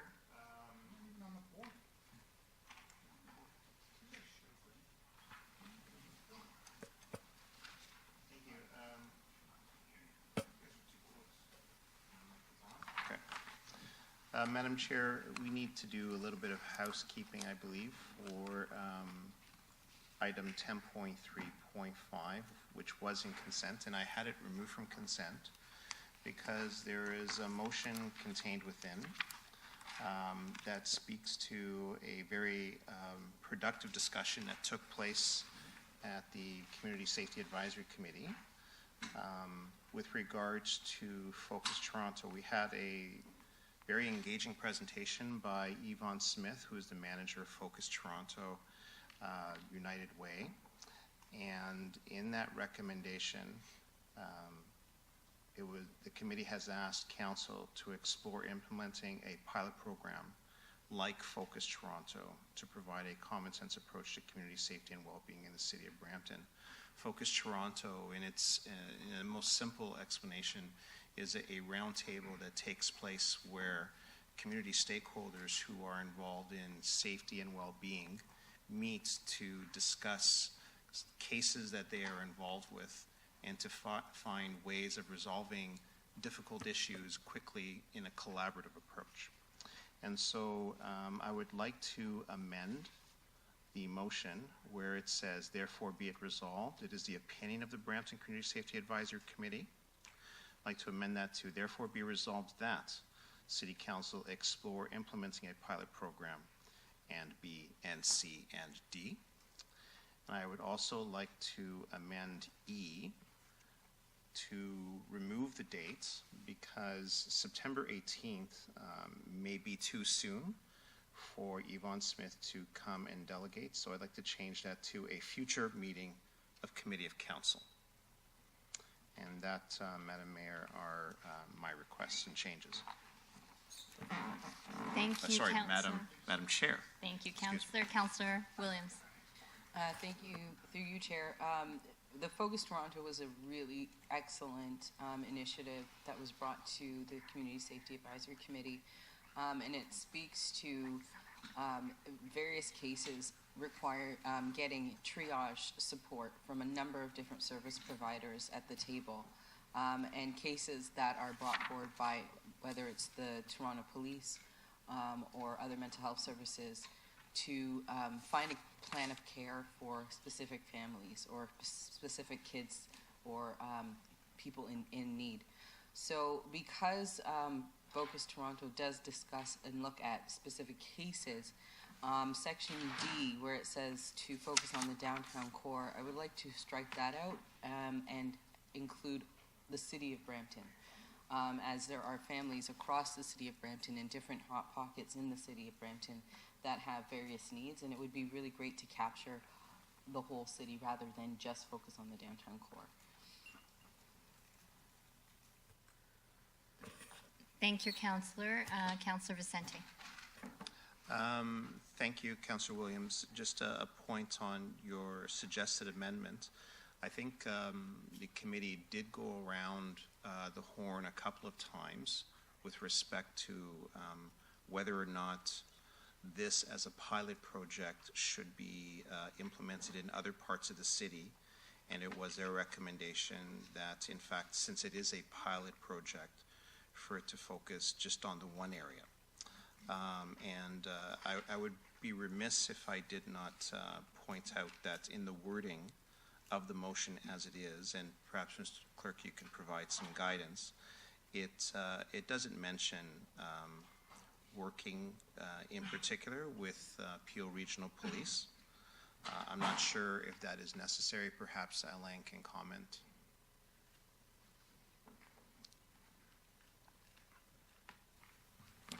Through the chair, thank you, Councillor.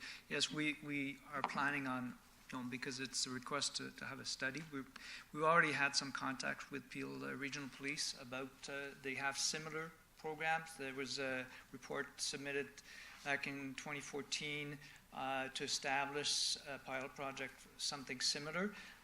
We haven't had time to find out exactly where that project. This was presented by Commissioner Janet Smith from the Region of Peel. There's been some changes since, so we're trying to find out where that program is currently going. But certainly, Peel Police is a partner, a very active partner in this kind of initiative. Yeah. Thank you. And through Chair, I'm not sure if I heard you correctly. What year were they looking at implementing that?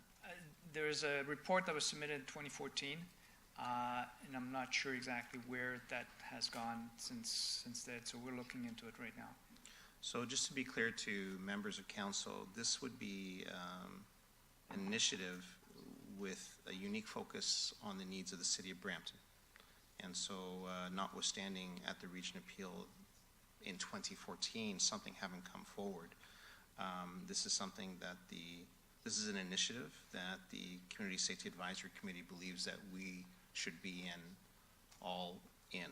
And so want to urge members of council to consider these amendments and for staff to put their resources into coming back to us with a report. Thank you, Councillor. Councillor Williams. Thank you, through you, Chair. Thank you, Ellen, for bringing that up. There was a pilot project, Focus Brampton, that was started in the Knightsbridge area back in 2014, but it had since stopped. And that the reason why is what we need to figure out, why it discontinued.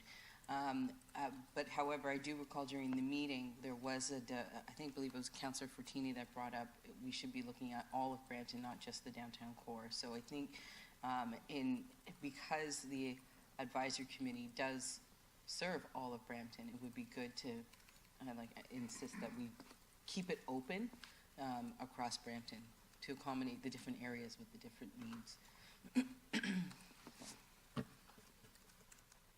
Thank you. Councillor Singh. So this came, I guess, to the Safety Advisory Committee? Okay.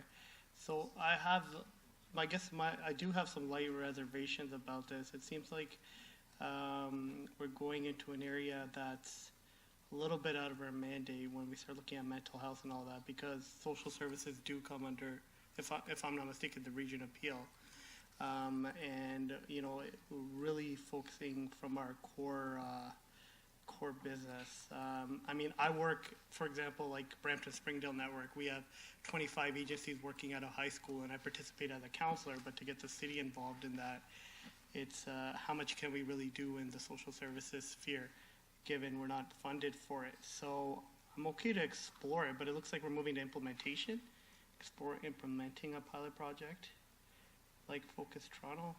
I'm okay to just ask for a simple report back and not put restrictions on where it should be or anything like that, and see what staff has to say, and then look at implementing. And maybe there's a better way to do this, and staff can look at the 2014 study as well. So that's sort of my reservation on this. If this is advice of the Brampton Community Safety Advisory Committee, that's fine. Let's ask for a report. I'm okay with that, but to start looking into the location and telling staff to look at the location of the pilot project and all that, it's getting too prescriptive, in my opinion, this motion. Thank you, Councillor. Councillor Vicente. Thank you, and through you, Madam Chair, to Councillor Singh, and that's why it'll be also important for us to have the opportunity to hear the program explained fully by Yvonne Smith. And so we are looking forward to staff arranging for him to appear before committee as early as mutually as possible. Thank you. Thank you, and I have Councillor Singh back on. Did you want to respond to that? I was actually thinking the same thing. So a motion might be more appropriate after the delegation to council. And then we can move forward with the decision instead of without having it presented to us as counselors making a decision. And I think that might be the more appropriate way. Councillor Williams. Thank you, through you, Chair. I would support that, having Yvonne Smith come and delegate to council first. And seeing as that the advisory committee has made their recommendations that they would like us to move forward, maybe to have the delegation, and then we continue to explore the motion afterwards. Thank you, Councillor. And I attended the Safety Advisory Committee meeting myself and saw the presentation, and so I do agree that perhaps we can have that delegation first so that all of council can see what the program is about, and then in the meantime perhaps staff can look at those other examples, any existing programs that happened in the past, and answers as to why the Knightsbridge program ended up stopping. Then we could prepare ourselves and have a more fulsome discussion as a council on this topic. If I may, Madam Chair, yes, we are going to be looking into the whole matter because it's a very vested interest from the Community Safety Committee, and so we will continue to, evaluate, find out what happened to that project, but also look into the feasibility. We do work very closely with the Region Appeal, Social Services, Public Health, and Peel Police, and those are the key players that were mentioned at Brampton Focus presentation in Toronto. We cannot do the work without them. We may do more of a facilitation kind of role to bring them together, to make sure that they have concerted efforts, and just make sure that they do look after the interests of the city of Brampton rather than being too general in Peel. And if we want to put focus on certain areas of the city, we can make those recommendations for the region of Peel to act upon. Thank you very much. So we do still have a motion on the floor. I'm going to, I have Councillor Bowman. Go ahead. Sorry, Councillor. Sorry, I just jumped in there.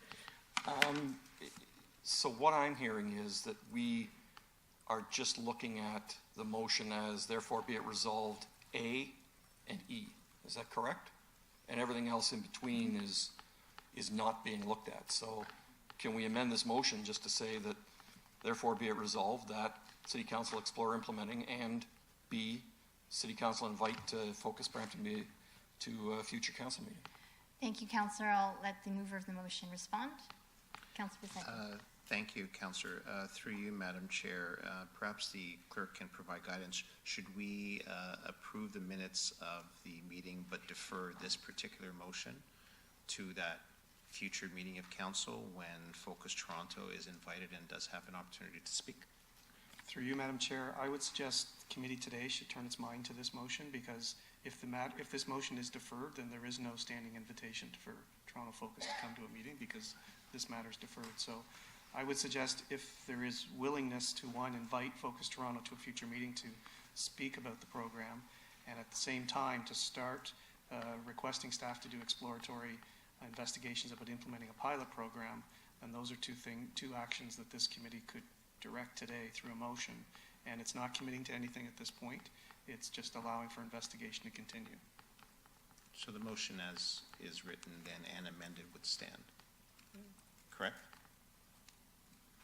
Sorry, can you repeat that? My apologies. So if we were to proceed with the motion as amended today, that does not bind staff into beginning to initiate a process, just to begin preliminary investigations, and once we have a presentation from Focus Toronto, it will be council's purview at that point to proceed further. That's correct, and my advice would be, A, probably should be just wordsmithed a bit to say that staff be requested to explore implementing and report back, so it's very clear that this is not giving direction to implement anything at this point in time, if that is the will of the committee. I would be good with that recommendation, Mr. Clerk.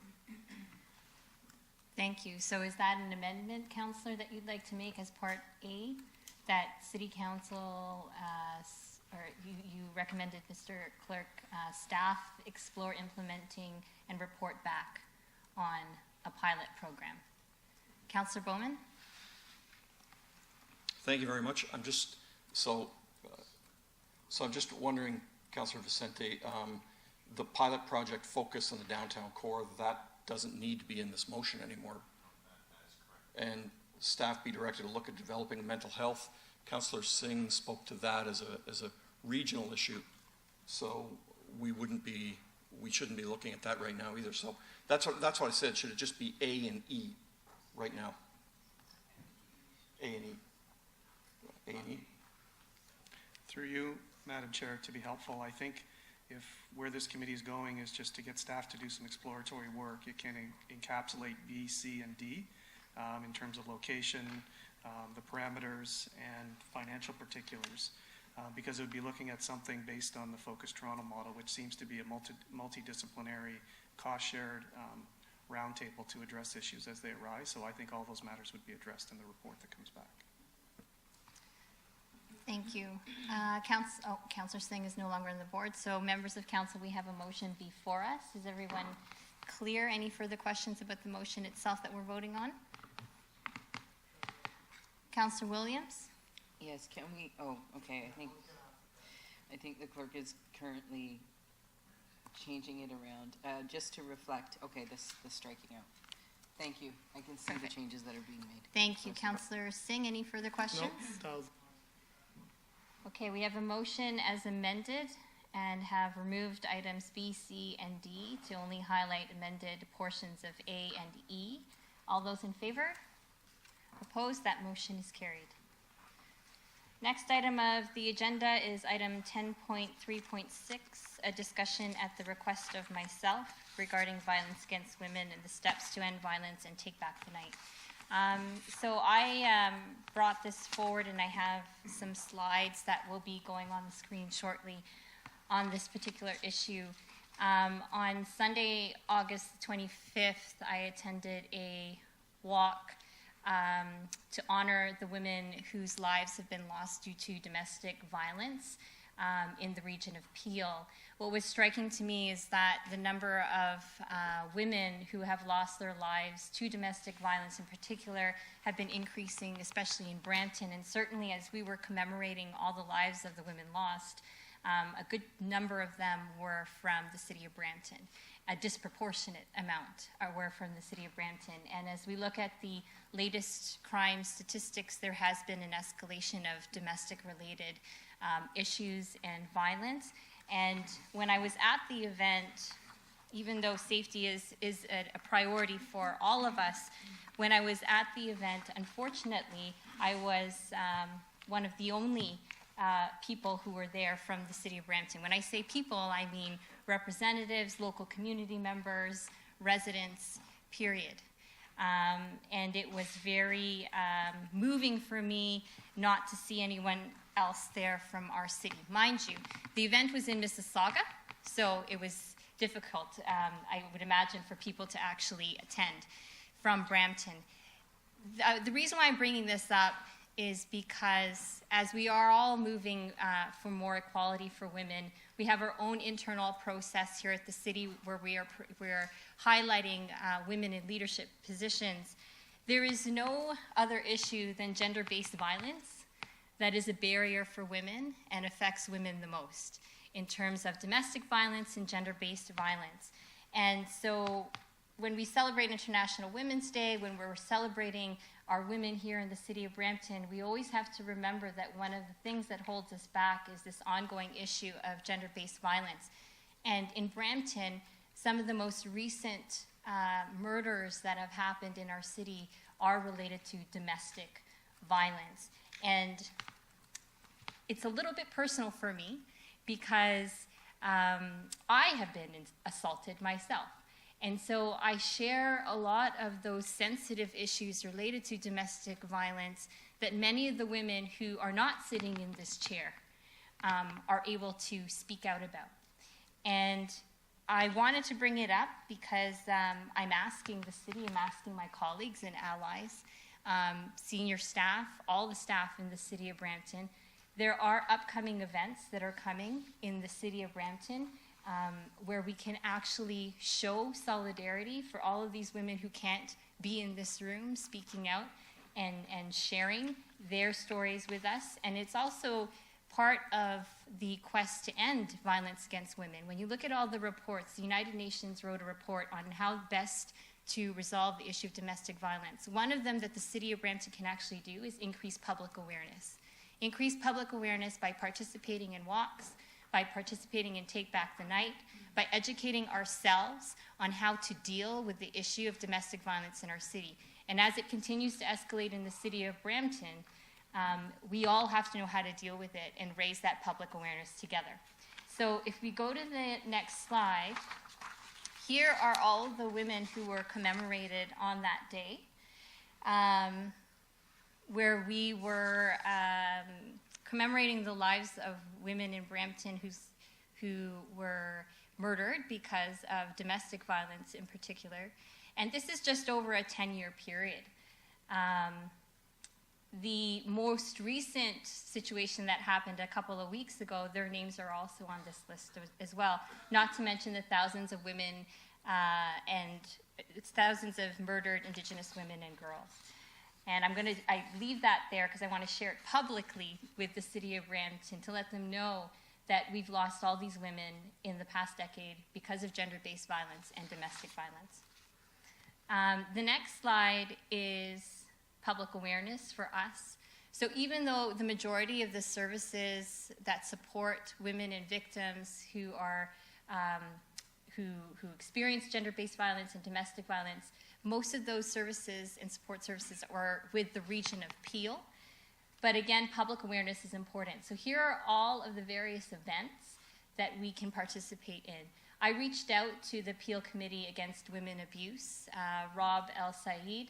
He has organized a roundtable discussion for all of council to participate in on September the 17th to better understand the issue of domestic violence in the city of Brampton and how we can sensitively deal with the situation in the city. On September the 19th, there's an event right in our backyard at Ken Williams Square, Take Back the Night. It's also hosted by the Peel Committee Against Women Abuse, and it would be great to have a very strong showing for that evening. And there are a list of other events that celebrate, commemorate women, and raise public awareness on the issue of domestic violence and gender-based violence in the city of Brampton. So I'm putting it out there, and I just have a motion to officially acknowledge that we are in solidarity with ending violence against women, especially in the city of Brampton, and especially as we see an escalation of domestic violence in our city. Whereas the number of domestic violence cases and murders are on the rise in Brampton, and in the past 10 years, the City of Brampton community has lost 21 people as a result of domestic violence, and whereas UN strategies for confronting domestic violence include raising public awareness as a basic operation strategy, and the Region of Peel provides support services and works collaboratively with agencies to support victims of domestic violence through services such as PCAWA, Safe Center of Peel, and Victim Services of Peel. And whereas public awareness and advocacy campaigns exist in the Region of Peel and the City of Brampton, including Step Up for Her, Take Back the Night, and other public awareness and education opportunities, therefore be it resolved, the City of Brampton continue to support and work with existing programs at the Region of Peel who are providing services to those affected by domestic violence, including PCAWA, Safe Center of Peel, and Victim Services of Peel.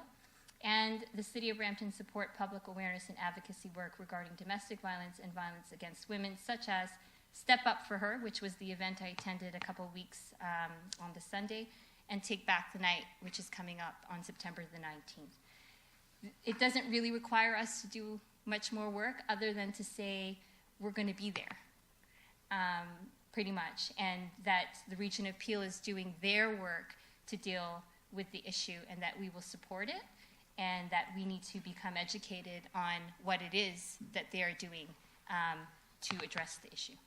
That is the motion, and Councillor Singh. Yeah, thank you.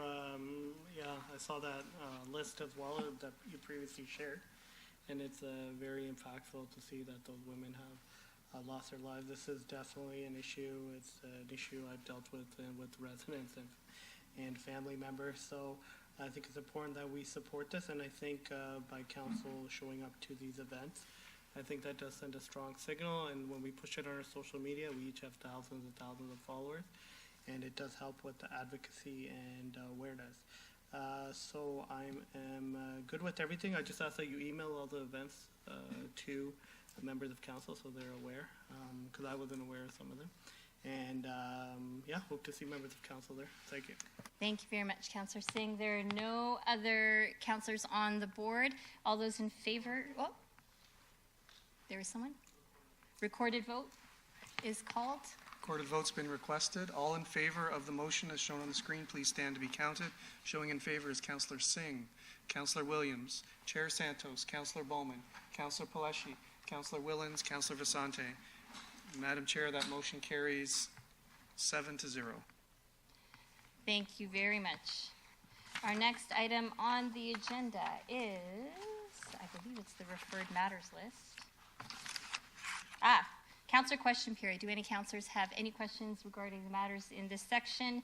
Public question period. Do any members of the oh, Councillor Williams. I'm sorry. Thank you, through you, Chair. I wanted to bring to the attention of the clerk 10.3.5. I don't know if we can reopen it on the members present list. Councillor Vicente is listed as Ward 7 and 8 councillor instead of. My apologies, that will be corrected. Okay, thank you. Thank you, Councillor. Public question period. Any members of the public with questions? There are 5 minutes allotted. Seeing none. We are now at the referred matters list. Do any members of council have any questions? Nope. We are now moving into closed session. Sorry? Public question, please. Is there any members of the public who would like to ask any questions regarding any matter of council today? Seeing none, we are now into closed session. Item 13.1, labor relations or employee negotiations, a collective agreement matter. May I have a motion to move into closed session? Moved by Councillor Vicente. All those in favor? Sorry? All those in favor? Opposed? Motion is carried. We will, what time do we have? Let's head up to the boardroom in about 5 minutes. 4th floor boardroom in about 5 minutes. We'll see everyone there. Thank you.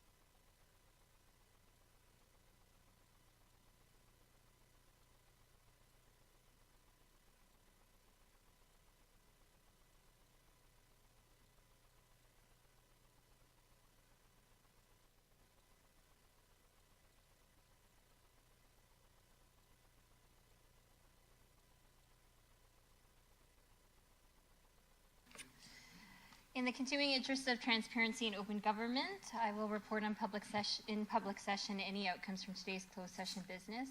As a result of our closed session today, I wish to report the following. Item 13.1, labor relations or employee negotiations, collective agreement matter. This item was considered in closed session and no direction was given. So the next item of our agenda is adjournment. All those in favor to adjourn? Opposed? Our next scheduled meeting is Wednesday, September 18th. Thanks everyone for your participation today.